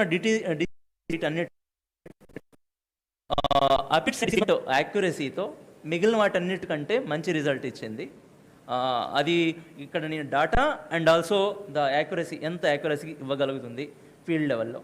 ఉదయం చెప్పినట్టు ఒక కృత్రిమ మేధాని తయారు చేయడం చాలా కష్టము, కానీ ఇప్పుడు సులభం.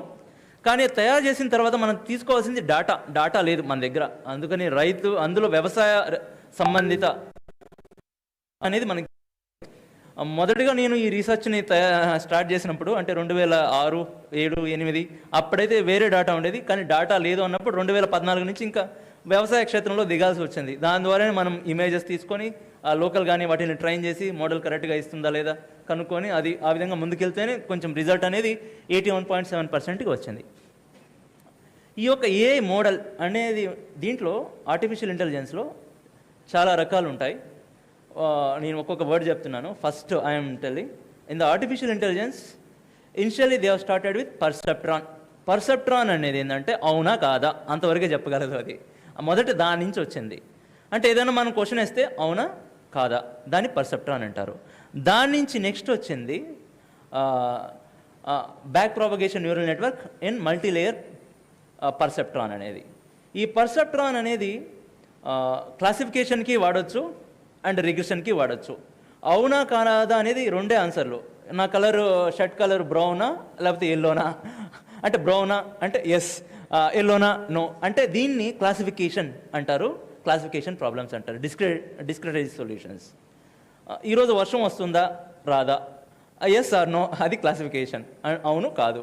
సరే వర్షం వస్తే ఎన్ని మిల్లీమీటర్ల వర్షం వస్తుంది అని మనం అడిగాం అనుకోండి, అది 8 మిల్లీమీటర్ లేదా 10 మిల్లీమీటర్, దీన్ని రిగ్రెషన్ ప్రాబ్లం అంటారు.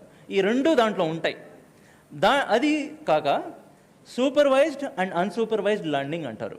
అది చాలా సింపుల్గా చెప్తాను. సూపర్వైజ్డ్ లర్నింగ్ అంటే ఇందాక స్టేజ్ మీద బోర్డ్స్ పెట్టారు ఎవరెవరు ఎక్కడ కూర్చోవాలి అనేది. అంటే ఆ పర్సన్కి రాగానే ఏంటంటే వాళ్ళ దాంట్లో కూర్చుంటారనమాట. అంటే మన సూపర్వైజ్డ్ లర్నింగ్ అంటే ఒక పర్సన్కి మనం చెప్పట్లే ఇక్కడ కూర్చోండి అని, అంటే అక్కడ బోర్డు పెట్టంగానే దాన్ని చూసి అక్కడికి వెళ్ళి వాళ్ళు కూర్చోగలుగుతున్నారు. It is called as supervised learning. Unsupervised learning అంటే వాళ్ళకి మనం సూపర్వైజ్ చేయం, ఒక అన్సూపర్వైజ్డ్గా ఉంటాం. అన్సూపర్వైజ్డ్ అంటే ఇంకొక సింపుల్ ఎగ్జాంపుల్,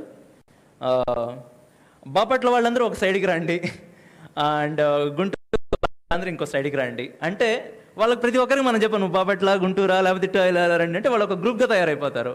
దీన్ని క్లస్టర్ అంటారు. ఈ క్లస్టర్ నుంచి ఒక శాంపుల్ తీసుకుంటాం, ఒక అందరికి లంచ్ ఎన్ని గంటలకు ఉంది, ప్రోగ్రామ్ ఎన్ని గంటలకు ఉంది అని వాళ్ళకి చెప్పి, ఇది క్లస్టర్ సెంటర్ అంటే చాలా టెక్నాలజీస్ ఉంటాయి వీటిల్లో. ఒక క్లస్టర్ పాయింట్స్కొని ఆ ఇన్ఫర్మేషన్ ఇస్తాం, అందరికీ డిస్ట్రిబ్యూట్ అండ్ ఇలాగా ఒక వ్యవసాయానికి. Once we get the information from them we can able to make a effective model. వాళ్ళ దగ్గర నుంచి మనం తీసుకునే ఇన్ఫర్మేషన్ చాలా ఎఫెక్టివ్గా ఉంటుంది.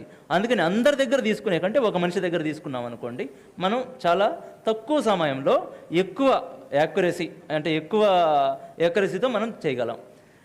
ఇది ఎందుకు చెప్తున్నానంటే మనం AI మోడల్స్ చాలా ఉన్నాయి, మెమరీ ఎక్కువ కావాలి, చాలా ఎపోక్స్ అవసరం అవుతాయి, చాలా డేటా కావాలి, ఇవన్నీ అనేవి బ్లైండ్. మనం ఒక్కసారి బేసిక్ ఫండమెంటల్స్ కానీ మ్యాథమెటికల్ అండ్ స్టాటిస్టికల్ నాలెడ్జ్ కానీ తీసుకుంటే తలుగు బెలుకురాళ్ళు తట్టడేలా అన్నారు తెలుగులో ఒక పద్యంలో, మీకు తెలిసి ఉంటుంది.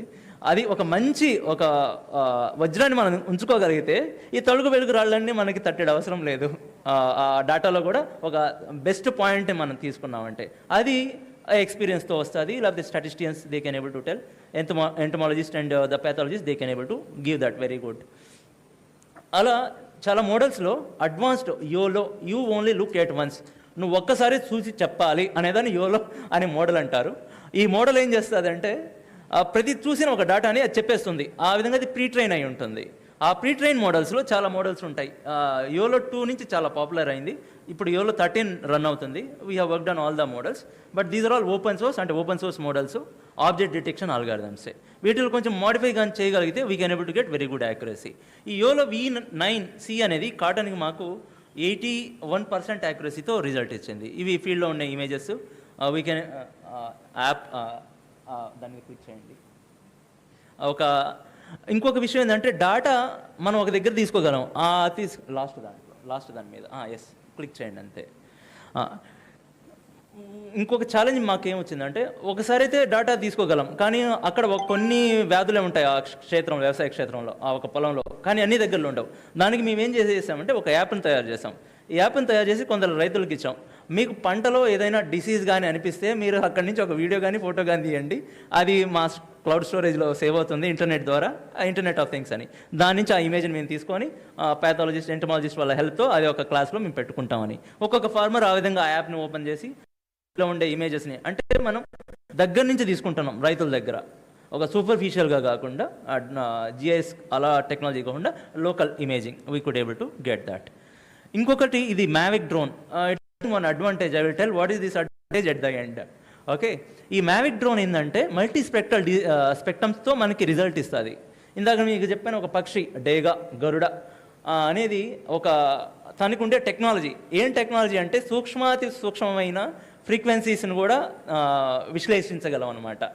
అంటే అక్కడ ఏం జరుగుతుందో ఒక మనిషి ఒక ఐతో మనం చూడలేం RGB ఇమేజ్తో. We can able to go with the multispectral images. Now you can see here, this is the Nagaram mandal, Suryapet district of Telangana state. ఇక్కడ మా డ్రోన్ని మ్యావిక్ 3ని we are flying and we are collecting the data in cotton field. We could able to collect different multispectral as well as RGB image data set from this particular field. This is our Mavic drone. It is flying onto the crop. You can see the different images. This is the RGB image. ఇది 20 మీటర్ల ఎత్తులో నుంచి తీసుకుంది ఆ డ్రోన్తో. Green, near infrared, red band, red edge band, ఈ యొక్క images. అదేవిధంగా 5 మీటర్ హైట్లో కూడా ఇమేజ్ తీసుకుంటే గ్రీన్, నియర్ ఇన్ఫ్రారెడ్ ఇవన్నీ తీసుకున్నాం. మాకు 5 మీటర్ హైట్లో గుడ్ రిజల్ట్ ఇచ్చాయి. దట్ ఈస్ ఆబ్వియస్, మనం ఎంత దగ్గరగా ఉంటే మనకు అంత మంచి రిజల్ట్ వస్తుంది. You can see here, this is the final thing. Whatever we could able to collect the data, the cotton, and we are processed with our YOLO model, and we could able to get very good accuracy in the real field applications.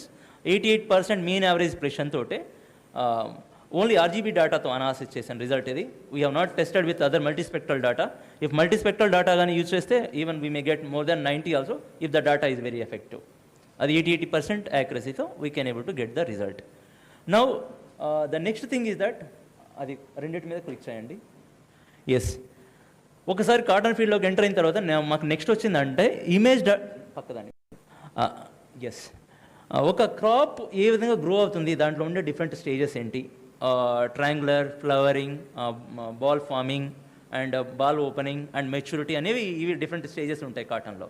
ఈ ప్రతి ఒక్క స్టేజ్ని మనం కానీ analysis చేయగలిగితే, అంటే ప్రతి ఒక్క పువ్వు పూసినప్పుడు అది ఎన్ని రోజులకి మనకు పంటగా చేతికి వస్తుంది అనేది కూడా మనం ఆ డేటా అనలిటిక్స్తో చేయగలం, ప్రిడిక్షన్స్తో. మీరు ఇక్కడ చూస్తే we have collected the crop maturity and it will be useful for the yield prediction also in local level. Directly we can able to predict the yield. ఈ ఒక పంట నుంచి మనకి ఎంత ఉత్పాదకత వస్తుంది అనేది ఈ ఒక వీడియోతోనే we could able to analyze. These are all the different time intervals we could able to take. Planting to emergence 4 to 14 days, planting to first square 35 to 45 days, planting to first bloom 55 to 70 days. All final ga pink flower to open wall we could get 50 to 60 days. There are different algorithm. Oka scientist ga oka శాస్త్రజ్ఞునిగా ఏది ముఖ్యమైన ఈ యొక్క కృత్రిమ మేధ అనే దాని మీద కూడా మేము ఒక స్టడీ చేయాల్సి వస్తుంది. దాంట్లో faster CNN, SSD, YOLO, DETR అనేవి డిఫరెంట్ AI మోడల్స్. వాటిలో బెస్ట్ AI మోడల్ ఏది అనేది we have verified, and we could able to get I have given what are all the advantages and disadvantages of each model also. Finally, we have come across to DETR, that is, it is having very slower inference speed compared to YOLO and SSD. We found that this is the best technique for implementing. And similarly, we have done for chili crop also. Just please click on that. The next on the drone image. This one we have done only with RGB small drone. We could able to fly onto the chili plant and we could collect the disease, whether how much it is. And YOLO V5 model, it has given us about 100% precision. Recall is 83.8% and F1 score is 91.2%. The next thing, cotton lo disease detecte gaadu, we have to implement, we have to make a control measure also. Whenever our spraying drone is going, it could able to collect the data, how much is the disease ekkada undi, ఎంత percentage ఉంది, దానికి తగ్గట్టు అది ఆ పిచికారి కూడా అంతే percentage చేసేటట్టు నెక్స్ట్ టెక్నాలజీ ఇది. It is called as variable site specific technology అనేది we have implemented. And not only that, we made one ఒక డాష్ బోర్డ్ని కూడా తయారు చేసాం. ఇది ఒక డ్రోన్ ఎంత దూరం వెళ్తుంది, దాని పాత్ ప్లానింగ్ ఏంటి, అది స్ప్రే చేసినప్పుడు ఎంత పెస్టిసైడ్ స్ప్రే చేస్తుంది, దాని యొక్క స్ప్రేయింగ్ రేట్ ఎంత, ఇవన్నీ ఒక పారామీటర్స్ కూడా మేము తీసుకున్నాం. The next thing is that crop protection. ఏ అనేది డ్రోన్స్కైనా లేకపోతే ట్రాక్టర్ ఆపరేటెడ్ స్ప్రేయర్స్కి లేదా అంటే ఏ ఈజ్ ఏ మేధస్, ఒక కృత్రిమ మీద. We can able to apply for different other applications also. And one among such application is we have applied for air blast sprayer. Maharashtra వీటిలో ద్రాక్ష ఈ ఒక పంటలో ఎయిర్ బ్లాస్ట్ స్ప్రేయర్ని ఎక్కువ వాడుతూ ఉంటారు. దాంట్లో ఒక ఇబ్బందికరమైన విషయం ఏంటంటే డ్రిఫ్ట్, గాలికి ఆ మందు ఎగిరిపోతుంది. దానికి different types of air sprayers are there, adjustable spout type, tower type, radial type అని ఇవి. We have done this one with TAFE, ఇజ్జూర్ గార్డెన్, జేఫామ్ దగ్గర అక్కడ టెస్ట్ చేసాం, వాళ్ళతో కొలాబరేట్ అయ్యి టఫే ట్రాక్టర్స్తో. We could able to keep the stickers. Next image మీద ఎస్, రైతులందరికీ మీరు స్ప్రే చేసేటప్పుడు ఆ విధంగా స్ప్రే చేయకండి. మాస్క్ కానీ కళ్ళకి అద్దాలు వాడుకొని మీరు స్ప్రే చేయాలని నేను కోరుకుంటున్నాను. అంటే డైరెక్ట్గా అలా స్ప్రే చేస్తే ఇది కెమికల్, కానీ ఇక్కడ వాటర్ యూజ్ చేసాం. మీకు మాత్రం చెప్పేది ఏంటంటే self protection is very important. మీకు you have to take care of yourself first. Okay, yes. Next, ఒక్కసారి ఆ ఇమేజ్ వచ్చిన తర్వాత అది ఎంత యాక్యురసీతో మనం స్ప్రే చేయగలుగుతున్నాం, ప్రెసిషన్ అంటే we have to see the uniformity, how best we are doing it. దాన్ని ఆప్టిమైజ్, నేను స్ప్రే చేయగలను, కానీ ఎలా చేయాలి, ఎలా చేస్తే నాకు మంచి రిజల్ట్ వస్తుంది అని చెప్పేదానికి ఒక మేధస్సు కావాలి.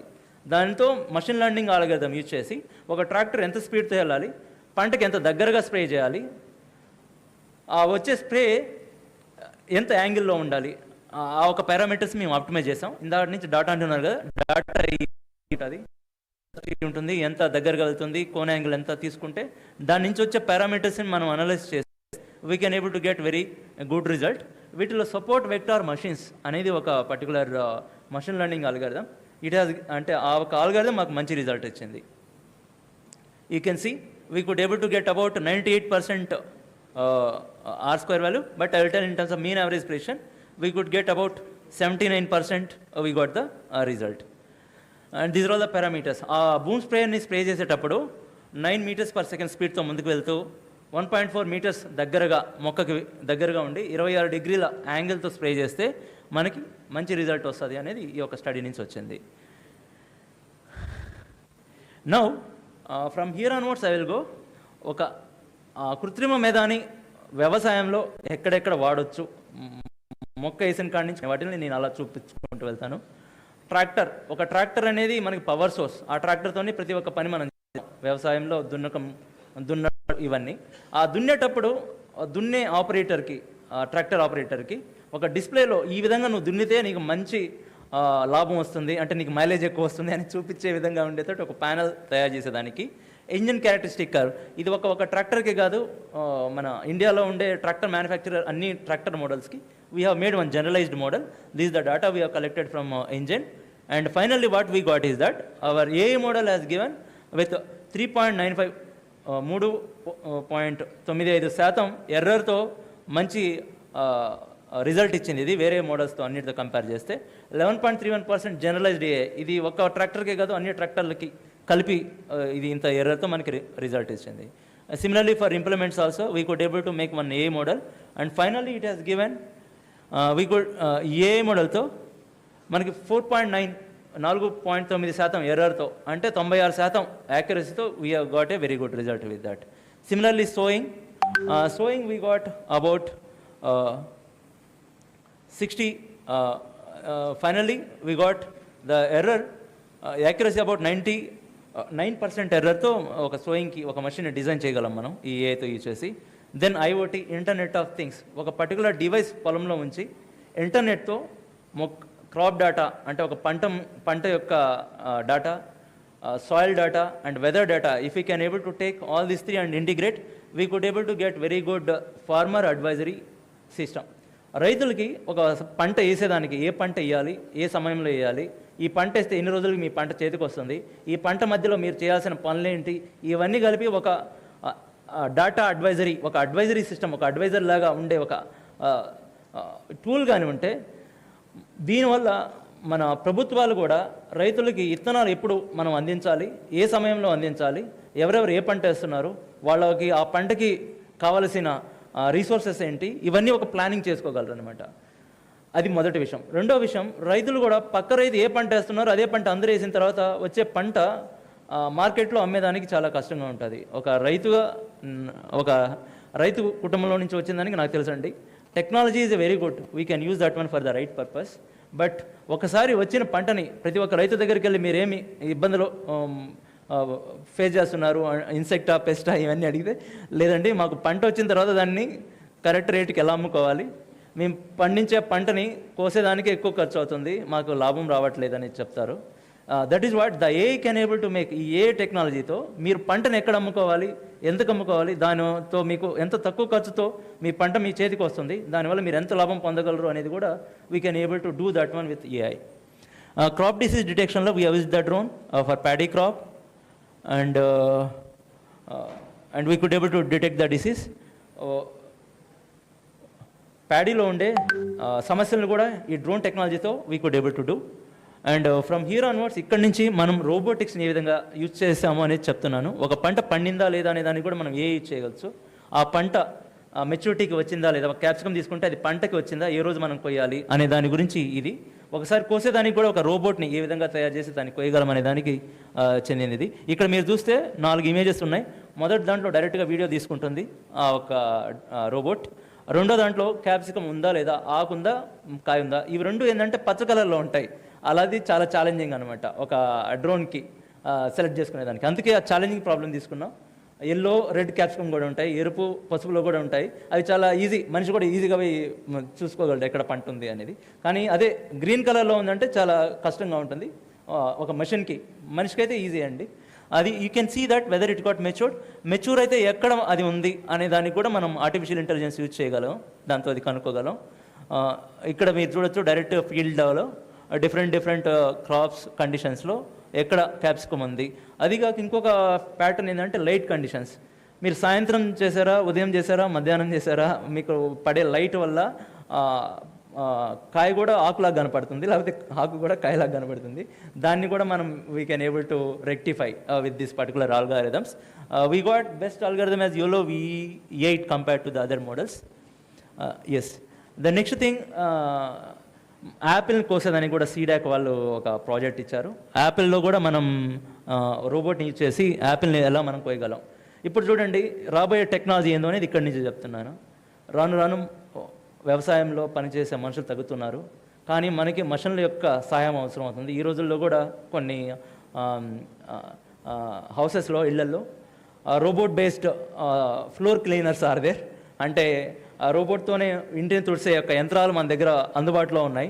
అలాంటిది కొన్ని రోజుల్లో, 2 సంవత్సరాల్లో రోబోట్తో వ్యవసాయంలో పనిచేసే రోబోట్లు కూడా తయారవుతాయి. అవి రావడం వల్ల మనుషులకి ఉద్యోగాలు తగ్గిపోతాయి అనేది లేదు, మనుషులు ఉద్యోగాలు చేసేదానికి ముందుకు రావట్లేదు కాబట్టి అవి వస్తున్నాయండి. అది గుర్తుపెట్టుకోండి రైతులందరూ. మనమందరూ ఇవి చేయగలిగితే ఆ ఒక problems we can able to mitigate. ఒకసారి సిమ్యులేట్ చేసిన దాన్ని రియల్ ల్యాబొరేటరీ కండిషన్లో యూ కెన్ సీ.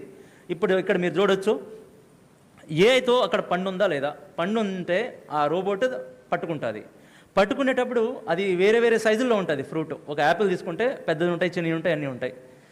అదేవిధంగా ఒక క్యాప్సికమ్ తీసుకుంటే మనం పట్టుకునే రోబోట్ ఏంటంటే ఆ ఫ్రూట్కి డ్యామేజ్ చేయకూడదు, అంటే సాఫ్ట్గా పట్టుకోవాలి.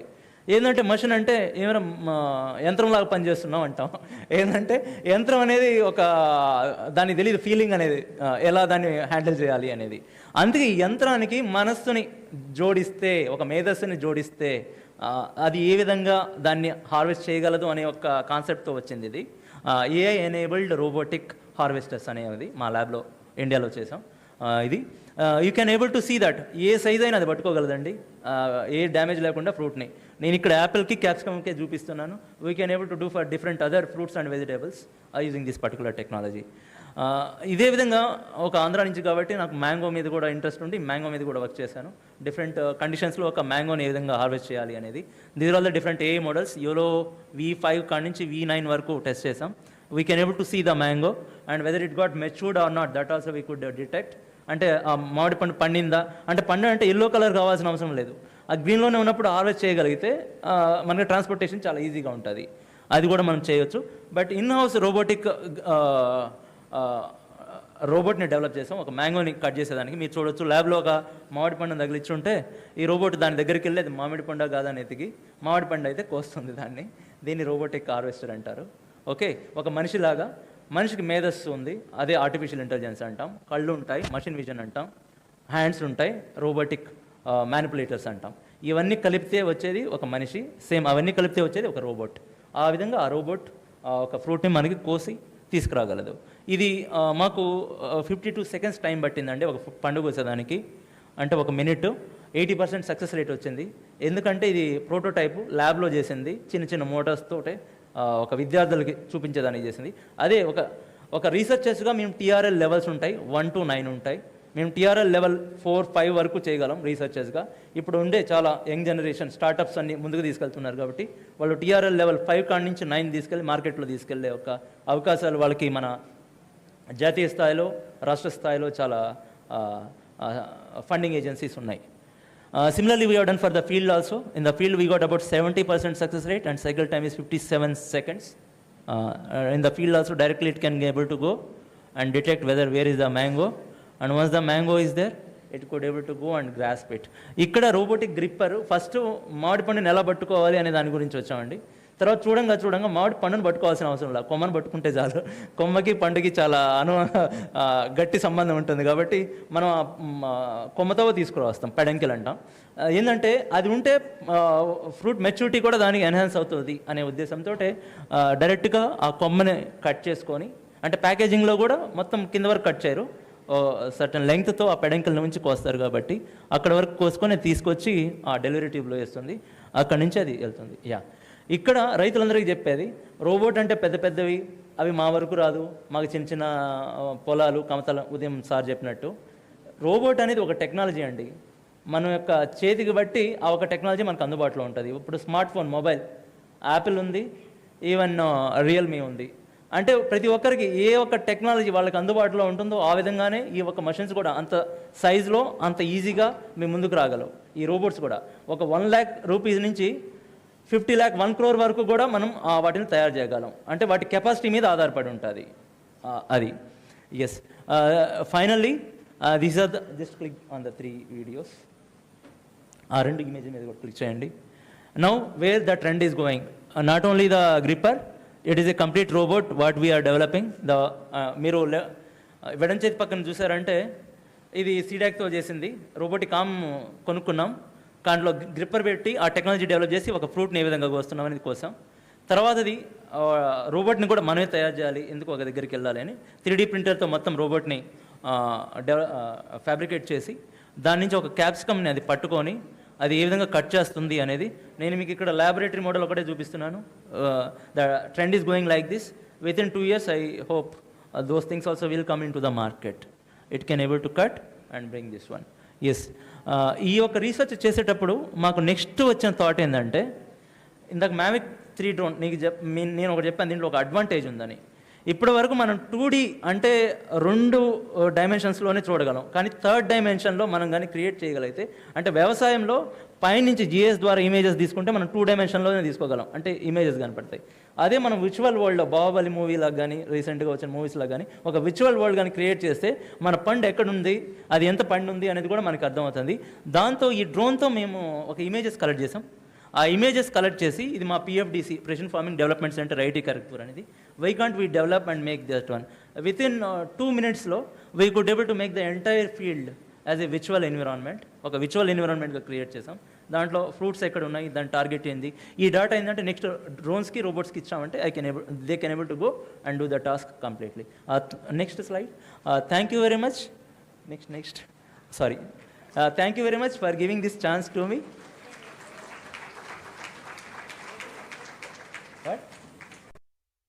ఫస్ట్ స్లైడ్ అండి. ఓకే దెన్ ఫస్ట్ స్లైడ్ అంట.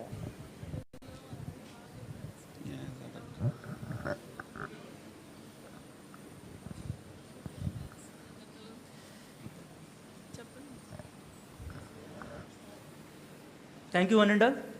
కొంచెం తెలుగులో చెప్పాను, నా తెలుగులో ఏమైనా తప్పులు ఉంటే క్షమించండి. Okay. And number yeah. Chandrashekar నువ్వేనా? Okay okay. నీకు ఎందుకు అడిగాడు అర్థమైందా? You will bother you. Okay great great. Okay thank you. 1 minute sir. Okay sir. Let me తెలుగులోనే చెప్తా. చెప్పండి సార్ ప్లీజ్. చాలా ఆనందంగా ఉంది. ఈరోజు ఈ కృత్రిమ మేధస్సు వ్యవసాయ రంగంలో ఏ విధంగా విప్లవాత్మకమైన మార్పులు తీసుకొచ్చి చిన్న సన్నకారు రైతులకి ఈ అధునాతన సాంకేతిక పరిజ్ఞానం రైతులకి ఏ విధంగా ఉపయోగపడుతుందని మేము చెప్పినప్పుడు చిన్న డౌట్లు ఉన్నాయి, అనుమానాలు. ఆ డౌట్లన్నీ పటాపంచలు చేశారు మీ ప్రసంగం ద్వారా. కాబట్టి వీళ్ళందరి తరపున మీకు నా హృదయపూర్వక అభినందనలు, కృతజ్ఞతలు. మాచవరం రాజేంద్ర గారు, ఐఐటి ఖరగ్పూర్, వారికి ధన్యవాదాలు అందరూ.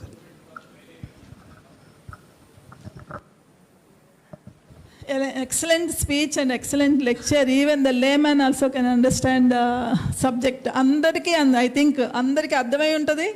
మంచి లంచ్ చేసి వచ్చిన తర్వాత కూడా ఎవరు నిద్రపోకుండా బాగా విని గ్రాస్ప్ చేసుకుని ఉంటారనుకుంటాను. లెర్నింగ్ రేట్ 100% అయి ఉంటుంది according to his lecture. So thank you very much for giving such a wonderful lecture. Our AP government is interested to find out the pest and disease infestation and spot control, which you have shown and explained clearly with the indices and all.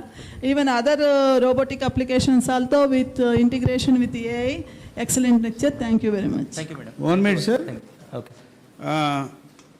మా ముఖ్యమంత్రి గారు సంవత్సరం నుంచి పైనుంచి మేము దాదాపు 10 మీటింగ్కి వెళ్ళి ఉంటాం.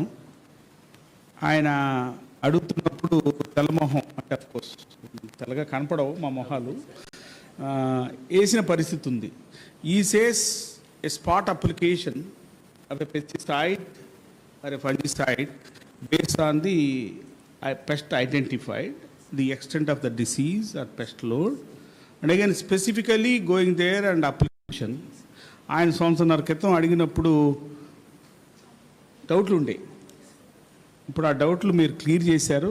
మాకు మా ముఖ్యమంత్రి గారి దగ్గర కూడా ఏమాత్రం అవకాశం వచ్చినా మీరు క్లియర్ చేసే అవకాశం మీరు సహకరిస్తే will arrange. Thank you sir. The secretary first and then will try to the chief minister. Okay thank you sir.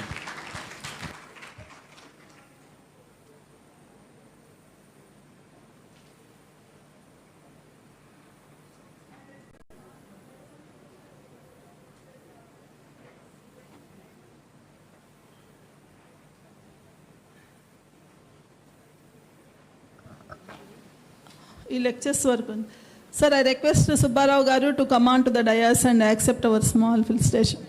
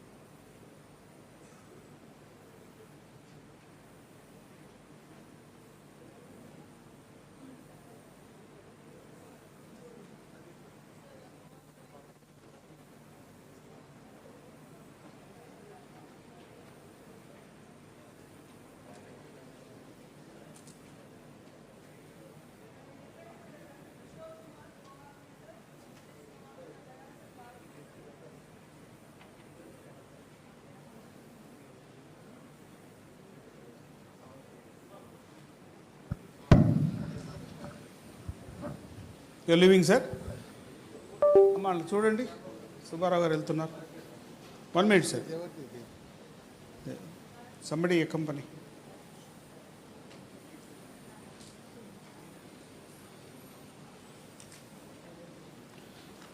So ఇప్పటి వరకు చాలా థియరిటికల్గా మనం వినటం జరిగింది.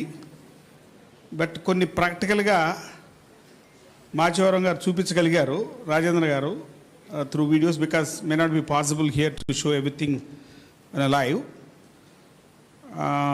But however seeing is believing కదా. ఇప్పుడు మనం ఎక్కువగా చెవులకి ఇచ్చాము, ఇప్పుడు కంటికి చెవులకి రెండిటికి కూడా ప్రాక్టికల్గా కొన్ని a applications how far they are reaching to our expectations, ఎంతవరకు ఇవి ఉపయోగపడతాయి అన్నది ప్రధానమైనటువంటి సబ్జెక్ట్. అది మనకి దాని మీద నమ్మకం వస్తేనే మన సైంటిస్టులు కానీ నమ్ముతారు, ముఖ్యంగా కేవీకే వాళ్ళు నమ్ముతారు. కేవీకే వాళ్ళని తేలిక నమ్మరండి, ఈ ఎక్స్టెన్షన్ వాళ్ళు. వాళ్ళు నమ్మితే దాన్ని విస్తృత ప్రాచుర్యం చేస్తారని నేను నమ్ముతున్నాను. సో మీకు అందుకే ప్రత్యక్షంగా లైవ్ డిమోస్ ఏదైతే the organisers have planned, especially 3-4 live demos, including the drone spraying and also the seeding in the farm fields along with the fertilizer application. So there are 4 live demos which are planned. I think these demos will help you to realize the reality of the AI power. So that way, I request Egg Bharat, madam, Valana? First ever, sir. Egg Bharat. చూడండి అక్కడ ఎవరైనా accompany ఇవ్వండి.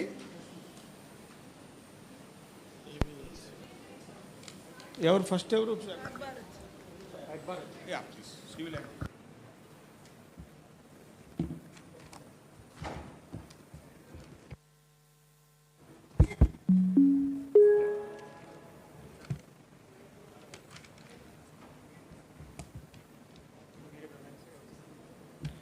So, good afternoon everyone. So now I welcome Egg Bharat founder Navin. So to give the demo on Egg Yantra, that's an Uberization of farm mechanization. Yes, welcome sir.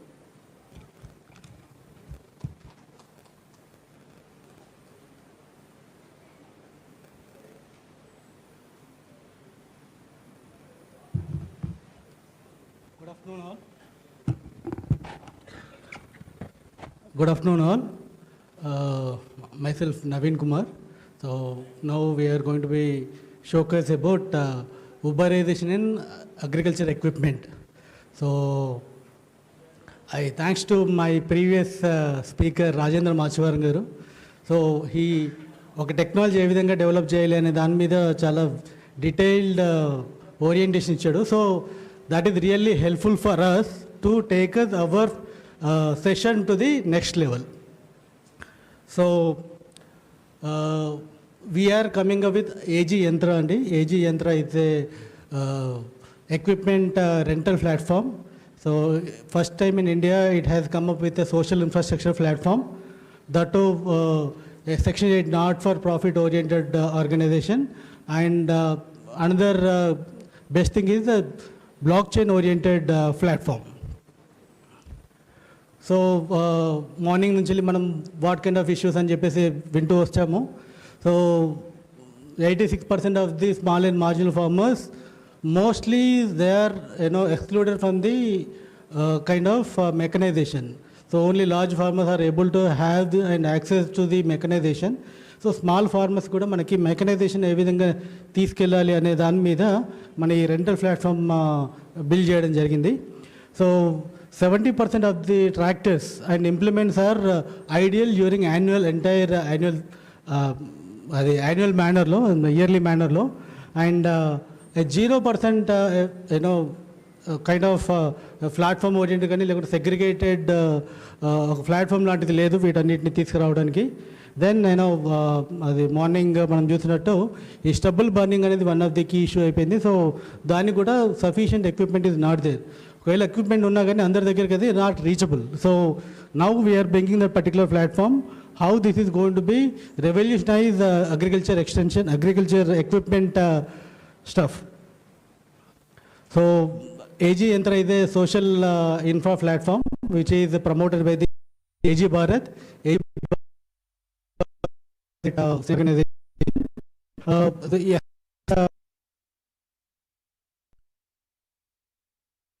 Four pillars, so four key stakeholders.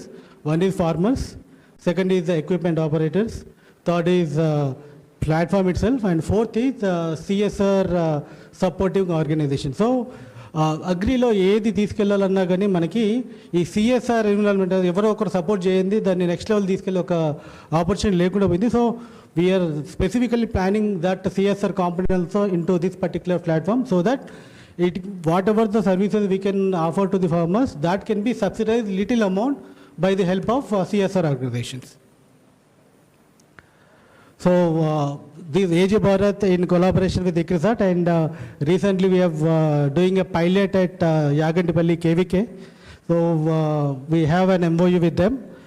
Right now this particular season we are taking a bigger pilot with Yagantipalli KVK. So this is a very simple ecosystem model, AG Yantra ecosystem model. So in that particular farmers, equipment owners, and the platform, and the lower level is the CSR.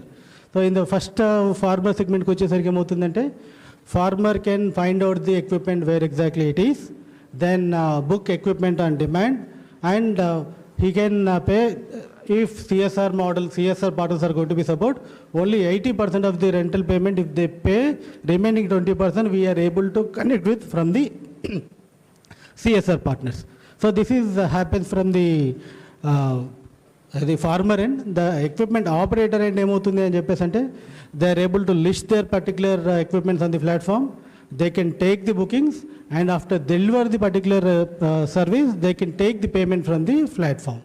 And platform is going to be a, it's a kind of marketplace for both the partners, and it also helps the CSR agencies to come up to extend their support to the farmers up to in this particular model, CSR model, 80-20 model, which we are thinking of. In this 80-20 model, up to 2 acres of farmers, 20% is going to be paid by the CSR partners. Only 80% of the payment can be paid by the farmers. So ఇక్కడ CSR partners ఏమవుతుందో, since it is a blockchain enabled platform, so వాళ్ళు single rupee ఎక్కడ ఖర్చు పెడుతున్నారు, ఎంతమంది farmers తీసుకున్నారు అనే దానికి పర్టికులర్గా మనకి రికార్డ్స్ అన్నీ ఉంటాయి, నాన్ టాంపరబుల్. సో వాళ్ళు స్పెండ్ చేసే ఈచ్ అండ్ ఎవ్రీ రూపీస్కి there is a record. So ఇప్పుడు ఇంత మీకు చెప్పినట్టు మీకు 80-20 మోడల్ ఏ విధంగా వర్క్ చేస్తుంది అని చెప్పేసి దిస్ ఎస్పెషల్లీ ఈ ఒక్కదాని మీద నేను మీకు లిటిల్ బిట్ ఇస్తాను. So if a CSR come up with 30 lakhs of investment, so that comes to the 20% అనుకుంటే, remaining 80% is going to become 1.2 crores. So ఒక 30 lakhs కనుక ఒక సిఎస్ఆర్ ఏజెన్సీ కనుక ముందుకు రాగలిగితే, ఇన్ ఏ మార్కెట్ టర్మ్స్లో, ఇన్ రియల్ టైమ్ మార్కెట్లో, that will enable 1.5 crores of value in terms of equipment services. So that means 30 lakhs of a small investment can take up to the 5 times of the real worked out. So that's where we are integrating this particular model into the AG Yantra model. So social return on investment, especially more towards CSR perspective. So ఇంతకుముందు చెప్పినట్టు 4 pillars. 4 pillars-లో మనకి small ఫార్మర్స్కి ఏమవుతుంది, small farmer able to get correct equipment, ఎగ్జాక్ట్గా దానికి వాళ్ళకి HP ఏం కావాలి, ఏ వెరైటీ కావాలి, వాట్ కైండ్ ఆఫ్ థింగ్ అనేది they can pick and choose, and they can get the lesser 20% from the market, since if CSR going to be happens in that particular area, 20% is going to be bear by the CSR. Then livelihood creation. If more equipment, farmers are going to be use more equipment mechanization, the mechanization comes into picture, so that can create more number of employment in mechanization. So in a hub, what we are expecting is around 8 to 12 new jobs are going to be coming on that particular hub.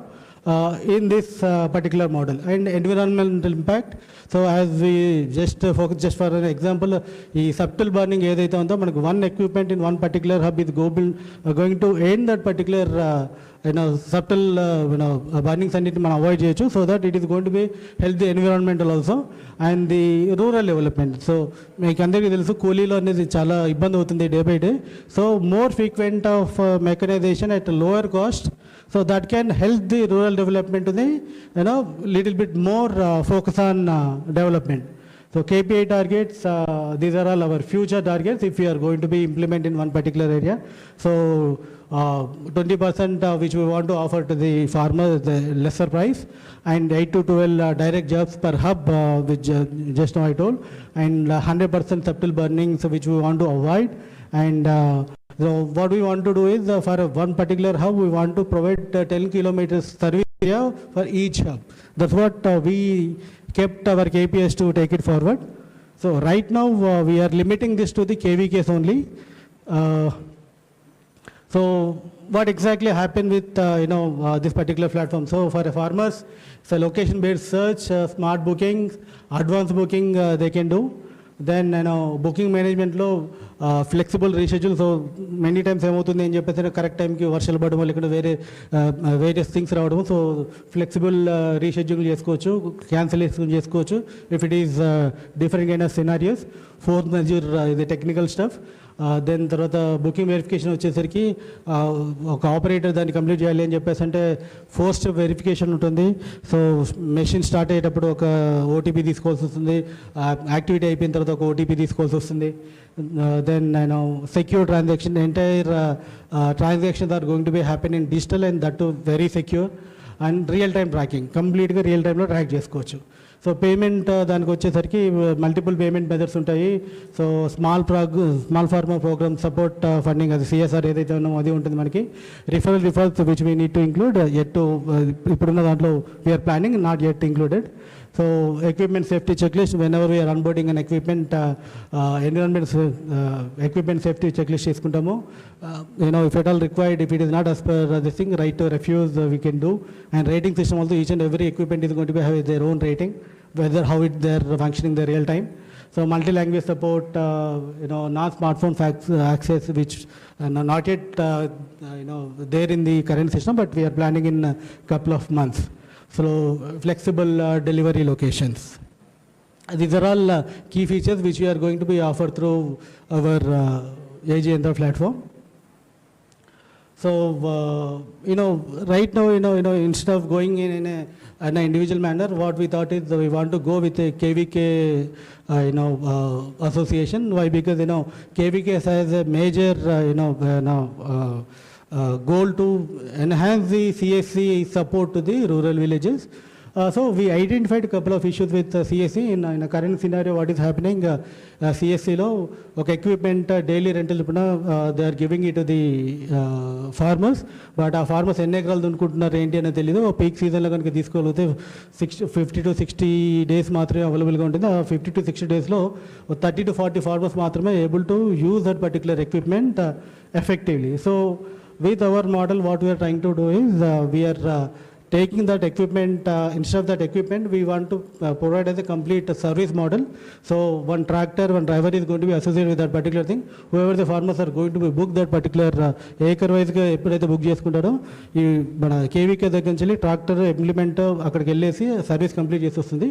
So ఈ మోడల్లో ఏమవుతుంది అంటే మనకి in a single డేలో particular equipment is going to be have 8 to 10 acres of service. So instead of ఒక farmer మాత్రమే వాడుకునేది, ఇప్పుడు ఈ పర్టికులర్ మోడల్లో more number of farmers in day 3 to 5 farmers కూడా మనకి ఈ సర్వీస్ వాడుకునే అవకాశం ఉంది. సో ఇంతకుముందు అనుకున్నట్టు మనకి కేవీకేలో ఇంతకుముందు కంప్లీట్గా నాలెడ్జ్ అండ్ సింగిల్ equipment మోడల్లోనే ఉండేది. So now we are taking it is a complete set of service that in acre wise in service ప్రొవైడర్లో మనం తీసుకెళ్లే ప్రయత్నం చేస్తున్నాం. That's where we are piloting with KVK Nandyal Yagantipalli. So ఇంతకుముందు మనం చెప్పినట్టు completely it is blockchain enabled dashboard. So ఈ particular blockchain దాంట్లో ట్రస్ట్ అనేది దాని బట్టి each and every record is going to B non tampered. So digital booking, verification, immutable ledger, real time audit, these are all very very key for a CSR agency. జనరల్గా వాళ్ళు funding ఇచ్చినప్పుడు ఏమవుతుంది అని చెప్పేసి అంటే ఆ రూపాయి నిజంగా ఖర్చు పెట్టారా, కరెక్ట్ పర్సన్కి వెళ్ళిందా లేదా అనేది వాళ్ళు చెక్ చేసుకుంటారు. సో అది ఎనేబుల్ చేయడానికి మనం కంప్లీట్గా ఇది ఈ block chain oriented stuff which we have bring into the system. So this is a zero leakage by design. So CSR sir మీ నుంచి ఏదో లైవ్ డిమాన్స్ట్రేషన్ కాకపోయినా అక్కడేదో ఫీల్డ్లో తీసింది ఇక్కడేదో చూపించేస్తారని without everything like that. Sir దీని తర్వాత మీకు no first you should show that then go for this theoretical explanation. Generally that is the way how you should attract. That's my suggestion. It's up to you. Otherwise these people they lose the mind. We'll showcase the how it is going to be. Mind. We'll try to showcase it. Yeah, please. That way that you can attract to your. Sure.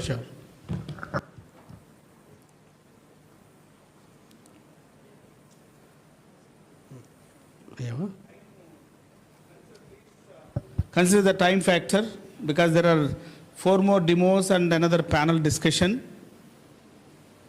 For you, we can't give more than 5 more minutes, please. Right.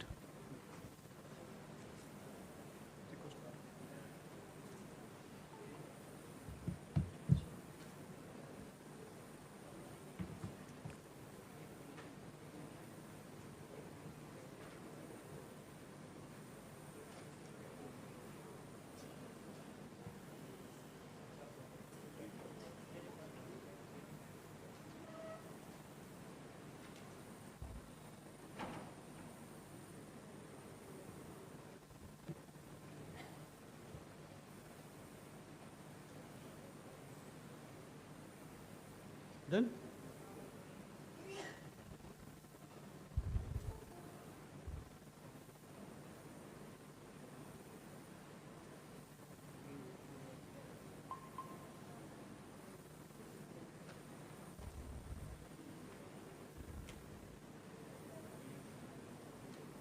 Right. So a demo is going to be showcased here. So ఇది మనకి టెంపరీగా ఇప్పుడు demo కోసం మనం తీసుకొచ్చామండి. మీరు left side you can see the demo here. It's okay. So మనం ఇప్పుడు వన్ పర్టికులర్ ఏరియాలో కనుక ఉంటే మన చుట్టుపక్కల ఏమైనా ఎక్విప్మెంట్స్ లిస్ట్ అయ్యాయా లేదా అనేది మనం ప్లాట్ఫామ్లో చెక్ చేసుకోవచ్చు. ఇక్కడ మనకి చూస్తే పైన 5 కిలోమీటర్స్ రేడియస్ అని చెప్పేసి ఉంటుంది. సో దాన్ని కనుక మనం ఆ 5 కిలోమీటర్స్ రేడియస్లో మన చుట్టుపక్కల ఎన్ని ఎక్విప్మెంట్స్ ఉన్నాయని చెప్పేసి ఇక్కడ కనబడుతుంది. So when we increase this, so ఇంకా మనకి 25 కిలోమీటర్స్ రేడియస్ 3 ఉన్నాయని చెప్పేసి షోకేసింగ్.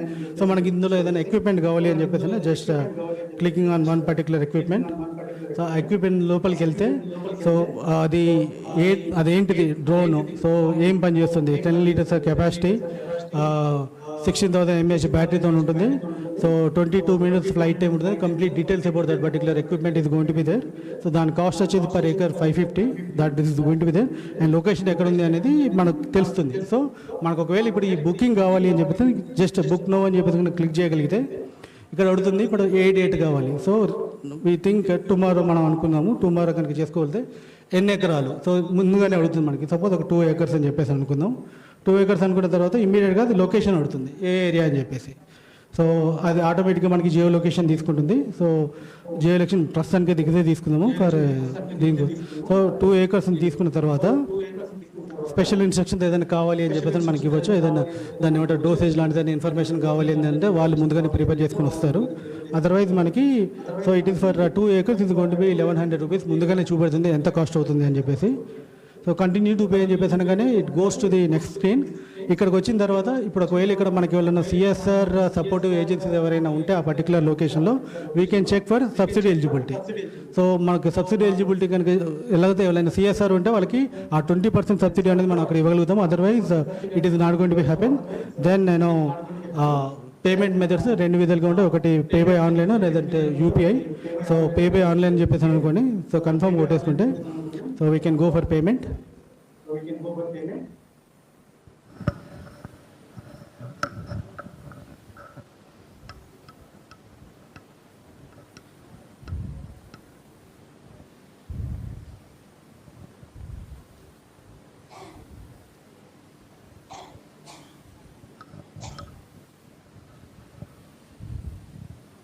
సో లైవ్లో మనకి పేమెంట్ అయిపోతుంది. సో ఈ payment this is going to be completely booking of that particular ఇది equipment request to the operator. Right. So ఇక్కడ మనకి వ్యూ రిసిప్ట్ వస్తుంది. దాని తర్వాత it will reach to the ఆ సర్వీస్ ఎక్కడ స్టార్ట్ అవుతుంది ఏంటి అనేది మనకి ప్లాట్ఫామ్లో చూపెడుతుంది. ఎవరి దగ్గరికి వెళ్ళింది డ్రైవర్ డీటెయిల్స్ ఉంటాయి అక్కడ. మనం కాల్ చేసి ఏదైనా మాట్లాడాలంటే కాల్ చేసి మాట్లాడచ్చు. బుకింగ్ ఐడి ఉంటుంది, పేమెంట్ డీటెయిల్స్ అన్నీ దీంట్లో ఉంటాయి. సో రేపు పొద్దున్న ఏదైనా రిఫరెన్స్ కావాలన్నా ఈ డీటెయిల్స్ తోటి we can take the reference and will speak about that particular issue. ఇది మనకి ఎక్విప్మెంట్ మన ఇది ఫార్మర్ సంబంధించిన ఇది. సో ఇది మనకి దాన్ని ఏమంటారు ఆపరేటర్కి వెళ్తుంది. ఆపరేటర్ ఏ విధంగా వెళ్తుంది అనేది చూపెట్టే ప్రయత్నం చేస్తాను మీకు.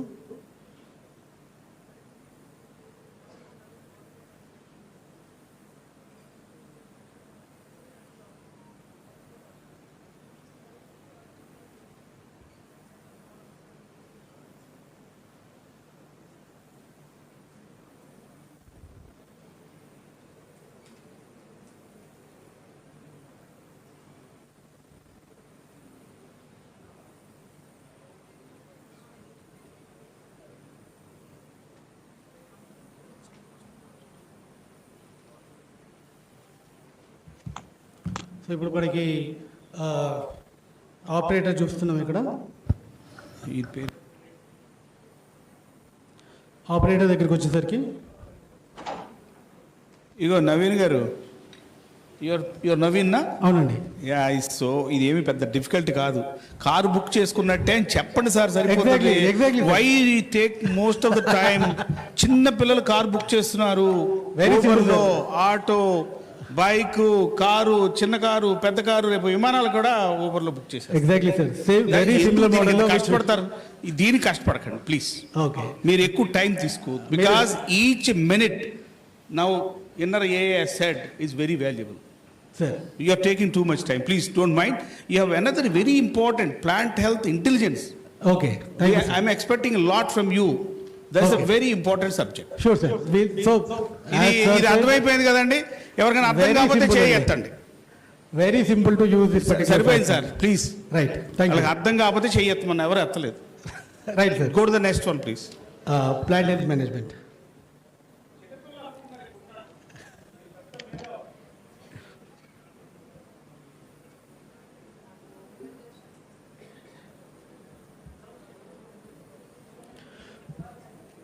సో ఈ పర్టికులర్ దాంట్లో అగైన్ నేను really we need to say thanks to the Rajendra Machavaram garu. So దీని వెనుక జరిగే బ్యాక్గ్రౌండ్ మొత్తం ఆయన ఇంతకుముందు చాలా క్రిస్టల్ క్లియర్గా ఎక్స్ప్లెయిన్ చేశారు. So what we have done is with help of ICRISAT, with the help of Napanta, we had more than 4 lakhs of images. So with entire images and agriculture knowledge data sets, which we have come up with a particular this thing. మేము ఇప్పుడు chilli crop మీద we have doing this particular activity. So probably by July we are going to be come with full fledged information. But we are going to show, take one particular snap of any particular crop. దాన్ని recommendations ఏం కావాలనేది మనం తీసుకొచ్చే ప్రయత్నం చేసాము. Just do it test. So ఇది ప్రస్తుతానికి వెబ్లో ఉంది. మేము దాన్ని ఏమంటారు యాప్లో తీసుకొచ్చే ప్రయత్నం చేస్తున్నాము for convenience, but for showcase here. So if you are able to showcase that particular thing. So ఆ పర్టికులర్ ఇమేజ్ చూపెట్టు పైన ఇమేజ్ కనుక ఇవ్వగానే ఇమీడియట్గా దాంట్లో ఉన్న ఇష్యూ ఏదైతే ఉందో, సో అది మైట్స్ ఇంపాక్ట్ అని చెప్పేసి కిందికి వచ్చేసి. సో ఆ మైట్స్ ఏ విధంగా తెలుగులో, సో ఇది ఆ పర్టికులర్ మైట్స్ ఏ విధంగా ఉంది, ఏ పర్టికులర్ టైంలో మనకి క్రాప్కి ఇంపాక్ట్ చూపెడుతుంది, దాని లక్షణాలు ఏంటి, ఏ టైంలో మనకి అది ఎన్హాన్స్ అవుతుంది, మన ఇంపాక్ట్ అనేది పెంచుతూ వస్తుంది అనే ఇన్ఫర్మేషన్ కంప్లీట్గా ఉంటుంది. సో టెంపరేచర్ లెవెల్స్, దాని తర్వాత అది ఏ టైంలో పెరుగుతుంది, ఈ ఇన్ఫర్మేషన్ కూడా మనం ఇక్కడ క్యాప్చర్ చేసాము. కిందికి రండి. అన్నిటికంటే ఇంపార్టెంట్ థింగ్ ఏంటి అని చెప్పేసి అంటే ఫార్మర్కి పెస్ట్ ఉండగానే సరిపోదు, పెస్ట్ ఐడెంటిఫై చేసిన తర్వాత దానికి ప్రాపర్ రికమెండేషన్స్ అనేవి చాలా ఇంపార్టెంట్. ఆ ప్రాపర్ రికమెండేషన్స్ అనేది మేము ఇంక్లూడింగ్ డోసేజ్ అండ్ ఫార్ములేషన్తో సహా తీసుకొచ్చే ప్రయత్నం చేస్తున్నాము. So in this particular scenario azadirachtin it is recommended. Then second recommendation వచ్చేసి డైఫెన్థ్రాన్ చూపెడుతుంది. Third one which is third 3 recommendations. ఈ 3 రికమెండేషన్లో ఏదైనా కూడా మనం we can go and spray to that particular pest. So by July we are expecting 3 to 5 crops, especially cotton, paddy, chilli and maize entire ఒక digital app రూపంలో తీసుకొచ్చే ప్రయత్నం చేద్దామని చెప్పేసి అనుకున్నాము. Mostly it is going to be available to the AP farmers by July. So this is one of the sample which we are able to showcase. ఇంకొక any other sample?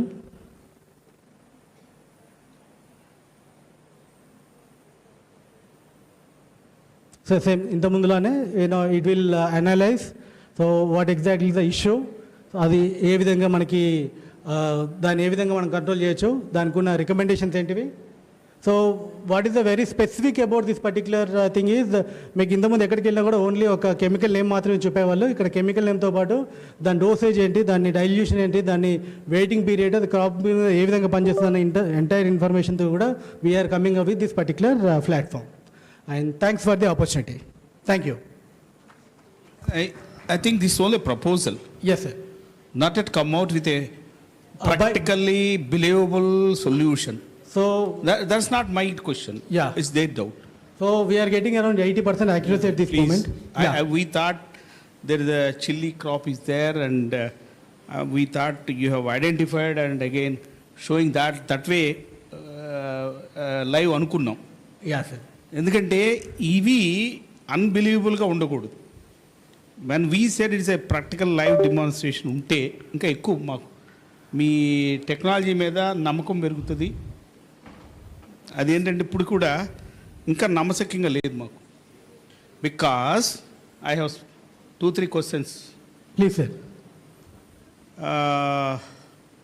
There are certain diseases which are very difficult to identify at early phase. Yeah. Say like sheath blight. Sheath blight in rice, which initiate the around 50-60 days of the crop, and it reaches to the top leaf after 50 to 20 days after its initiation. By the time your images detect that, the spread, the vertical spread as well as the horizontal spread takes place. It's my doubt. Certainly, sir. Yeah, please. Whether your images could capture the very early stage of infection, the infection and related to disease. If you can clarify this, we believe totally your technology. And the second question. Yeah. For example, we have a rice blast. There are so many. The rice blast, again, it's airborne. Airborne means gali dwara. So you have noticed in some place today. So you will direct the drone to spray there. Okay? Then that inoculum load in that spot will be under control. But rice disease is such a what is called a devastating disease. ఒక దగ్గర తక్కువ ఉన్నప్పటికీ దాని ఇనాక్యులంలో ఇంకా spread అయి ఉంటుంది, కానీ మీకు పైకి కనిపించదు. So if you keep for 2 to 3 days spray చేయలేదనుకోండి, again entire affected with the rice blast. So then the first spray, it minimizes the spot.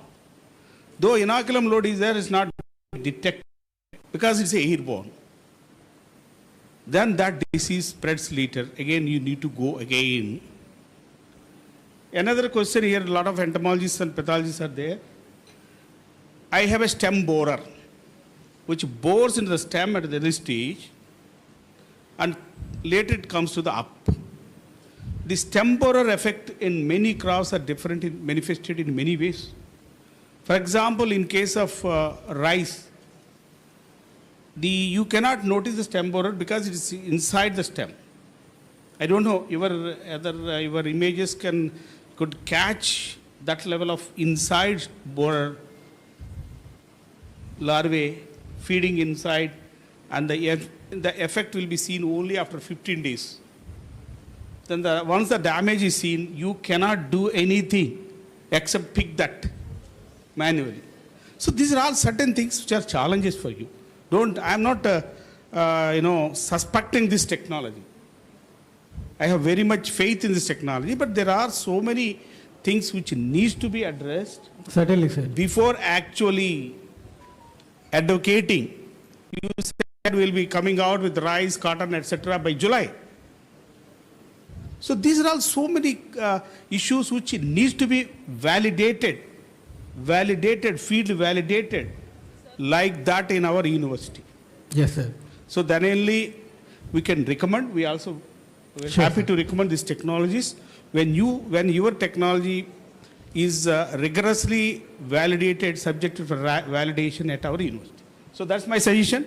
Thank you, sir. So many things are there. Yes, sir. Lot many things. But don't be a rush in pushing the technology. A technology mede, a AI power mede, manaku doubtlu vastayi, anumanalu vastayi. Once we lose the confidence by the farmer, totally it will be a great shadow on the entire technology. It's suggestion not for you only, for others, even to us also.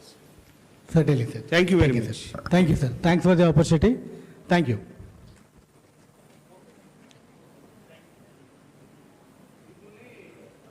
Knowledgeable lot. If we say something, you will think on that. That's the only intention, nothing to detract from your.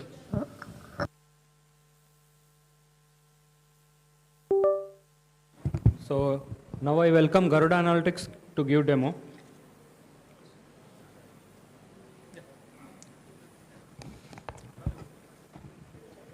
Thank you. Please. Dr. Naveen, the images which you have shown, the recommendation you have shown for that, the fusarium wilt and all that, are they from our field? Not from our chili field? ICRISAT field. We thought it's our field. Anyway, it is a field. Can I start? Yeah. Thank you, ma'am, and thank you, sir.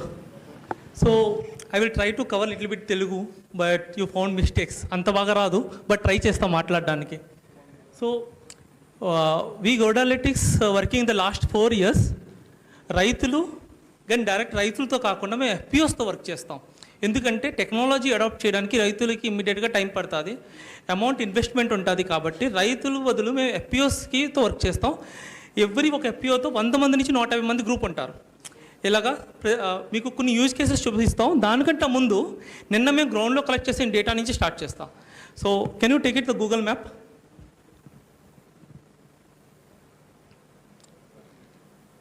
Just keep browser.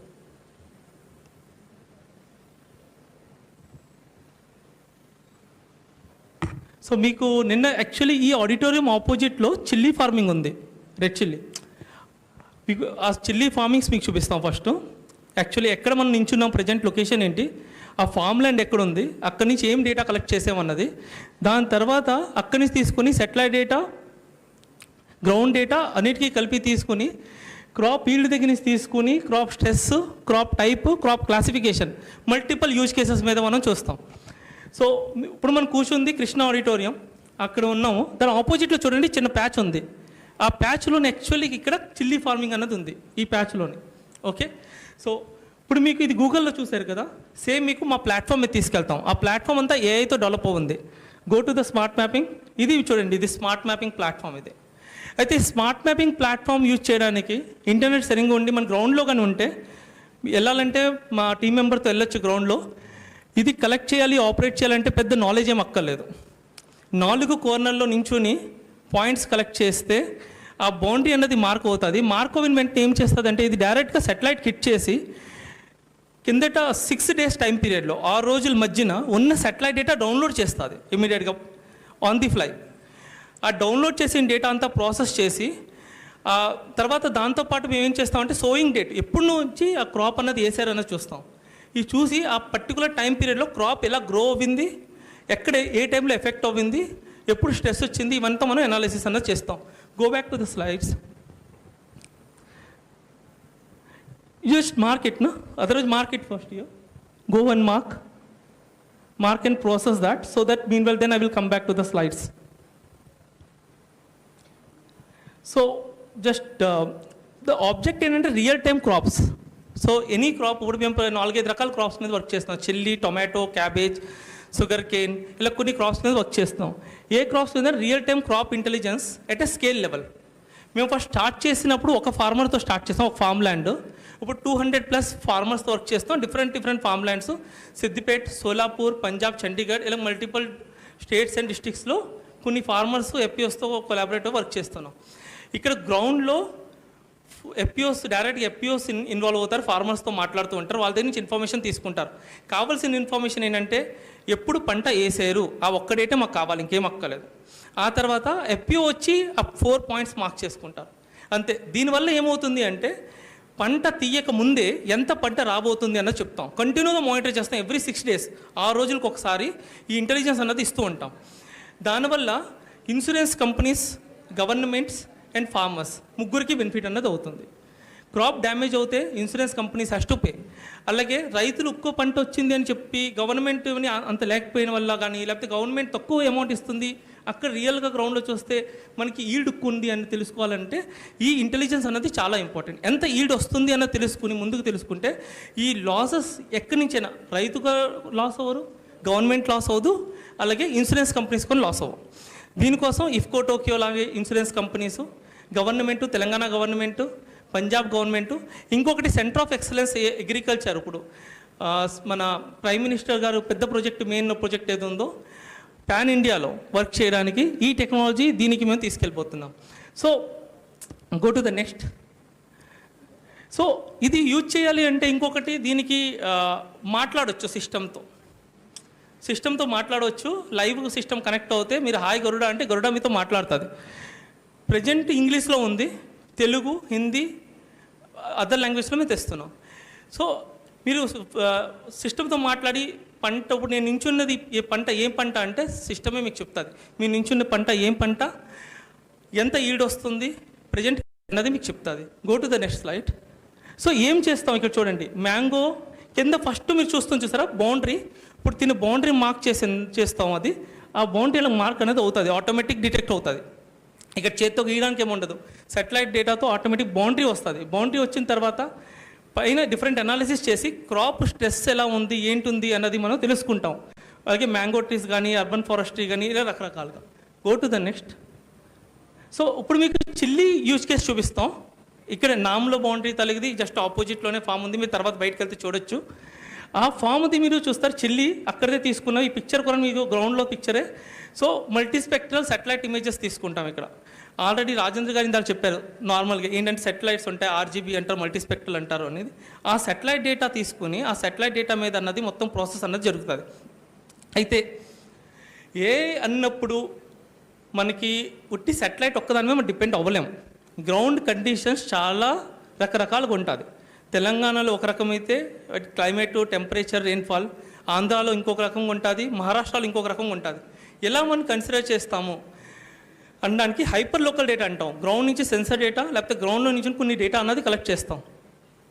Go next. So ఇక్కడ మీరు చూడండి, first upload చేసిన ఇమేజ్తో chilli crop అనేది మీకు automatic కింద crop model detect అని కొడితే ఆ పిక్చర్ వచ్చి క్రాప్ డిటెక్ట్ అని చూపిస్తుంది. Go to the next. So ఇది ఏ రకంగా అవుతుంది అంటే ప్రతి ఒక్క పిక్సెల్ లెవెల్, ఒక సాటిలైట్ ఇమేజ్ మీకు ఎలా కనిపిస్తుంది అంటే చిన్న చిన్న గ్రిడ్, మన గ్రాఫ్స్ చూస్తాం కదా, ఒక గ్రిడ్ లాగా ఉంటుంది, నెట్ లాగా ఉంటుంది. ప్రతి ఒక్క నెట్ అనేది ఒక పిక్సెల్ అంటాం. ఆ పిక్సెల్ సైజు ప్రతి ఒక్క పిక్సెల్కి నుంచి వచ్చిన రిఫ్లెక్టెన్స్తో యాక్చువల్గా అనాలిసిస్ అనేది జరుగుతుంది. ఎంత బ్రైట్నెస్ వస్తుంది అన్నది మనకి తెలుస్తుంది దానివల్ల. సో ఆ రిఫ్లెక్టెన్స్ పారామీటర్ తీసుకుని మొత్తం అనాలిసిస్ అన్నది జరుగుతుంది. అయితే ఇప్పుడు వరకు మనం అగ్రికల్చర్ మినిస్ట్రీస్ లెవెల్లో కానీ మనం లేకపోతే స్టేట్ లెవెల్కి అగ్రికల్చర్ చేయాలంటే మనం డిస్ట్రిక్ట్ లెవెల్ చేస్తాం, కానీ ఫామ్ లెవెల్ అనేది చాలా ఎవరు చేయరు. ఫామ్ అనేది చాలా చిన్నగా ఉంటుంది. అక్కడ మీరు 1 acre ఉండొచ్చు, 2 acres ఉండొచ్చు, 1/2 acre ఉండొచ్చు, 1/2 cent ఉండొచ్చు, ఎంతైనా ఉండొచ్చు. ఆ చిన్న చిన్న ఫామ్ లెవెల్లో మనం చేయాలి అంటే దానికి మనం గ్రౌండ్కి విజిట్ చేసి కోఆర్డినేట్ అనేది కంపల్సరీ తీసుకోవాలి. సో అది మేము చేసాం. నిన్న ముందుగా వచ్చి మేము కోఆర్డినేట్స్ అనేది కలెక్ట్ చేసాం. నెట్వర్క్ ఎలా ఉంటుందో తెలియదు కాబట్టి ఆ కోఆర్డినేట్ కలెక్ట్ చేసాం. First go to the next. So మొత్తం ప్రాసెస్ చూస్తారు ఇప్పుడు మీరు. Just go head. ఇక్కడ మీకు సింపుల్గా డిఫరెంట్ మాదే టూల్స్ ఉన్నాయి. అగ్రికల్చర్కి వచ్చినప్పటికి ఫస్ట్ మేము అక్కడ అగ్రికల్చర్ క్రాప్ మానిటరింగ్కి వెళ్ళాం. నిన్న కలెక్ట్ చేసాం, గ్రౌండ్లో కలెక్ట్ చేసిన పాయింట్ కోఆర్డినేట్స్తో ఆ ల్యాండ్ మార్క్ మేము ఇక్కడ మార్కింగ్ అన్నది జరిగింది. ఆ ల్యాండ్ మార్క్ జరిగిన తర్వాత అక్కడ ఇంకా కొన్ని పాయింట్స్ ర్యాండమ్గా పాయింట్స్ తీసుకున్నాం డిఫరెంట్ ప్లేసెస్లో గ్రౌండ్ కోఆర్డినేట్స్. ఒకటి మొత్తం ఫామ్ బౌండరీ తీసుకున్నాం, ఇంకో డిఫరెంట్ కోఆర్డినేట్స్ అన్నది తీసుకున్నాం. తీసుకున్న తర్వాత అక్కడ డిఫరెంట్ మీకు ఇన్పుట్స్ ఇవ్వాలి. టైం పీరియడ్ ఎప్పటి నుంచి జరుగుతుంది, 1 or 2 months బ్యాక్ వేసామా, సోవింగ్ ఎప్పుడు చేసామన్నది ఆ డేట్ అన్నది పెట్టాలి. ఎగ్జాక్ట్ డేట్ తెలియకపోతే మినిమం మంత్ అన్నదైనా మనకి కంపల్సరీగా అన్నది మనం ఇవ్వాలి. ఇచ్చిన తర్వాత ఏం చేస్తుందంటే different type of satellite datas ఉంటాయి. ఇవి మనకి 6 days interval, 1 day interval, 3 days ఇంటర్వల్గా ఉంటాయి. ఇక్కడ ఓపెన్గా ఫ్రీ, దీనికి ఖర్చు పెట్టకుండా ఫ్రీగా దొరికిన సాటిలైట్ డేటా అన్నది యూజ్ చేసాము. ఆ డేటా అన్నది ఇమీడియట్గా డౌన్లోడ్ చేసి అది ప్రాసెస్ చేస్తుంది. ఇది మొత్తం చేయడానికి ఒక 3 to 4 minutes మొత్తం అంతా ప్రాసెస్ అన్నది జరుగుతుంది. ఈ 3-4 minutesలో మనకి మొత్తం అనాలిటిక్స్ అన్నది జరుగుతుంది. అక్కడ ప్రాసెసింగ్ అని చూపిస్తుంది సార్ కింద. ఆ ప్రాసెసింగ్ అన్నది చూస్తుంది. అక్కడ క్యాల్కులేట్ అని కొట్టి వెంటనే ప్రాసెస్ జరుగుతుంది మొత్తం అంతా ఎండ్ టు ఎండ్. అయితే డౌన్లోడ్ దగ్గర తీసుకుని ఇక్కడ ఏమని మోడల్స్ ప్రాసెస్ చేసి జనరేట్ చేస్తుంది. అయితే ఇదంతా జరగడానికి బ్యాక్ ఎండ్ ఏం జరిగింది అంటే ఈ ఒక మోడల్ డెవలప్ చేయడానికి మేము 4 సంవత్సరాలు పట్టింది మాకు, 4 years. ఎందుకంటే ఎక్కువ డేటా కావాలి, గ్రౌండ్ డేటా. హిస్టారికల్ డేటా అంటాం. లాస్ట్ ఒక 5 years, 10 years చాలామంది రైతుల దగ్గర నుంచి వాళ్ళ పండించి ఇంతకుముందు పండిస్తున్నప్పుడు ఏ రకంగా ఈడ్ వచ్చేది, ఏ టైప్ సీడ్ యూజ్ చేసారు.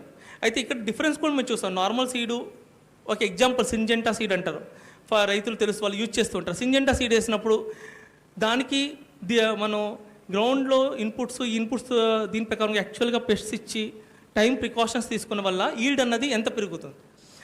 సో మేము గ్రౌండ్లో చూసినప్పుడు మామూలుగా 5 to 6 tons వచ్చింది, 30 tons వరకు కూడా వెళ్ళింది. సిద్దిపేట డిస్టిక్ మీకు ఎగ్జాంపుల్ చెప్తున్నా. So go head. సో ఇక్కడ చూడండి, ఇయర్ సెలెక్ట్ చేశారు, month. Now you process that. So ఇది ప్రాసెస్ చేసిన వెంటనే నిన్న చూస్తే టెంపరేచర్ చాలా ఎక్కువగా ఉంది. దాని ఎఫెక్ట్ వల్ల ఇక్కడ ఏమో చూపిస్తుంది అంటే మీకు హై స్ట్రెస్ అని చూపిస్తుంది, క్రాప్ మీద స్ట్రెస్ ఎక్కువగా ఉంటుంది అని చూపిస్తుంది. So soil moisture condition and other conditions కానీ మీకు తీసుకున్న వల్ల ఆ ఇన్పుట్ అని మనకి తెలుస్తుంది. అయితే ఇప్పుడు దీని నుంచి next further yield and other మేము అనాలిసిస్ నెక్స్ట్ చేయబోతాం. Go to the next.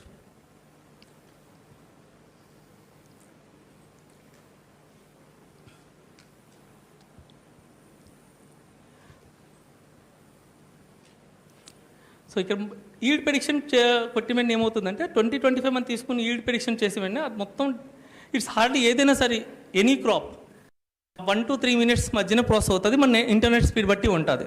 ఎందుకంటే మనం అప్లోడ్ చేసి మన మార్క్స్ అప్లోడ్ అవ్వాలి క్లౌడ్లోకి, మా సర్వర్లోకి అప్లోడ్ అవ్వి, సర్వర్ నుంచి డేటా అంతా డౌన్లోడ్ వచ్చి మీకు అక్కడ ఇన్పుట్ అలాగ వస్తుంది. ఇన్ఫర్మేషన్ చూడండి, ఒక టేబుల్ వచ్చింది. How much turns it's sowing? I'm not getting.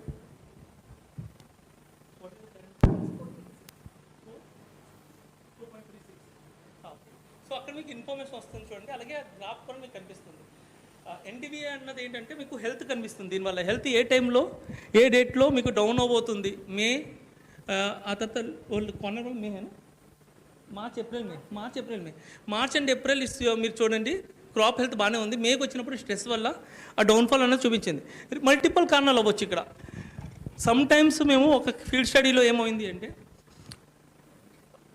అక్కడ కంప్లీట్ డౌన్ ఉంది, అయితే మేము అన్నాం ఈల్డ్ తగ్గుతుంది అన్నది. యాక్చువల్ రియాలిటీ ఏమైందంటే ఫ్లడ్ వచ్చిన వల్ల అక్కడ మొత్తం క్రాప్ అనేది డ్యామేజ్ అయిపోయింది.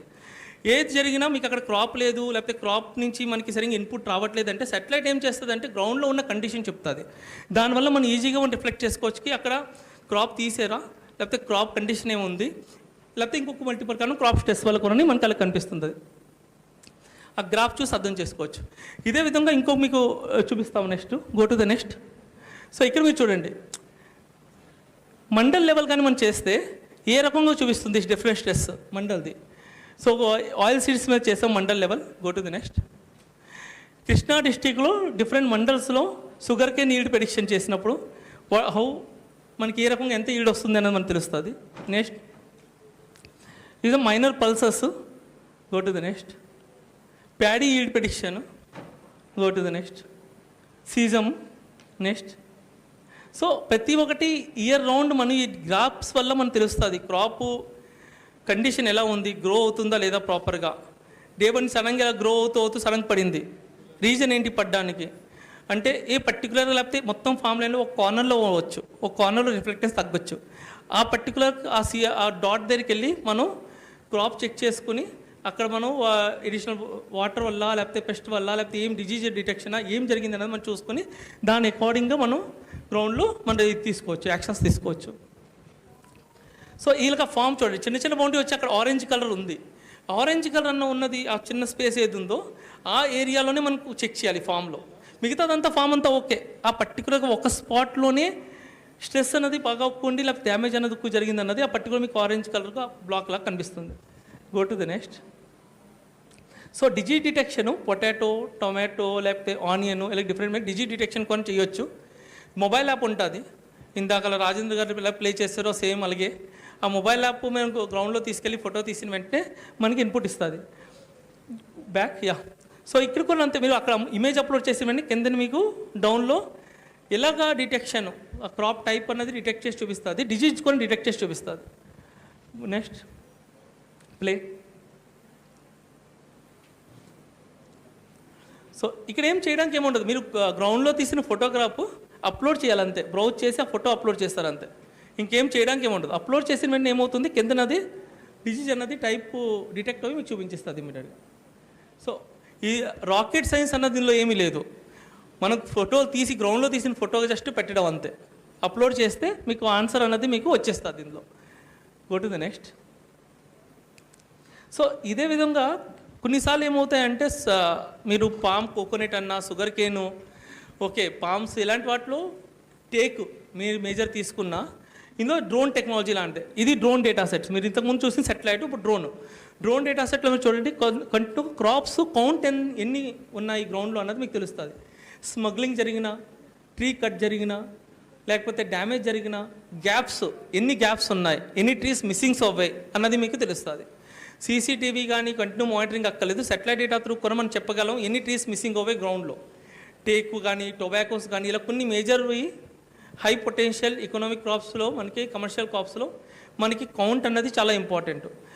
ఉన్న ట్రీస్ అన్నీ ఉన్నాయా లేకపోతే మిస్సింగ్ జరిగాయా, ఎందుకంటే most of the trees night టైంలో కట్ చేస్తూ ఉంటారు, కట్ చేసి తీసుకెళ్ళిపోతూ ఉంటారు. ఎంత మనకి మిస్సింగ్ గ్యాప్ జరిగింది అన్నది కౌంట్తో పాటు మిస్సింగ్స్ కూడా మనకి తెలుస్తాయి, యూనిక్ లొకేషన్స్ తెలుస్తాయి. Go to the next. ఇది కాటన్, పర్టికులర్గా మీరు చూడొచ్చు ఆ గ్రీనింగ్ ఇండెక్స్ చూడవచ్చు, అటుపక్క వచ్చినప్పుడు ఇంకొకటి గ్రీన్తో పాటు ఎల్లోయిష్ ఇండెక్స్ చూడవచ్చు. ఈ కలర్ డిఫరెన్స్ ప్రకారంగా మనం చెప్పొచ్చు ఆ గ్రీన్ ఇండెక్స్ ఎక్కడ ఉందో అక్కడ బాగానే ఉంది, ఎల్లో ఇండెక్స్ ఎక్కడ ఉందో ఆ చుట్టుపక్కల అన్నది మనకి క్రాప్ స్ప్రెడ్ ఉంది, లేకపోతే క్రాప్ అన్నది గ్యాప్స్లో ఉంది అన్నది. నెక్స్ట్ ప్లేయర్ క్రాప్ క్యూర్ అన్న, క్యూర్ అంటే ఉన్న డిజీజ్ మనం డిటెక్ట్ చేసి ఏంటి యాక్షన్ తీసుకోవాలి అన్నది. సో క్రాప్ క్యూర్లో చూడండి సేమ్ మన గ్రౌండ్లోకి వెళ్ళి ఫోటో సబ్మిట్ చేస్తాం క్యాప్చర్ చేసి, బ్యాక్టీరియల్ స్పాటు అండ్ డిటెక్ట్ అవ్వి ఆ పేరు వచ్చి దానికి ఏం యాక్షన్ తీసుకోవాలి అన్నది మనకి యాప్లో వచ్చేస్తుంది. సో ఈ యాప్ అన్నది ఉట్టి రైతులనే కాదు, ఇది దీనికి జీఫీల్డ్ అంటాం. ఈ యాప్ ఇప్పుడు యూజ్ చేస్తుంది పెద్ద టీసీఎస్, ఇన్ఫోసిస్ కంపెనీస్ లాంటివి యూజ్ చేస్తున్నారు, state government electricity departments use చేస్తున్నారు, అలాగే రైతులు యూజ్ చేస్తున్నారు, ఎఫ్పిఓస్ యూజ్ చేస్తున్నారు. సో అప్లోడ్ చేసి వెంటనే మీకు ఆ స్పాట్ డిటెక్ట్ చేసి అక్కడ మొత్తం ఇన్ఫర్మేషన్ అన్నది మీకు చెప్తుంది, ఏంటి యాక్షన్ పాయింట్ ఏంటి అన్నది తీసుకోవాలన్నది చెప్తుంది. Go to the next. So ఇంకా బేసిక్గా స్టూడెంట్స్ ఉంటారని ఇది కూడా పెట్టాను. రైతులు అండ్ ఎఫ్పిఓస్ ఈజీగా డైరెక్ట్ ఆపరేట్ చేసుకుంది చూపించాం. స్టూడెంట్స్ కానీ ఉంటే సింపుల్గా ఇమేజ్ ఉంటే ఎలా చేయవచ్చు, మొత్తం అంతా సింపుల్ పైథాన్ అన్న లాంగ్వేజ్లో యూజ్ చేస్తాము. ఇమేజ్ అప్లోడ్ చేస్తాం. బిల్డింగ్స్ మధ్యన ఉన్న గ్రీన్ తీసి కార్బన్ క్రెడిట్ ఎంత ఉంది, టోటల్ వెజిటేషన్ గ్రీనింగ్ ఇండెక్స్ ఎంత ఉంది, టోటల్ ట్రీ కౌంట్స్ ఎన్ని ఉన్నాయి అని తెలుసుకోవడానికి ఇది మొత్తం ప్రాసెస్ అన్నది జరుగుతుంది. ఇక ట్రీస్ డిటెక్ట్ అవుతాయి ఇలా సింగిల్ ఇవన్నీ కౌంట్స్ అన్నది వస్తుంది. ఆ కౌంట్స్ వచ్చిన తర్వాత మీకు అర్బన్ ఏరియా వేర్ చేసి అర్బన్ మధ్యన ఉన్న బిల్డింగ్స్ మధ్యన ఉన్న ట్రీస్ ఎంత ఉంది అన్నది తెలియడానికి ఇది చేసుకోవచ్చు. So this the simple. ఇది స్టూడెంట్స్ చేయాలన్నా పెద్ద ఇది రాకెట్ సైన్స్ కాదు. సార్ చెప్పినది చాలా ఈజీగా చేసుకోవచ్చు. ఓన్లీ మనం గ్రౌండ్ నుంచి డేటా కలెక్ట్ చేసి ఇవ్వడమే సిస్టమ్కి, ఇంకేమీ లేదు. 1-2 పాయింట్స్ జీపీఎస్ పాయింట్స్ కలెక్ట్ చేస్తాం. మనం సార్ చెప్పినట్టుగా ఓలా ఊబర్ క్యాబ్స్ ఎలా బుక్ చేసుకున్నాం, వాట్సాప్లో లొకేషన్స్ పంపిస్తారు. వాట్సాప్ నుంచి లొకేషన్స్ పంపించినట్టుగా ఇందులో యాప్లోకి వెళ్ళి లొకేషన్ పంపించాలి సిస్టమ్కి. లొకేషన్ పంపిస్తే అక్కడ ఉన్న ఏరియా నుంచి ఇన్ఫర్మేషన్ అన్నది మనం తెలుసుకోవచ్చు. ఏ క్రాప్ కండిషన్ ఏంటి, క్రాప్ ఈల్డ్ ఎంత అన్నది. Thank you sir. Any questions? Questions from audience. Okay, sir. Probably our engineers should react. ఏ సాంబాయ్ ఎక్కడున్నాడు? డాక్టర్ సాంబాయ్ ఉంటాడు, బయట పిలవండి.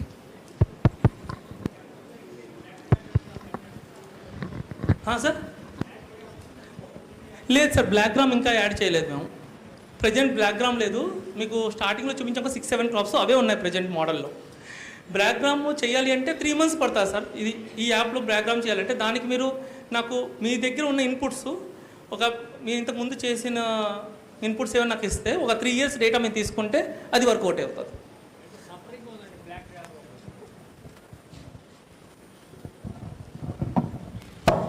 మాకు బ్లాక్ గ్రామ్లో సఫరింగ్ ఉంది sir. At the time of Peking ఉంటుంది కదా, పీకుతూ ఉంటుంది, లేకపోతే హార్వెస్టింగ్ ఉంటుంది. మధ్యలో బాగా ఉన్న కాయల్ని తీసుకెళ్ళి వెళ్ళిపోతున్నారు. మా రాత్రిపూట వచ్చి ఆటోలో తీసుకెళ్ళిపోతున్నారు సార్. దానికైతే ఒక టైం కొని పట్టదు మోడల్. మీరు పంట ఎక్కడ వేస్తున్నారో అక్కడ 4 points తీసుకుని ఒకసారి మాకు పంపిస్తే, మీరు సోయింగ్ నుంచి ఎప్పుడు పంట వేస్తున్నారో చెప్తే అప్పటి నుంచి మీరు హార్వెస్టింగ్ ఒక 3 months 4 months మన టైం పీరియడ్ ఏది ఉంటుందో కంటిన్యూ మానిటరింగ్ అని జరుగుతుంది. 60 to 85 days. అదే 60 to 85 days. ఈ 85 daysలో మీకు ఎవ్రీ 6 daysలో పంట కండిషన్ ఏముందో మీకు తెలుస్తూ ఉంటుంది. ఎక్కడ ఎఫెక్ట్ ఉందో అది మీకు తెలుస్తుంది, చేయొచ్చు సార్. అది మీకు హార్డ్లీ 15 daysలో మీకు సొల్యూషన్ అనేది అనిపిస్తుంది. లాస్ట్ 5 to 10 daysలో పికింగ్ కాయ అంతా అక్కడ రెడీ అయిపోయిన తర్వాత ఆ టైంలో తీసుకెళ్ళిపోతున్నారు. ఎందుకంటే 1/4 దగ్గర నష్టం జరుగుతుంది. ఓకే. సో ప్రజెంట్ అయితే ఇందులో లేదు, ఎగ్జిస్టింగ్ మోడల్స్లో అది పెట్టాలి సార్. లేటెస్ట్ టెక్నాలజీతో దానికి ఉంది సార్, పాసిబుల్ అయితే ఉంది. దొంగల నుంచి థ్రెట్ ఉండట్టు కదా అది. అందుకే చూపించి రైతులకైనా కౌలు రైతులకైనా దొంగల నుంచి థ్రెట్ ఉంది. దానికి మీరు టెక్నాలజీగా ఏం చేస్తారు? Okay sir. ఓకే. సో అది మీకు ఏంటంటే అలర్ట్స్ వస్తాయి. మీకు ఇప్పుడు ఎలాగైనా దొంగతనం చేసుకుని వెళ్ళిపోతారు. కానీ ఏంటంటే మీకు చేసిన తర్వాత ఏ ప్లేస్లో జరిగిందని మీకు ఇమీడియట్గా తెలుస్తుంది. కంటిన్యూగా తెలియాలంటే మళ్ళీ CCTVs లాంటివి పెట్టి కంటిన్యూ మానిటర్ చేయాలి. అప్పుడు ఏంటంటే ఎవరైనా దొంగ లోపల దొరికితే మీకు ఇమీడియట్గా మెసేజ్ వస్తుంది, SMS వస్తుంది. దానికి సర్వైలెన్స్ సిస్టమ్ అంటారు. ప్లీజ్ అండర్స్టాండ్, కంటిన్యూ అంటే ఇప్పుడు మీకు 65 days to 80 daysలోనే క్రాప్ అది ఈల్డ్ వచ్చే టైం వస్తుంది. ఈల్డ్ తయారైపోయిన తర్వాత తీసుకెళ్తాడు. ఆ టైంలో కావాలి మానిటరింగ్. ఓకే. అట్లానే బ్యాగ్స్ ఉందనుకోండి, ప్యాడీ బ్యాగ్స్ డొంక మీద పెట్టుకుంటారు. 5 days పడుతున్నప్పుడు రైతు భరోసా కేంద్రాల ద్వారా తీసుకెళ్తానికి అవి కూడా తెప్ప జరుగుతూ ఉంటాయి. ఎంత ఉంటుంది సార్ ఏరియా యాక్చువల్గా? డొంక రోడ్ అనేది 40 to 60 feet ఉంటుంది. దాని మీద స్టాకింగ్ పెట్టుకుంటారు సార్. అప్పుడు ఏం చేయాలంటే జస్ట్ మనం 3 నుంచి 4 CCTVs పెడితే మీ ఫామ్లోకి ఎవరు ఎంటర్ అయినా మీకు ఇమీడియట్గా SMS వస్తుంది, లేకపోతే కాల్ వచ్చేస్తుంది డైరెక్ట్గా.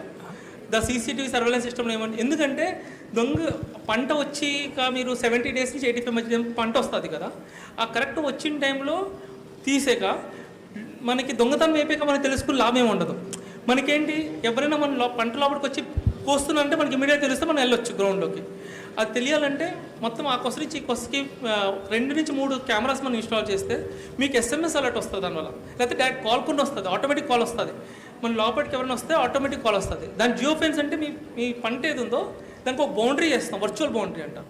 నిజంగా బౌండరీ ఏముండదు, ఎవరు కనిపించదు, అది వర్చువల్ బౌండరీ అంటారు. అది ఆ బౌండరీలోకి ఎవరు వచ్చినా మీకు కాల్ అన్నది వెళ్తుంది, ఆటోమేటిక్ కాల్ వెళ్తుంది సార్.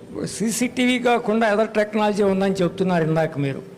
సార్ అది ఏంటవుతుందంటే మీకు ఎవ్రీ 6 days కానీ 3 days వస్తుంది ఇన్పుట్. ఈ లోపల దొంగదానం అయిపోయింది అనుకోండి, పంటలు నష్టం అయిపోయినట్టుకే కదా.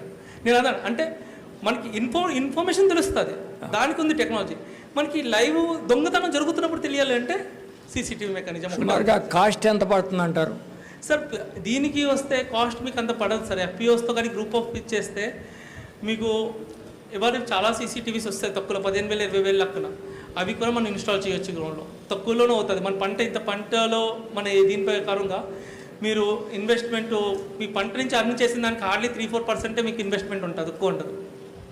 కిరణ్ గారు, you can discuss with him. 3-4 వేసుకుండా వెళ్ళిపోతారు తప్పు చేసినాడు. సార్ నేను మీకు మాట్లాడతాను. Okay, thank you very much Kiran గారు.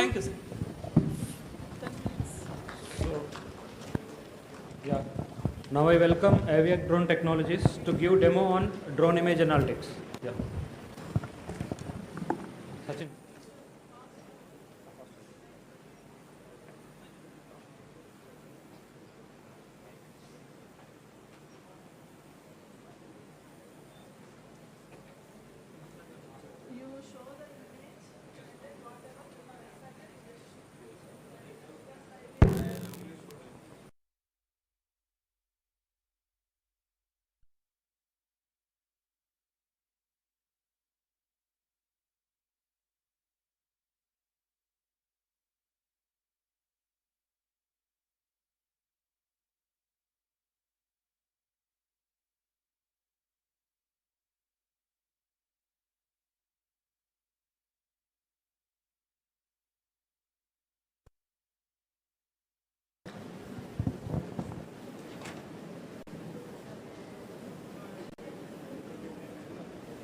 స్క్రీన్ షేర్ అవ్వదా?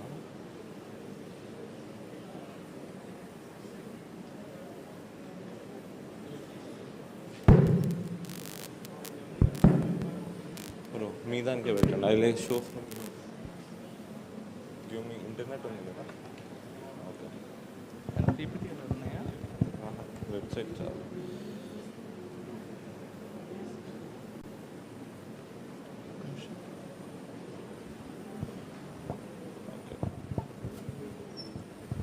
Hello.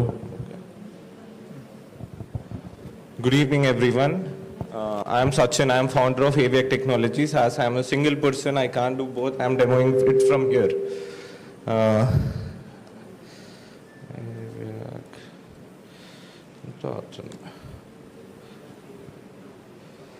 So basically, we are Aviac, and this is our website. Just to give you a demo. We are an imaging company. We build cameras. And we cameras తయారు చేస్తాము. And when we are working on all these cameras, we met multiple agronomists and agri people, like, you know, who are into drone research and researchers and everything. What for them the problem is, they are not aware of, you know, how to process drone imagery or how to work with that imagery and all those things. So from the request from ICRISAT and also Jaishankar University, AID and everything, like what we understood is you people need a tool so that you can easily work with drone based imagery. And a drone nunchi collect cheskoni imagery ni you can easily extract and work with the drone analytics. And every sir and everyone were telling there is a use of drone, and I am not sure how many of you know how to even work with this drone based imagery. So for that we try to simplify our part, and this is our website. You can go check in whenever you want. And terrain.aviac.in. This is our dashboard. Our dashboard name is Terrain.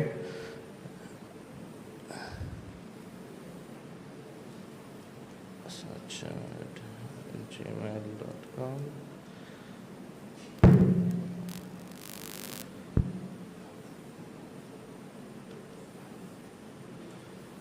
Next, 1, 2, 3.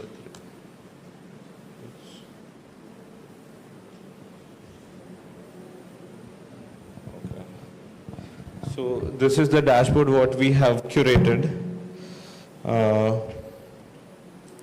Basically, it's a simple thing. Meeru drone nunchi, you will capture images, and those images will look like. These are the images which I have collected in the morning.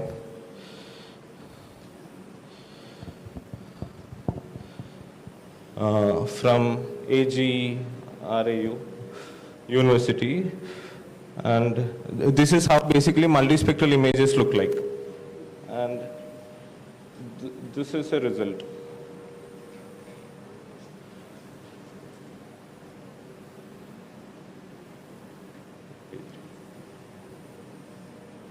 It takes time to load, but it will load.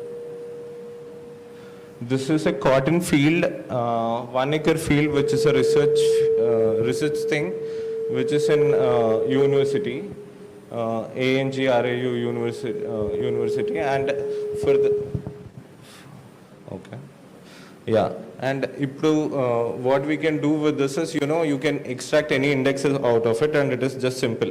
This is an ortho.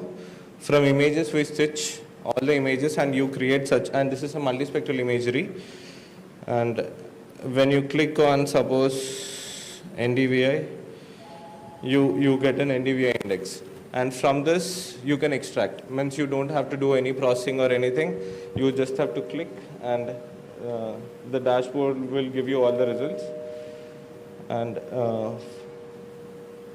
it takes little time because it's a multispectral imagery. And apart from that, you can also create microplots on that. Okay. Yeah. This is almost 1 acre. It is not very good, but you can see here.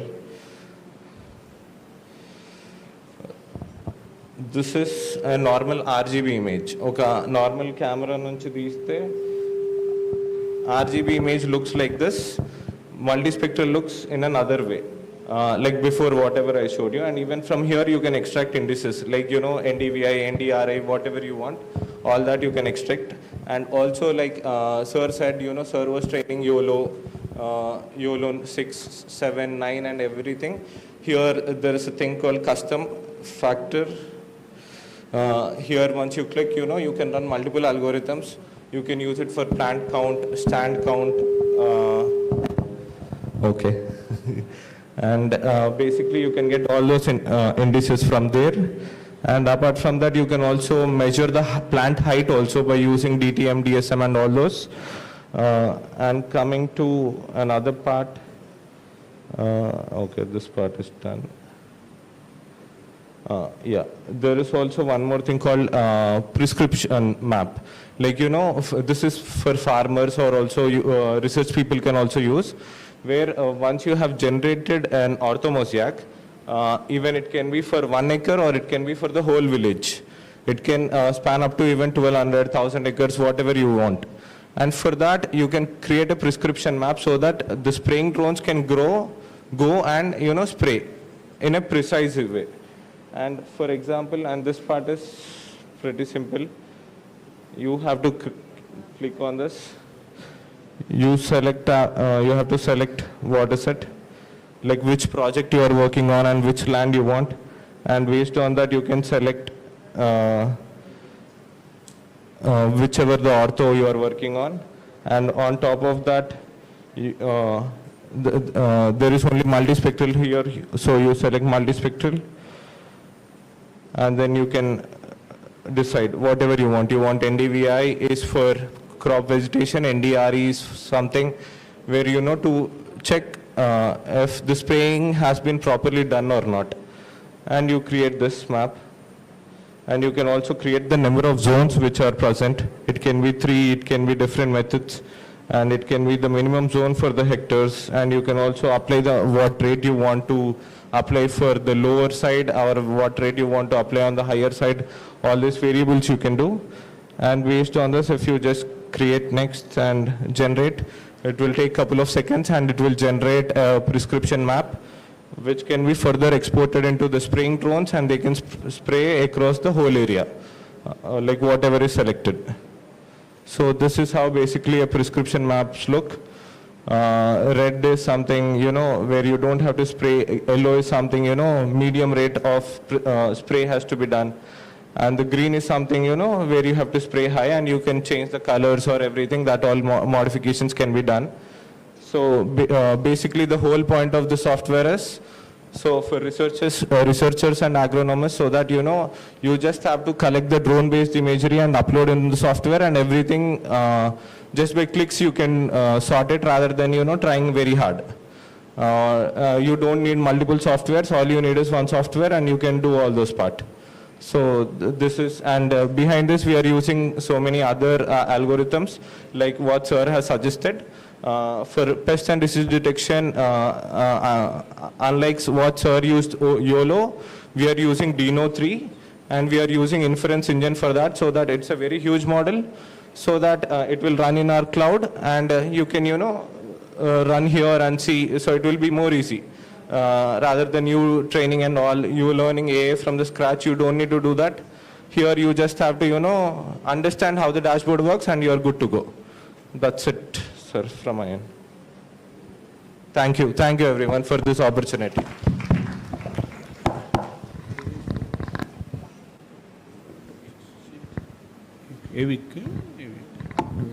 Okay, thank you. क्या नाम है आपका doctor साहब? Sachin. Yeah. Thank you, Sachin. So anyway, looks to be very attractive, but a small doubt. See, for example, the Indian contest I'm asking, small and marginal farmers, and the land fragmentation is the order of the day. Because the families are getting divided, and finally the lands are fragmented into the small farmers. Of course, again, there is another way that this is going to be corporate agriculture. That is a different issue. But how this technology, I'm asking not only himself, to you particularly, how this technology, a farmer who is holding 0.5 acres, say let it be chilies, a most commercial crop, or a cotton, when there are multiple stresses, either biotic or abiotic stresses, when this field is subjected to the satellite imaging or whatever multispectral imaging, and again you are analyzing the data and coming to some conclusion. So when the field is detected 2 to 3 stresses, that too in half an acre I'm asking, not in 5 acres or 10 acres, that big farmer is different. And so that is, you are detecting in an half an acre, and when the farmer want to mobilize it. Sir. I am just still, yes. Question is not completed. There are 3 issues in that. One is probably a foliar deficiency, nutritive deficiency. One is a disease, another is a pest. So again, the area of infection is also different. So how is that you are going to have a solution for 2 to 3 diseases or pests together with the kind of this technology? Will the drone, will it address with half an acre? That's the one thing. And again, the kind of, you are charging 550 rupees with all app and everything, operation charges, everything. 550 rupees per acre. If my half an acre is, will you come for that 0.5 acres? That's all doubts in the minds. Yes. So again, 550 per acre spray, drone spray is much more higher. Because in the village, the small and marginal farmers, they spend not more than 300 rupees because the labor is available. If the labor is not available, they have to depend on this. So all these many doubts are there. When the multiple disease and pests are together in a particular piece of land, how you are going to address that issue? Sir. Can anybody? Sir, I can give a little brief on this, sir, because I'm working on this imaging and image processing for a while now. And whatever sir asked, for half acre, okay, 1 acre ki gani, 5 acre ki gani, okay, 10 acre, maybe it is affordable, but less than 5 acre, if you are using this technology, it is of no point in India. So, no point of using this technology. Yes, true. And as I know, pure economics of, how much the software costs, how much the camera cheyadaniki, drone part, annitki, I know how much it costs, and how much markup it can also, either the company can't make profits nor the farmer. So less than 5 acres, it is no point of using this technology apart from for research. And inkoti entante sir, the only way how we can get this into crowd is you have to at least have started in terms of villages or districts. You can segregate them, and only then this kind of drone monitoring, crop surveillance, or any kind of thing comes to sense. Or else there is no it doesn't make proper profits, or economic of scale doesn't match. Thank you, Amma. Sachin, you are really, you have opened and told correct. Yes, sir. So it's a cost prohibitive for the farmer. And again, with the kind of cropping pattern in a village, having different farmers, small farmers, and again within the same cropping pattern, there are different sowing windows. Yes, sir. The disease or pest forecast models are also different. Yes, sir. So that's why it will become very difficult to generalize the kind of cropping pattern existing. Yes, sir. Particularly in a small and marginal farmers' holdings. So that's why our aim is to reach to those farm holdings with the kind of technology. Probably today may not be available, tomorrow. No, sir. Even today there is available. If you are considering to do this project on a village level or, on a more bigger scale, the technology is readily available. Yeah. You can do it on a larger scale and you can do it everywhere. Yeah, thank you, and Sachin. And one more point I want to add, sir, just last point. That is, the drones are able to detect the pest diseases and also the stress zones, everything at a centimeter level accuracy. Sorry. Less than 2 centimeter level accuracy, which is good for spraying and detection and everything. Unlike the other ways, drone is a better way to move forward, but it is going to little expensive on a short range. On a longer width, in terms of villages or on a bigger scale, Yeah, it is. We got it. Yes.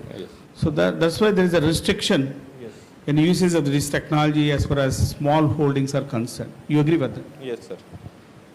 You want to add? We want to have your input also. Hello? Yeah. 0.5 acres ఉన్న వాళ్ళకి sir drone technology difficult but AI technology is easy that is what requirement is AI technology if you can able to develop and AI technology అంటే మనం AI technology develop చేసి integrate కానీ చేయగలిగామంటే 0.5 acres ఉండే వాళ్ళకి కూడా ఇది రీచ్ అవుద్ది. ఇది first point sir. And AI model we have to develop based on that local data. Thank you. Any other queries? We are more optimistic. Okay. About the opportunities. Yes, sir. Thank you. Thank you very much. Now I request Honorable Vice Chancellor sir to facilitate industry partners, not partners, industry leaders.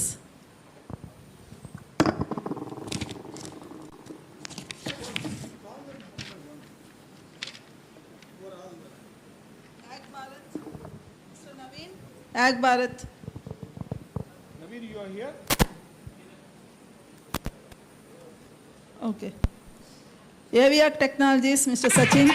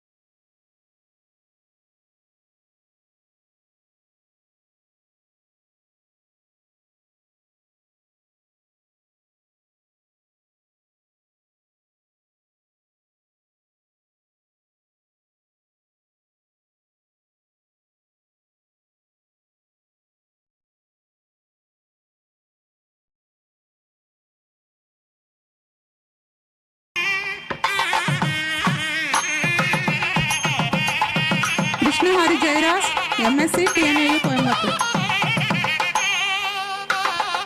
Prithviram Sound Rip Company. Anjaneyulu Top A Farm Services. Vishnu Agro Solutions.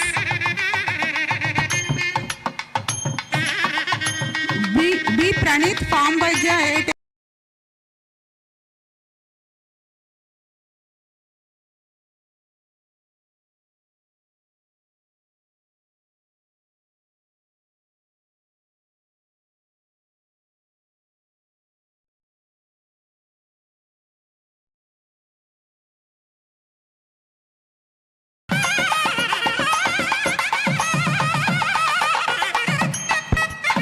Rana Pratap, RS Aero Agriculture.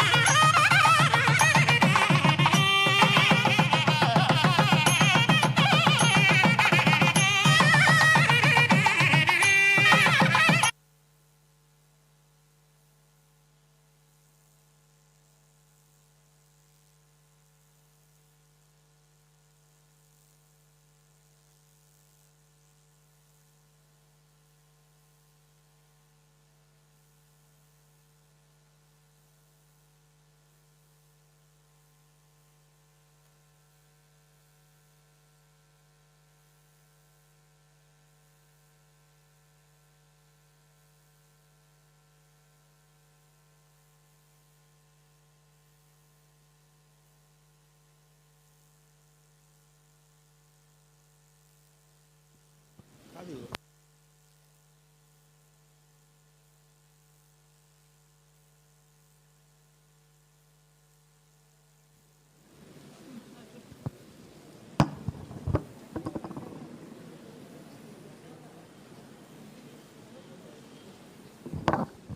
Nagarjun Reddy, co-organizer.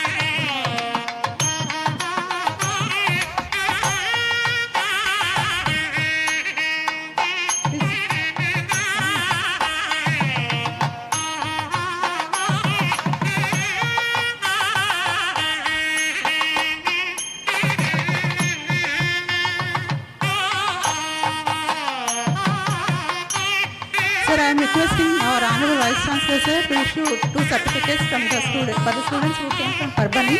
One is Bindusri and Anusha.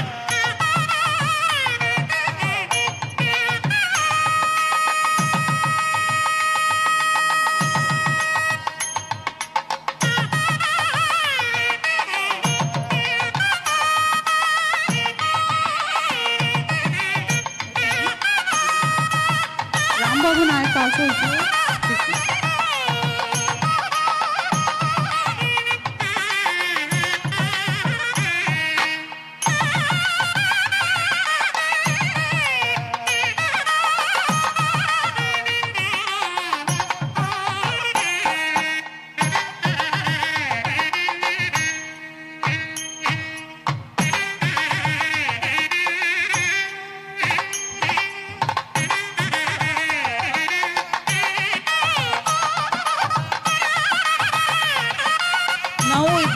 tea for 10 minutes, and then we reassemble again here for panel discussion for half an hour.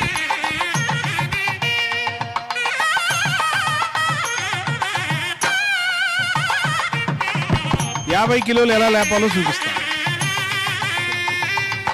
So that we are going to have a demo 50 kg, 50 kg as a DAP or urea or seed. To lift it and do it in 10 minutes, practically play load. The play load is very high, but 50 kg lifting play load still bada hai. Okay, please. ఇక అందరూ మళ్ళీ వెనక్కి ఇక్కడ రావాలి. ఆ condition మీదే కొంచెం బయటికి వెళ్ళండి.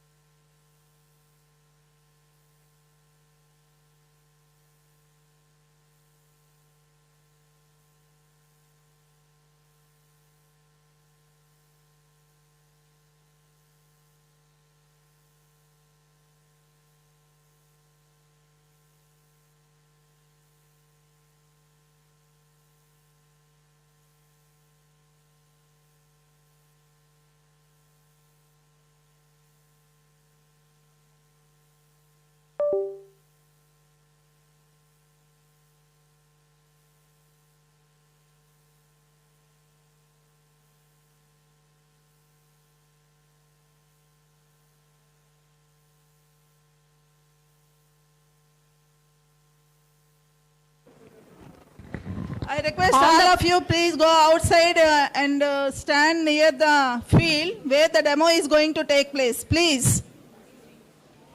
move fast.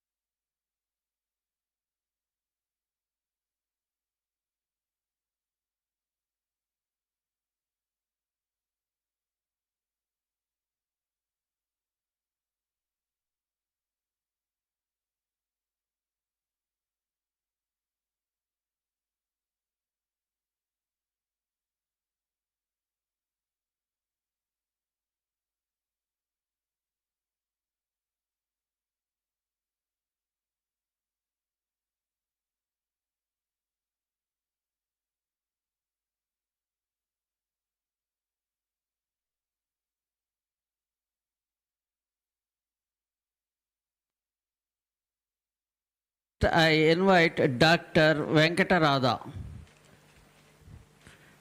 She is a senior scientist, spatial scientist, ICRISAT Hyderabad. Yes, please come. So from the industry side, I invite the representative of Messrs. Garuda Analysis. So morning he was here. Please come on to the dais.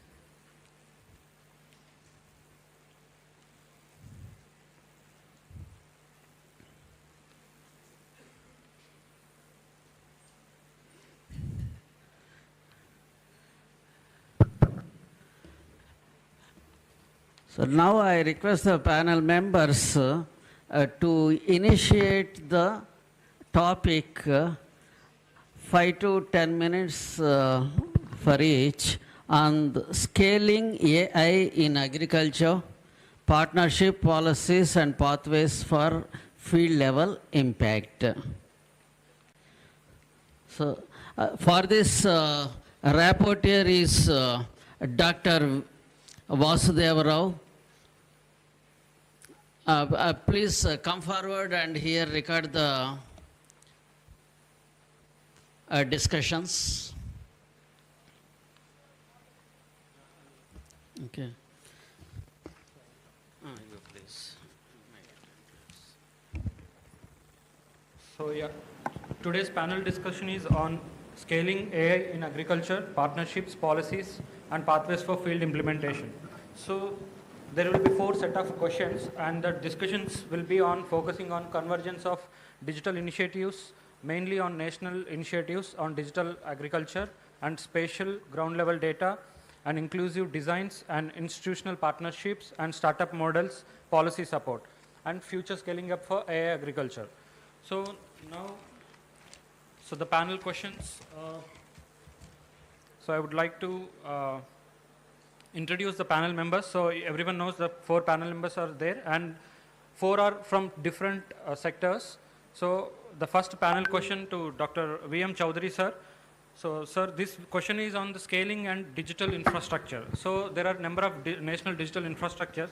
So India has made major investments in digital in agriculture through initiatives such as Digital Agriculture Mission, AgriStack, Vistar, Digital Public Infrastructure, Bhuvan, and crop monitoring platforms, and geospatial datasets.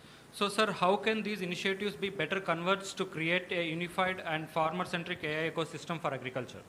So, thank you, Dr. Kishore. Yeah, it's a pertinent question. Like now, actually, when you say, when you talk in terms of digital agriculture, now I mean, lots of multiple platforms are there available right now in the private sector and in the government sector as well. So what is lacking is synergy is not there much. But however, when you talk in terms of Government of India's flagship programs like PMFBI, and then you talk even in terms of AgriStack, where very high resolution satellite data generation of them, because earlier the plot level information was not available. Government of India wanted to link this plot information to the farmer, linking they wanted to individual farmer, so that they can monitor all the government schemes where the beneficiaries have been, should not go for any kind of, I mean, multiple users, same cannot be benefited in the same family, 2 or 3 guys with the same plot kind of thing. So that kind of exercise is going on. And at the same time, issue is lots of satellite data, lots of weather data is available at multiple scales. Multiple scales in the sense like IMD is giving 1:25,000, 1:25 grid, and some other data chips, satellite data 1:10 kilometer grid, 5 kilometer. So like lots of data different. So the issue is multiple scales, multiple resolution data is there. How to bring them to local scale, that is the most important part. And then how this information can be translated to the farmer advisory services. That was the major challenge right now. So now people in terms of now all the time we are talking about UAVs, high resolution data. I mean, okay, UAVs you can give the very high resolution data of the 5 to 10 centimeter. The issue is when you convert them into the farmer advisory services, associated information like hyper-local weather data is one of the most important part in it. That was missing actually. But India also still then a lot of data is the scarcity of rain gauge stations doesn't suit to the plot level kind of advisory services. And apart from that, soil information. Till other day, we have the soil maps of 1:250,000. Now, very recently, SLUCI and ISRO, they've initiated the studies for 1:50,000 that was completed. Now, the things are been happening at 1:10,000 scale. So, if you wanted to go for very high granularity, the data generation part at high resolution is most important. And then Government of India is also making efforts to make some efforts like Krushi DSS. One site there, what sandboxing environment they are creating, they're trying to link all the database that is generated under different government agencies. They wanted to host all the data there. That data can be made available to all the people, all the different stakeholders. And then, so that was one exercise that is going on. As far as ISRO is concerned, we've been like any data above 5 meter is made freely available to any common public, which can be accessed to the Bunidhi portal. And some of the thematic information is like wasteland, land aggregation, land use, land cover of different scales, like 1:250,000 is available at every year. 1:50,000 scale data is every 10 years. Every 5 years, and then 1:25,000 scale data is available at every 10 years. So the data sets have been available that we'll have to convert them into different platforms. Data is available. Even European satellite data, the Sentinel platforms are there. So lots of data is available, lots of information is available right now. The only issue is now how to convert them into meaningful results. That's what challenge, and that's what another major lacuna what I find is many of the startups are there. Is being initiated by the computer science background, and most of the people have been where domain knowledge is missing over there. If they can, once developing the portal, developing app, it should not end there. They should imbibe, they should collect the information from all the domain experts, then only it can be more successful. Otherwise, it will become like any, it will become like any other app, any portal, unless it has been enriched by the expertise from the different domains. Yeah, thank you very much. Thank you, sir. So thank you for your insightful answers. And the next question is on inclusion and smallholder access. This is to Dr. Venu Madhav Margam. So we are going to discuss on inclusion. So the question is on mainly the many AI solutions are promising, but they often do not effectively reach smallholder farmers and women farmers and tenant farmers and digitally excluded communities.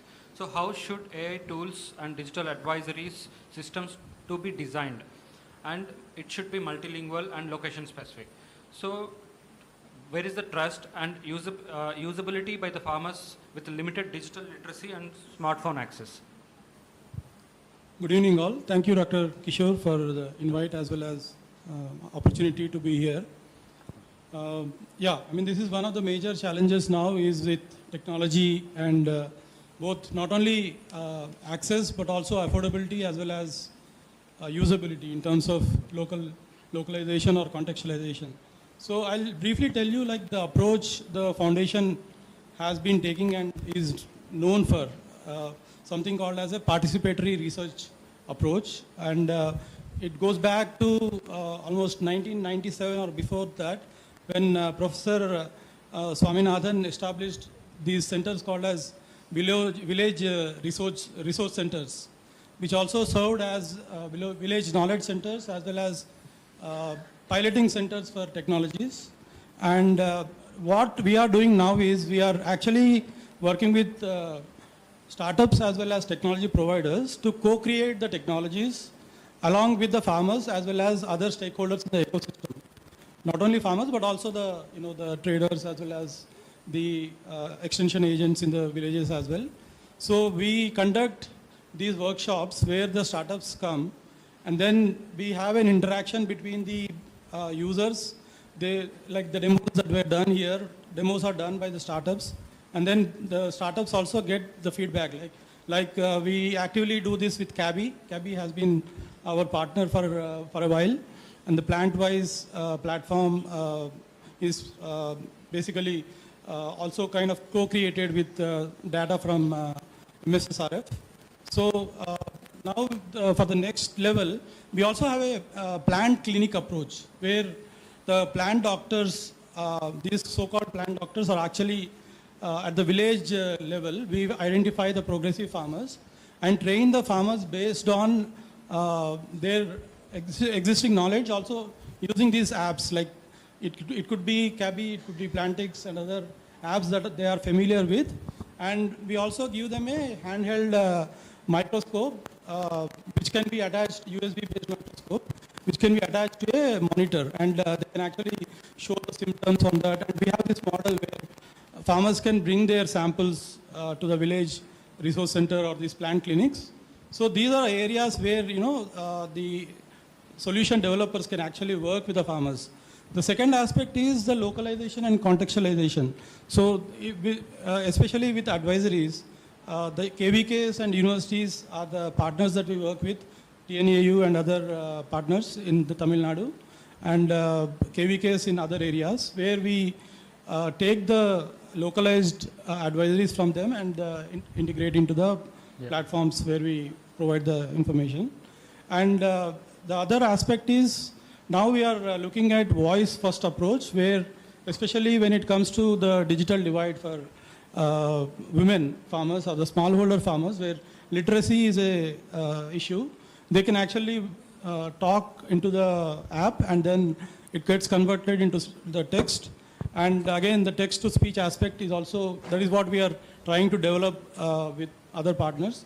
We also recently had an MOU with IIT Roped Annam.ai, which is a Center of Excellence for AI for Agriculture by Ministry of Education, central government has funded it, where we are also looking at multiple other IoTs for IPM and other aspects. Thank you, sir. Thanks for your insights. So that's where these local institutions like FPOs and SHGs come into. So that's where we have to strengthen their capacity. And the next question is on the spatial science and field level decisions. So this is to Dr. Venkatratha, sir, from ICRISAT. So, sir, remote sensing and spatial analytics can identify crop stress, heat stress, and hotspots and yield variabilities. So land use changes and climatrics can also be analyzed. So how can spatial science and AI be combined together to support the local and the location-specific crop planning and climate risk management and the contingencies? Thank you, Kishore, and good evening, everyone. So if you come to the remote sensing part, so the remote sensing advanced very well in our country, but in terms of applications in the agriculture, it is very limited compared to other countries, because we are not aggregating the multispectral and synthetic aperture radar data combined. Then only we can identify different crops. Suppose now the crop yield mapping and crop stress mapping is happening, but we are not able to identify the different crops very easily. Like major crops we can identify, but in terms of black gram and green gram, some millets we are not able to distinguish properly with the current mechanisms. So this crop yield assessment or crop yield estimation can be improved with the help of AI and ML technologies. Suppose to identifying the drought hotspots. So with the most of the algorithms based on the multispectral indices, suppose NDVI, EVI and SAVI indices. But these are also limited by the cloud cover because there are only multispectral images. So with the inclusion of hyperspectral imaging and SAR images, we can also use that in terms of crop yield estimation very efficiently and identifying the stress in those crops. First thing is we have to identify properly the crop types. Then only this crop stress monitoring, yield variability, everything will come in the next. And another thing is the crop planning. Suppose in ICRISAT we have used some 30 years of rainfall data and developed one app called a sowing app. So which is very much successful in terms of identifying the optimum sowing window in the Groundnut in Anantapur district.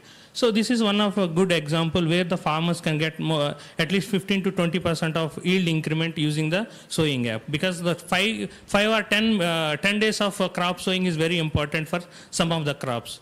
So another thing is crop advisories. Morning, I think everyone saw the presentation of I.M. Subbarao garu. So he has presented the initial work of ICRISAT and CRIDA. We have developed the ISAT, one of the crop advisory platform, where we have used AI and ML technologies to integrate the crop modeling and the remote sensing, so that we can give the crop advisories in advanced stage or very timely time. So these are some of the examples we can use in AI and ML technologies to improve the agriculture productivity. Thank you very much, Kishore. Thank you, sir. Thanks for your insights. So the next question is for the industry partner, Garuda Analytics. So this question is mainly on the pilots to scaling. So what are the struggles and challenges they face to scale the product or to scale their companies? So despite several successful pilots, many AI solutions in agriculture struggle to scale million farmers. So from industry point of view, so what are your perspectives and what are the most critical bottlenecks, policy, institutional and data infrastructure and business model that prevent scaling? Thanks, Kishore, for putting up the right question, actually. Let me give the clarity. When we started the pilot, okay, we are the Geospatial AI company, not the core agriculture. And how we entered to the agriculture segment, the main pillar and basement, and I could say the seed, coming from NG Ranga Agriculture University. One of the faculty member here, Sunil Kumar, he mentored us for one of the small challenge in the agriculture side, and we jointly submitted the challenge, and I have taken the mentorship. So from that we have got the pilot starting, and the pilot, when you have do pilot, is the one area, right? But when you scale up, the first challenge comes with respect to the geographical changes. If you see, the climate and the geography is far different than the AP and Maharashtra. And if you see to Punjab, again the different, and Northeast is the completely different. If you develop any model of one state, okay, to scale up to other state is a very difficult challenge because the geography changes itself. So as Chaudhary sir mentioned, it's a clearly hyperlocal data is very important factor. So any model when we develop, the base is always good enough if we consume the satellite data. But to match the ground parameters and climatic condition, as like IMD data is there, of course apart from that, other hyperlocal data with the local information, which is very important. Because taken one example of the crop health and crop growth and crop yield, the same farmer, okay, all are doing the chili or all are doing the tomato, any certain, but the yields which we received in Telangana is different than the Andhra. The reason behind what climatic changes and what the impact, one. Second thing, when you have developed any model to scale, farmers are not the source, they are not able to invest these models and these technology. So technological changes is only coming through the government side and the institutional side. So the major focus, the funding and other institutional sides, it has to come from the central government schemes and state government schemes only. Okay. The another side, the industries has to come up. When we scale up to the 5 different states, because of the industry partner. So industry partners coming into the picture and they funded to the entire project to reach to the different states. So because of the industry partners, we scale up this project to not only the India, when we have taken to the global like Europe, Malaysia and Japan. Even the one single crop to take into scale up, we took around 4 years, completely 4 years taken from seed to complete scale up. But still, if you plan to the entire India scale up, again the data and policies both needs to be matters. Thank you. Thank you. Thanks for your insights. So based on our panelists' insights, so it is clearly understand that like data is the biggest challenge and the unified and standardized data is the biggest challenge now. And the institutional support to make it as a centralized platform. So whatever we are delivering to a farmer, it should be on a centralized platform, not as in a segregated way. And now let's conclude this session. Thanks to you all. Thanks for your valuable insights. So the discussion clearly shows that the scaling AI for agriculture is not only a technology, but also a big challenge. So it requires institutional support and digital public infrastructure and inclusive designs. and the support from the partners. So not single government institutions or as solely a startup company can't achieve this goal.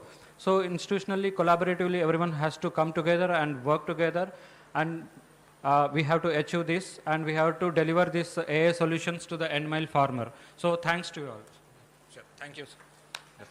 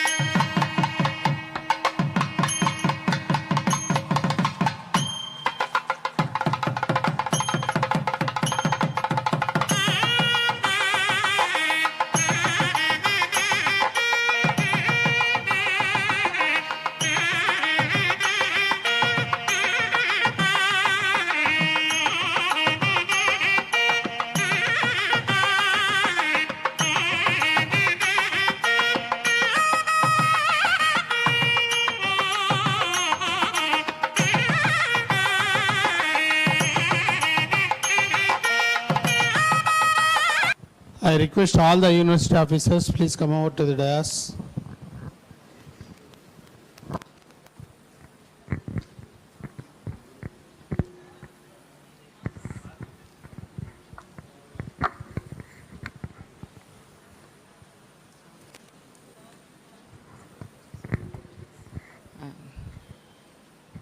Good afternoon to all. It seems it's a good evening. I hope today's deliberations with respect to the AI for agriculture, deliberations are fruitful. I hope it's inspired many scientists. In future days, whatever the technical programs which we can draw to the whatever the knowledge we will have, we can try at least one attempt where we can able to make use of this technology for the future things. Madam, tomorrow we'll have the engineering SLTP. In that one also we will request the engineers particularly to have this information for the future technical programs. In this context, I thank all the invitee lectures. Specifically, they are very interesting and also demonstrations. When we can have a practical demonstration, then only it will be catchy. For that one, it will be useful, madam. Whatever the things we have done, hope it will be fruitful. This workshop will be. And all the scientists and students, please don't leave all these things with today's workshop. You can continue this one in your future assignments. Thank you, madam. Thank you very much, madam. I request any other university officer. Sir.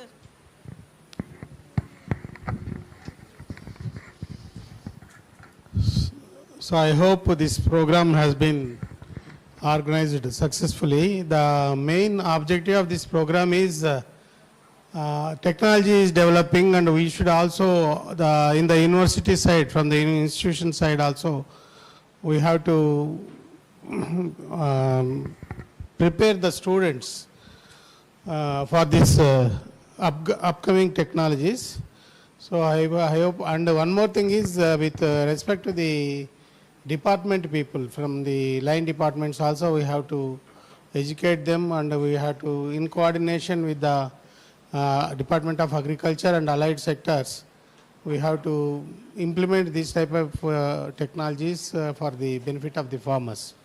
So with this, and also to have a introduction, and also to have this upcoming technologies, to have this known to farmers, and also already this, some of the technologies we are adopting. So from the institution side also, as Madam DR garu cheppinattu, we have to introduce some of the programs in our research activities with the PG and PhD students as well as our scientists. So with this, I congratulate our organizing secretary for organizing this program in a befitting manner. Thank you. Thank you, sir. I request Nagan.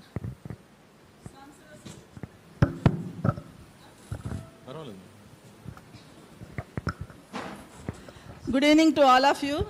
Since morning, the one-day workshop, we have completely packed you right from 10 o'clock to evening, almost 6:15. Maybe I heard the complaints of that I have given for lunch break only 15 to 20 minutes and tea break only 5 to 10 minutes. Because whatever has been planned and whoever the resource persons have come all the way, we wanted to listen to them so that whatever the new technologies that are happening in and around ourselves, we wanted to know about it. Because AI, we cannot keep it aside. It is going to be the need of the hour, and we have to accept it, and we have to adopt it, and we have to develop it. So with that intention only, this workshop has been planned. So first of all, to know what is happening, what are the AI technologies, particularly in agriculture, are existing. And from that, how many technologies we can take, what is AI, and how it is going to be applied in agriculture. And we are saying about data, whether it is a computer or AI or any other application, when the accurate data or good database which is representing the local conditions is not available, whatever models we use, how much good infrastructure you use, you are not going to have the good result.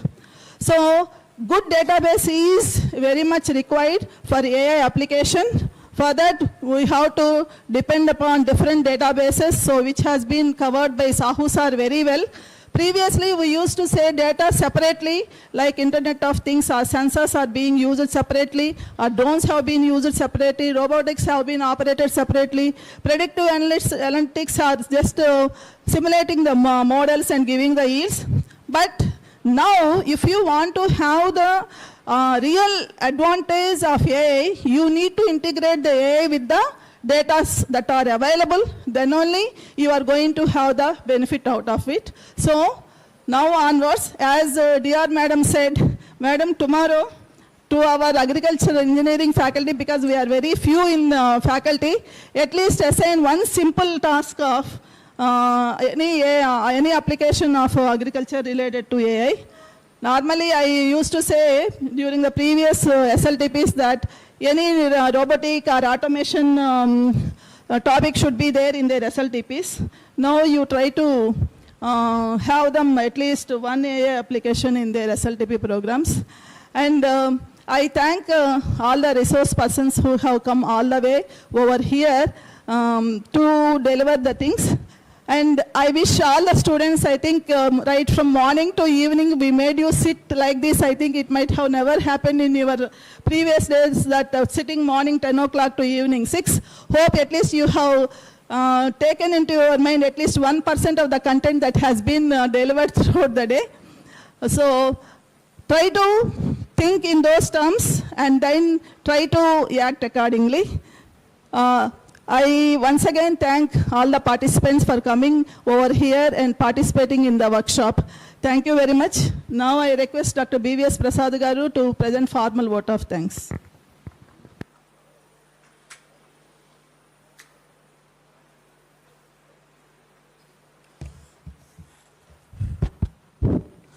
It's my privilege to bid vote of thanks at the outset of today's deliberations.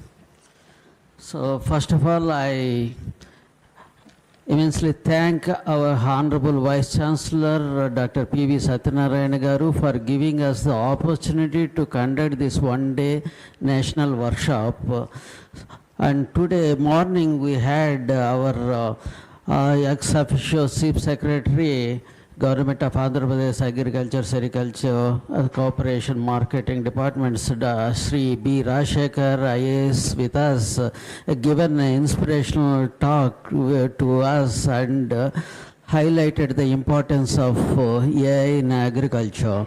So apart from them, we have eminent people today available with us. Dr. Rabi Narayan Sahu, Sri D. Tripathi, Dr. Sheikh N. Meera, Dr. V.M. Chowdhury, Dr. A.V.M. Subbarao Garu, and several other eminent people today had extended their knowledge base to all of us, and that made us this particular national workshop a grand success.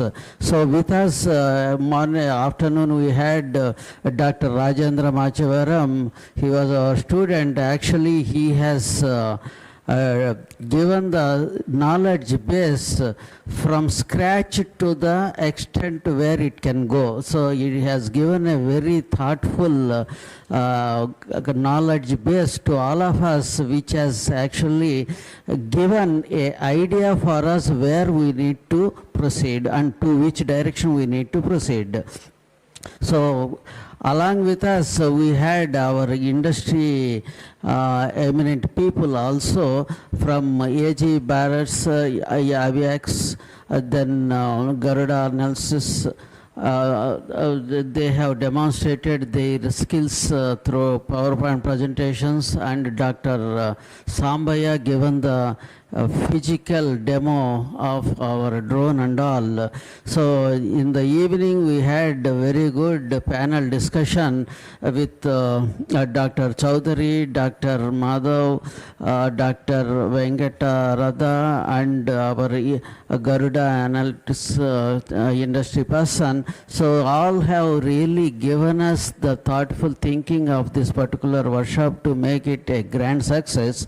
So apart from all these contributors, so that side is more important rather than this side. So your participation. So today we had 271 registrations.